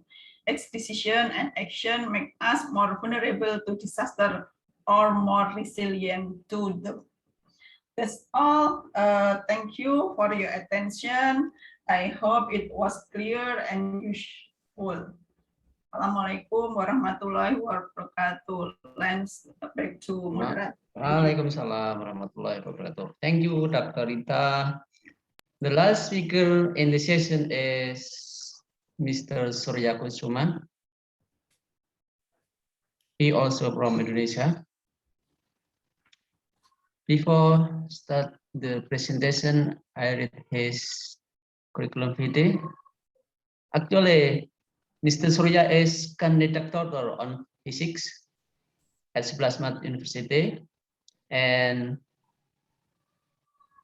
his master degree is on geography from Universitas Gajah Mada, and bachelor degree on physics also in Universitas Diponegoro, Semarang.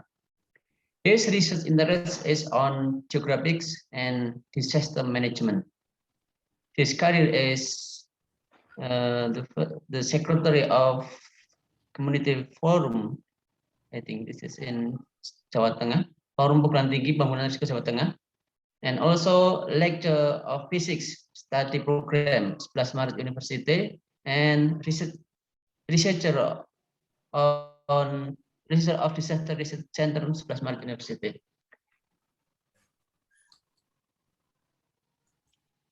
Hello, Dr. Hello, Mr. Surya. Ya. Okay, the line is yours. Okay, thank you, Pak Anton. Terima kasih. How many minutes left for me, Pak Anton? Yes, thank you. Sorry. The last minute. Yeah. Good afternoon. It is my honor to become a presenter in this conference. I would like to share my experience in the last decade for flat early warning system, especially in Central Java. Okay, I am Surya Kusuma, from Disaster Research Centers. This is my title of this presentation, The Challenge of Flat Early Warning System in Central Java, Indonesia. And directly to definition of early warning system. What is a early warning system? Based on the Indonesian law number 24 in 2007, a series of activity to give warning as soon as possible to the community about the possibility of a disaster occurring in a place by the authorities institution. So that this definition, we have 2 points, that EVS atau the early warning system is should be given as soon as possible.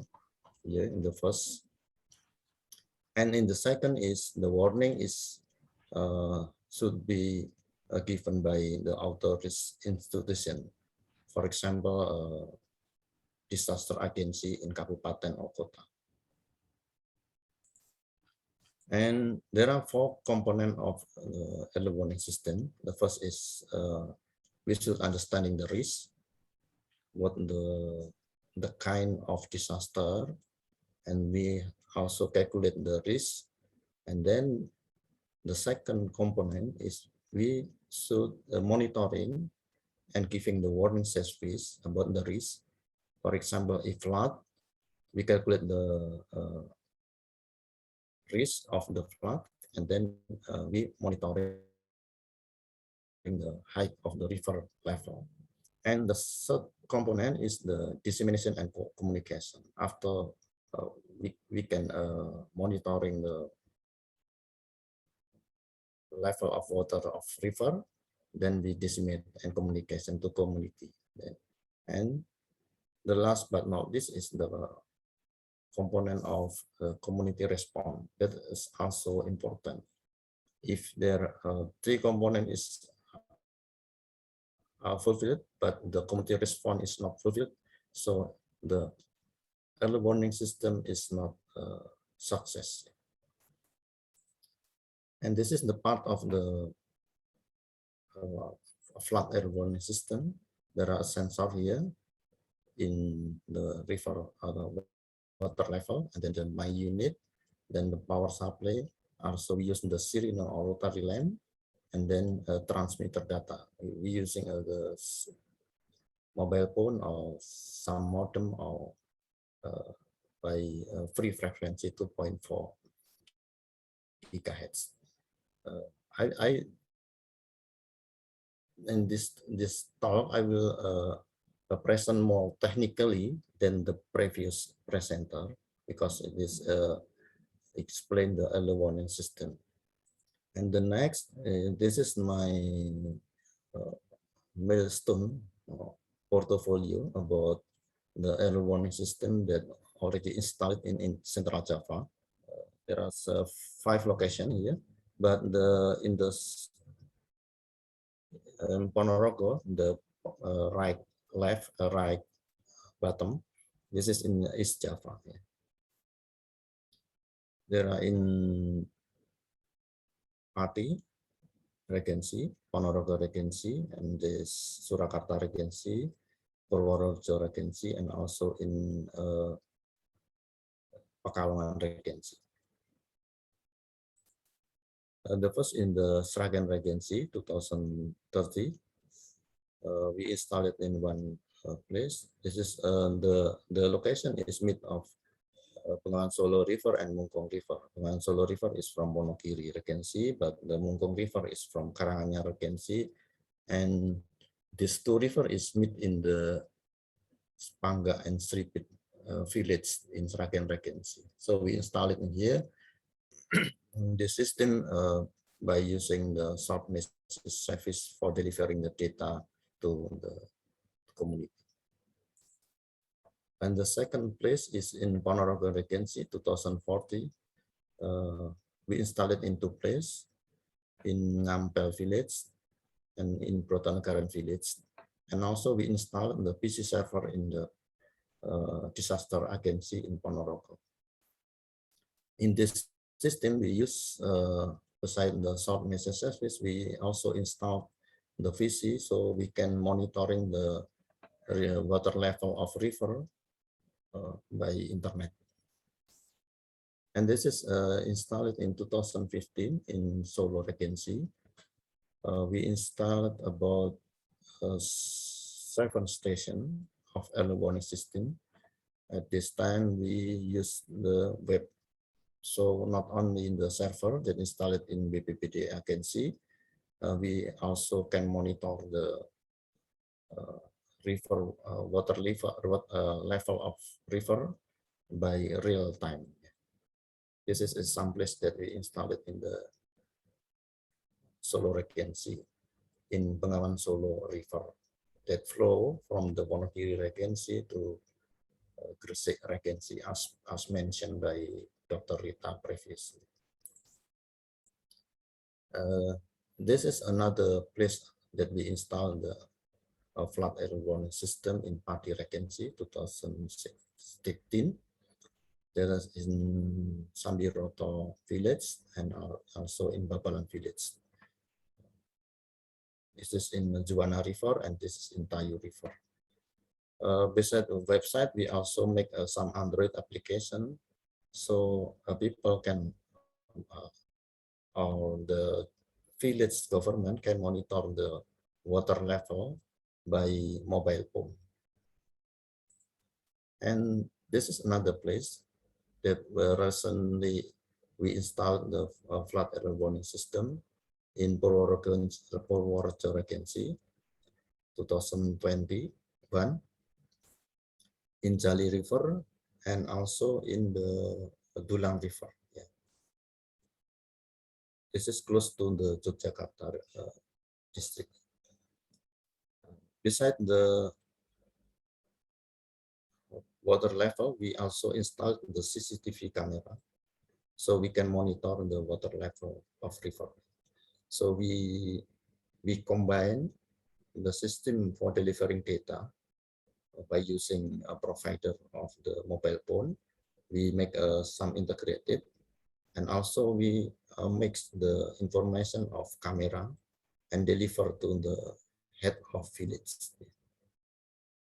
This is in Dulang River and this is in Jali River, where we installed in July 2021. And this is that we installed in the Pekalongan Regency 2021. We installed in two places. In Pekalongan Regency has a specific challenge. So why I make the title of this presentation, the challenge of flood early warning system, because the source of flood is not only from the river, but also from the drainage of the city, rock, the tide and the sea level rise, and also from the rain. This three components, we investigate which one is the highest factor that influence the flood. So we decide the place where to install the flood early warning system. This is the first challenge. And the second challenge, this flood early warning system is also can deliver the message to the disability person. It is very difficult for us because this is the source of the flood is not only from the one component of the river commonly, but also from the tide and also from the rain. And how to solve this problem? So we investigate the area that the most factor area that the first affected by the flood, area that high risk of flood. So we decide here in Jeruk Sari Regency. That is the picture is the left part is this is the river, this is the road, and this is the land. The height of the river, water level of river is the higher than the road and also higher than the land. So water from the river is overflow and inundate the land. And also in the Pekalongan Regency is there is land subsidence here. Land subsidence around 2 until 10 centimeter per year. That the average value of the land subsidence is about 4 centimeter per year. And also overflooding of home rivers, and also the source of flood from the drainage. This four component is affected the flood in the Jeruk Sari village. So we installed in here the flood early warning system that use integrated system. And then this is another place in Jerosari Regency.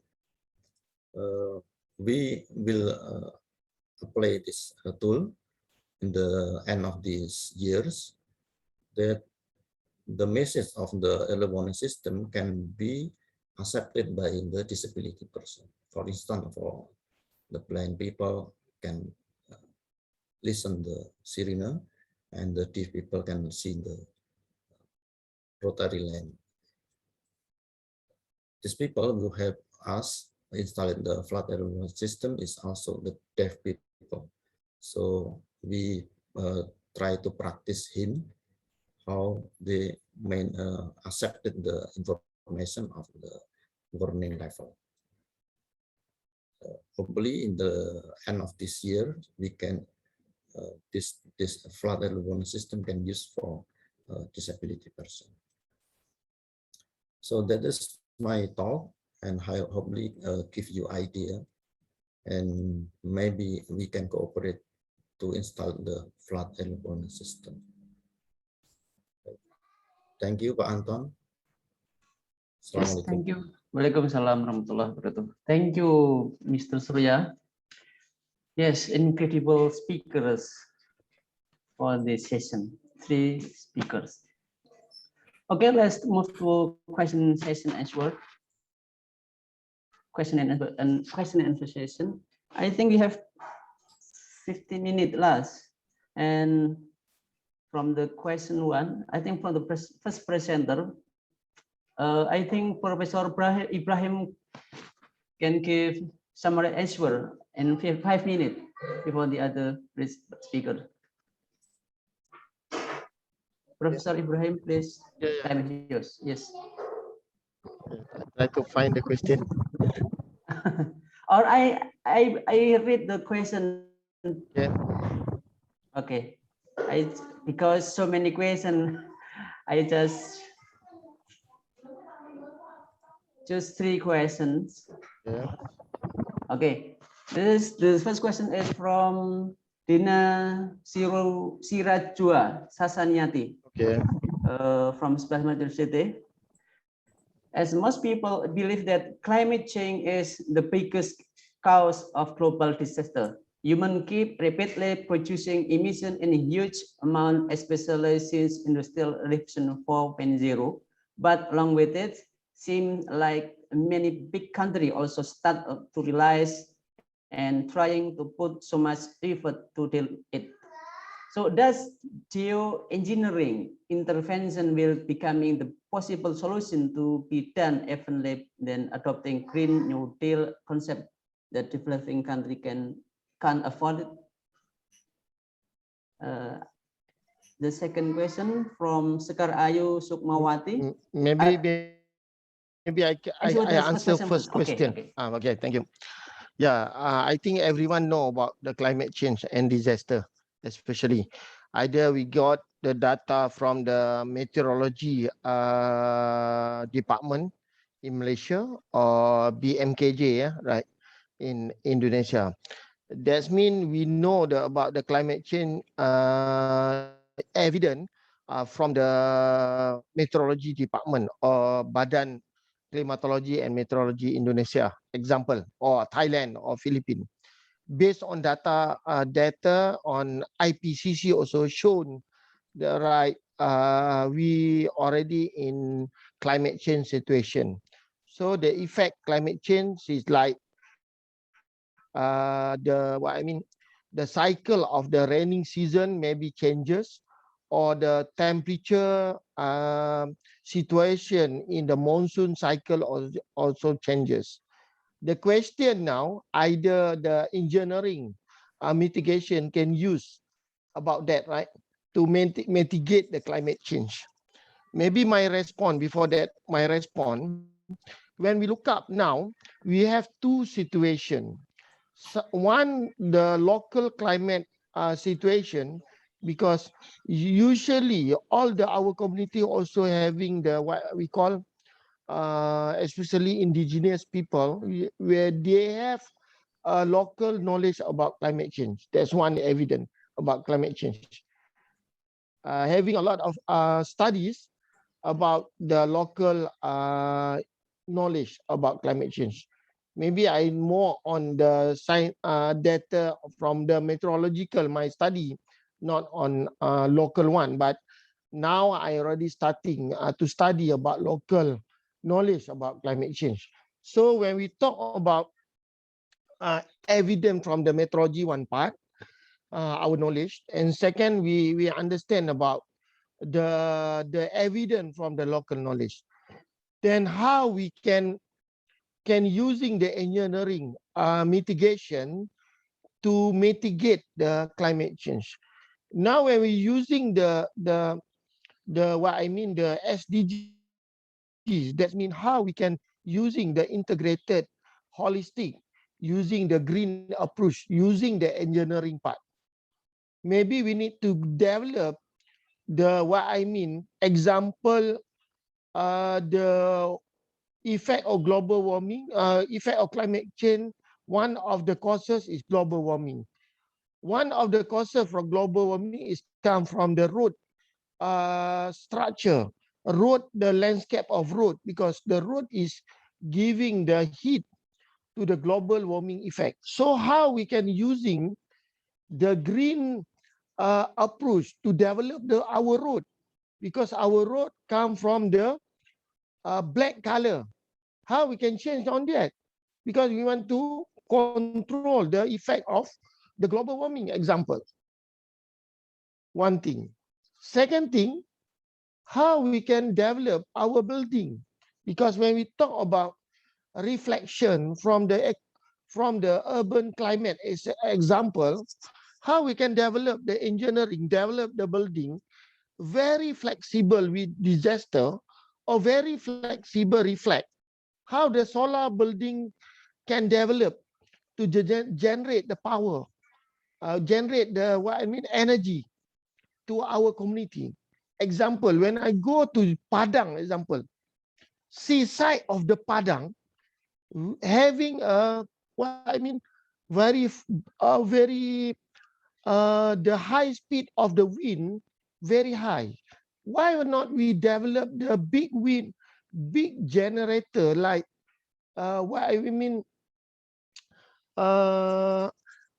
the big fan then around then to generate energy, because we need to use a sustainable approach to develop and generate a power or generate the energy to our community. That's why how engineering very powerful to ensure we can manage and using that to help our community and to control and mitigate. And how our industrial now is under industrial 4.0. How our factory develop their factory. Everything building, right? Why not they put the solar in the top of their industrial area? Maybe very expensive, but they can control our system. They can reduce, not reduce, but we can mitigate, increasing. That means the problem of our increasing of our temperature, especially in city area, because all industrial in city, including in urbanization and the industrial area, because this is affected to our community in the city area. That's why resilient concept, we need to having an engineering part, not a silo organized. What the silo development, engineering is engineering, industrial is industrial, community is community. We need to having the resilient and integrated approach. That's my opinion. Thank you, Dr. Ahmad.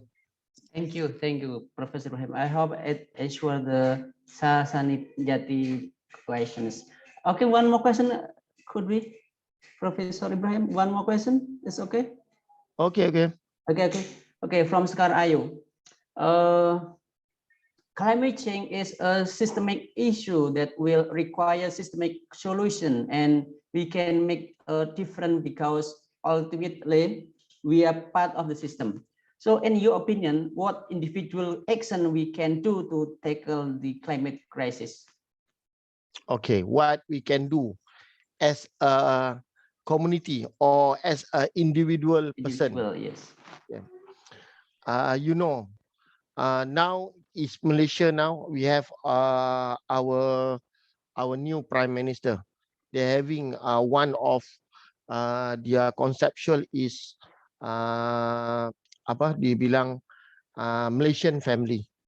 What I mean Malaysian Indonesia, Malaysian Thailand. Malaysian family Thailand, Malaysian family, Thailand family, Indonesia family, Philippine family. In our family, that means we have our own individual. That means if we have awareness and responsibility like SDGs, so we will contribute ourselves. Example, I look up the second speaker, show the video how the activities about hydroponic and water from the river can generate hydroponics, and it can save the money for the for the agriculture activities, and can save their money pocket to spend to the market. So how the individual using all this activity, this approach, recycle,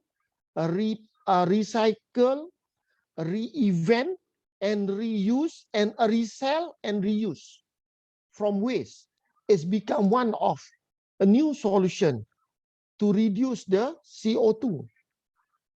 Example that is come from the awareness and self-awareness, and how we can we can share with our family.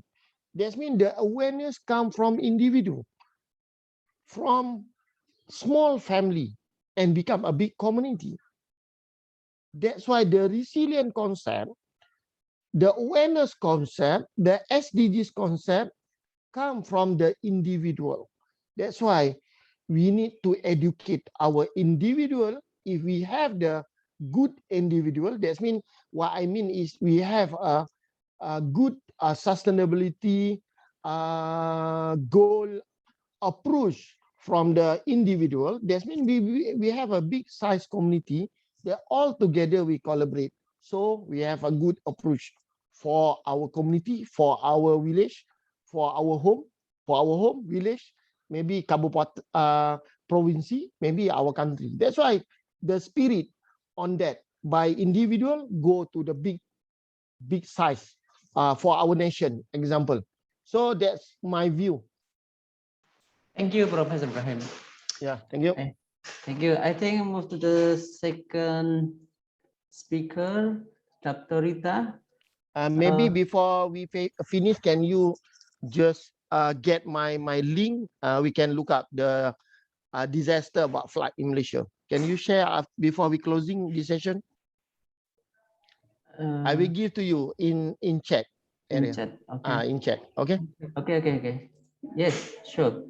The last speaker, the last presenter is Dr. Rita. Okay, Dr. Rita, we have some questions, but I just pick one or two questions only.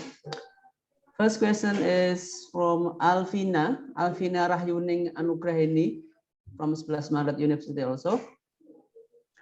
How does the government fix the problems that occur in the Bengawan Solo River, such as overflows that sometimes occur? Thank you.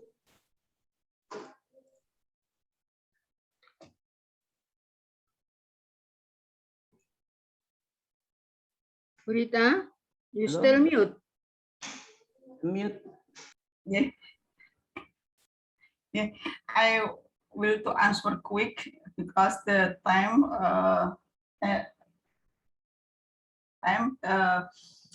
from Alvina, government to solve problem flooding in the Bengawan Solo River by the evacuated in Suharto government period, and then the Jokowi by the compensation the land, the building with about 1 million per meter, like this evacuated far from the river bank, river Bengawan Solo.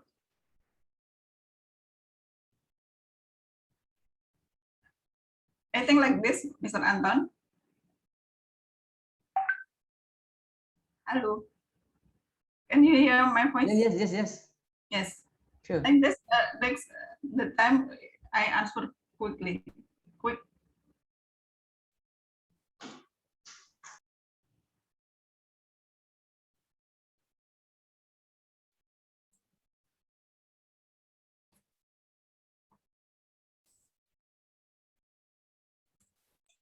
You are still mute, Pak Anton.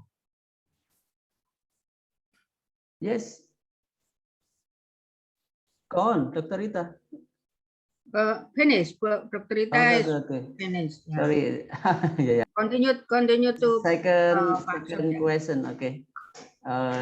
Professor Ibrahim sent me a link, so I concentrate. Okay, thank you. The second question is from Nur Rahma Rizki Suci Ramandani. The question is, in the various elements of capacity building, what can we do in collaboration with relief agencies? Thank you. Nur. Yes, Anton. Where we want collaboration with relief agencies like IFAR and then Mercy and then other relief agency, etc. Because if the disaster damages some people, infrastructure, and then the facilities and etc., that the resident or the community loses the livelihood. And then to continue to trauma healing and continue the activities to livelihood, we need to the donor from relief agencies like this. Yes, thank you. I think the last 3 minutes and the last presenter of the session, Pak Surya. I think the question for Pak Surya already answered. Yes, thank you, Dr. I already answered the question in the chat room from Pak Adi, from Krishna, and from Cynthia. Yeah. Yes. And also, there is another question from Nurul and Amaliatun. I will answer later, yeah, because the time is very limited. Only left 2 minutes, I think, Pak Anton. Yes, thank you. Yeah, thank you. Okay. And also, Professor Ibrahim, I got it, your links. I will share your video on research center in Sebelas Maret. Thank you. Look up a few minutes before we end it. Yes. Okay. Just for sharing everyone. Yes. Thank you. 2014, very dramatic.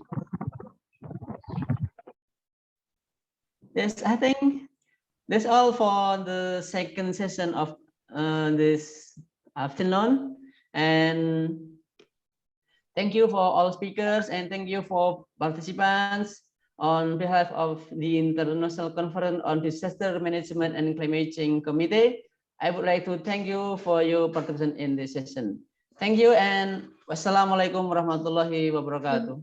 You can share the video, the Prof. Hari video. Mbak I Fitri already ya? share on the WhatsApp. Yes, WhatsApp group. Mbak Fitri ya? Mbak Fitri ya? Oh.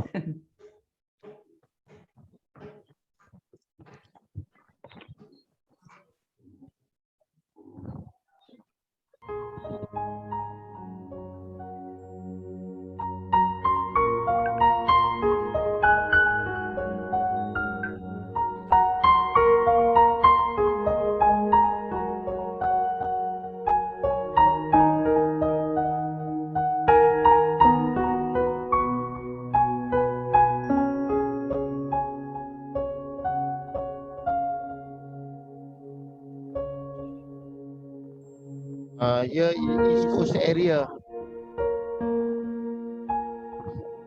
Kelantan, Terengganu, Pahang, in North also. This is Kelantan. Kelantan, okay. Kelantan. Full water. In Malaysia, we call is air from Katarina teh ais. Ini teh ais, seperti teh ais. Oh, teh ais. See how Apa the itu? impact, you see. Like sea area, all the housing.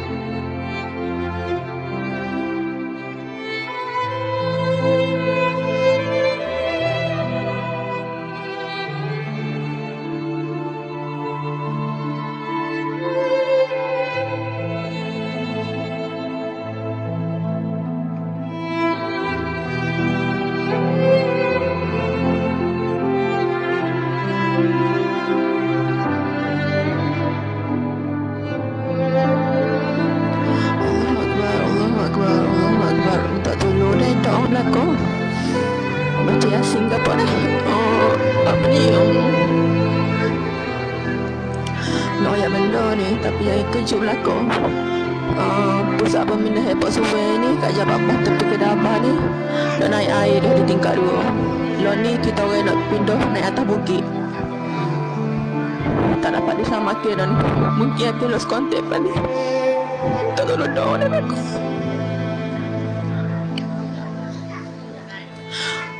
budak mana orang tak tahu dah tu kan air naik dah. Polis tak ada ni, sorry abut polis tak ada. Kita tolong ada luar tu atas batu ni.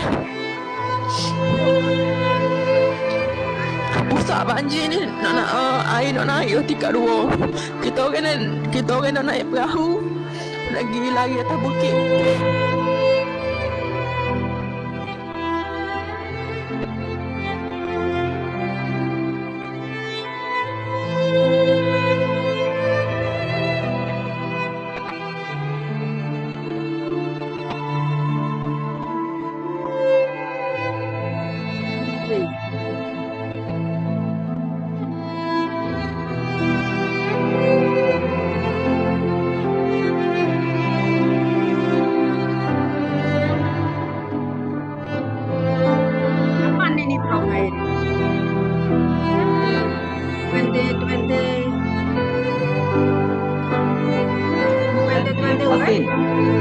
It happened 2014 all, Professor. 2014 ketika bulan November itu. December, monsoon time.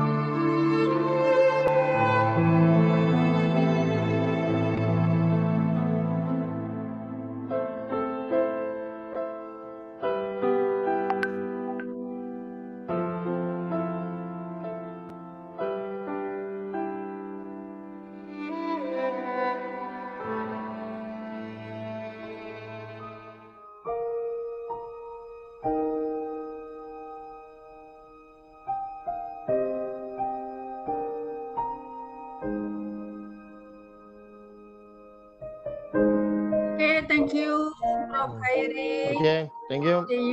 See you again and Yeah. Evan. Yeah. Okay, see you. Yeah. Everyone like can look up. Yes. Yes. Yeah, very dramatic.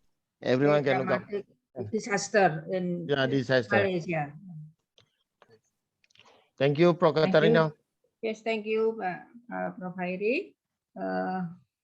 Please, Mbak Elizabeth Bunga or Mas Iskandar to continuing the events. Pak Anton, enough you closing? No, already closed. Just to give to MC or to give back to MC. Okay, thank you. Okay, Okay, thank you, Mr. Anton Subarno. It was a wonderful session from Professor Muhammad Hari Ibrahim, Dr. Rita Noviani, and Mr. Surya Kusuma.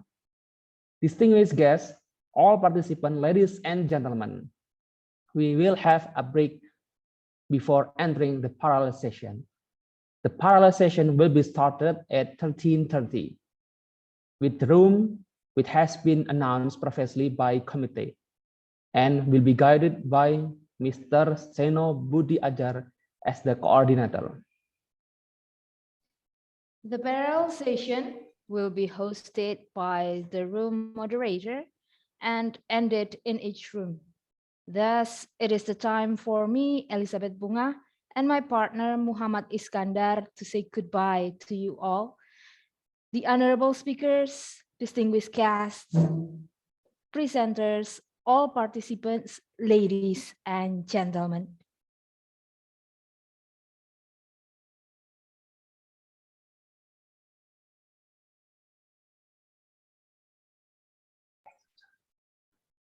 We would like to say thank you for joining us for the first international conference on disaster management and climate change 2021. We are proceed to the following agenda, that is parallel session, that is handled by a coordinator for parallel session. See you on the next events. Good afternoon. Wassalamualaikum warahmatullahi wabarakatuh. Mr. Seno, time is yours. Waalaikumsalam. Waalaikumsalam warahmatullahi wabarakatuh. Thanks everyone. Thanks everybody. Thank UNS, also Disaster Center. Okay, thank you, Prof. Hairi. Thank you. Also the chairman. Thank you. Bye-bye. Okay, thank you. Okay, I will join today afternoon. Okay. I have 4 papers. Okay, my okay. Team. Okay, thank you. Thank you. Okay. For the presenter and for the participant, I would like to announce some rules in the parallel session. The first, please join in the parallel Zoom at 1:30 p.m. You can see the parallel Zoom link in the chat room or the presenter WhatsApp group. Third, before joining the parallel Zoom, the presenter should rename their username code provided by the committee for the quick admission. The format is room number .ibs number _ full name. And the parallel presentation consists 5 until 7 presenters. Each session, each presenter has maximum of 7 minutes of presentation. For presentation, we have maximum 15 minutes for discussion per session. And 7, during the presentation, all the participants should turn off their microphone. And for the presenter and the participant can join in a meeting parallel Zoom. The parallel Zoom 1 talks about disaster management. Parallel Zoom 2 talks about air quality and climate change. Parallel Zoom 3 is talk about regional planning for disaster. Parallel Room 4 is talk about living harmony with the disaster. Parallel Zoom 5 is talk about land and water conservation. And the last parallel Zoom 6 talks about disaster education. See you in 1:30 and don't come late. Thank you. Thank you.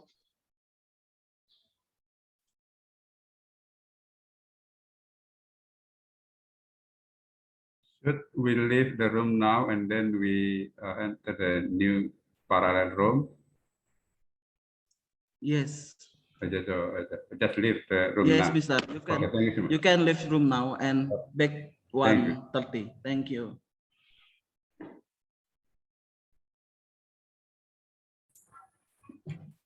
Mas Seno nyuwun linknya lagi, Mas.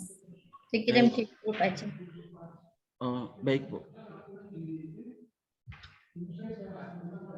All of author can leave this link and enter in each room.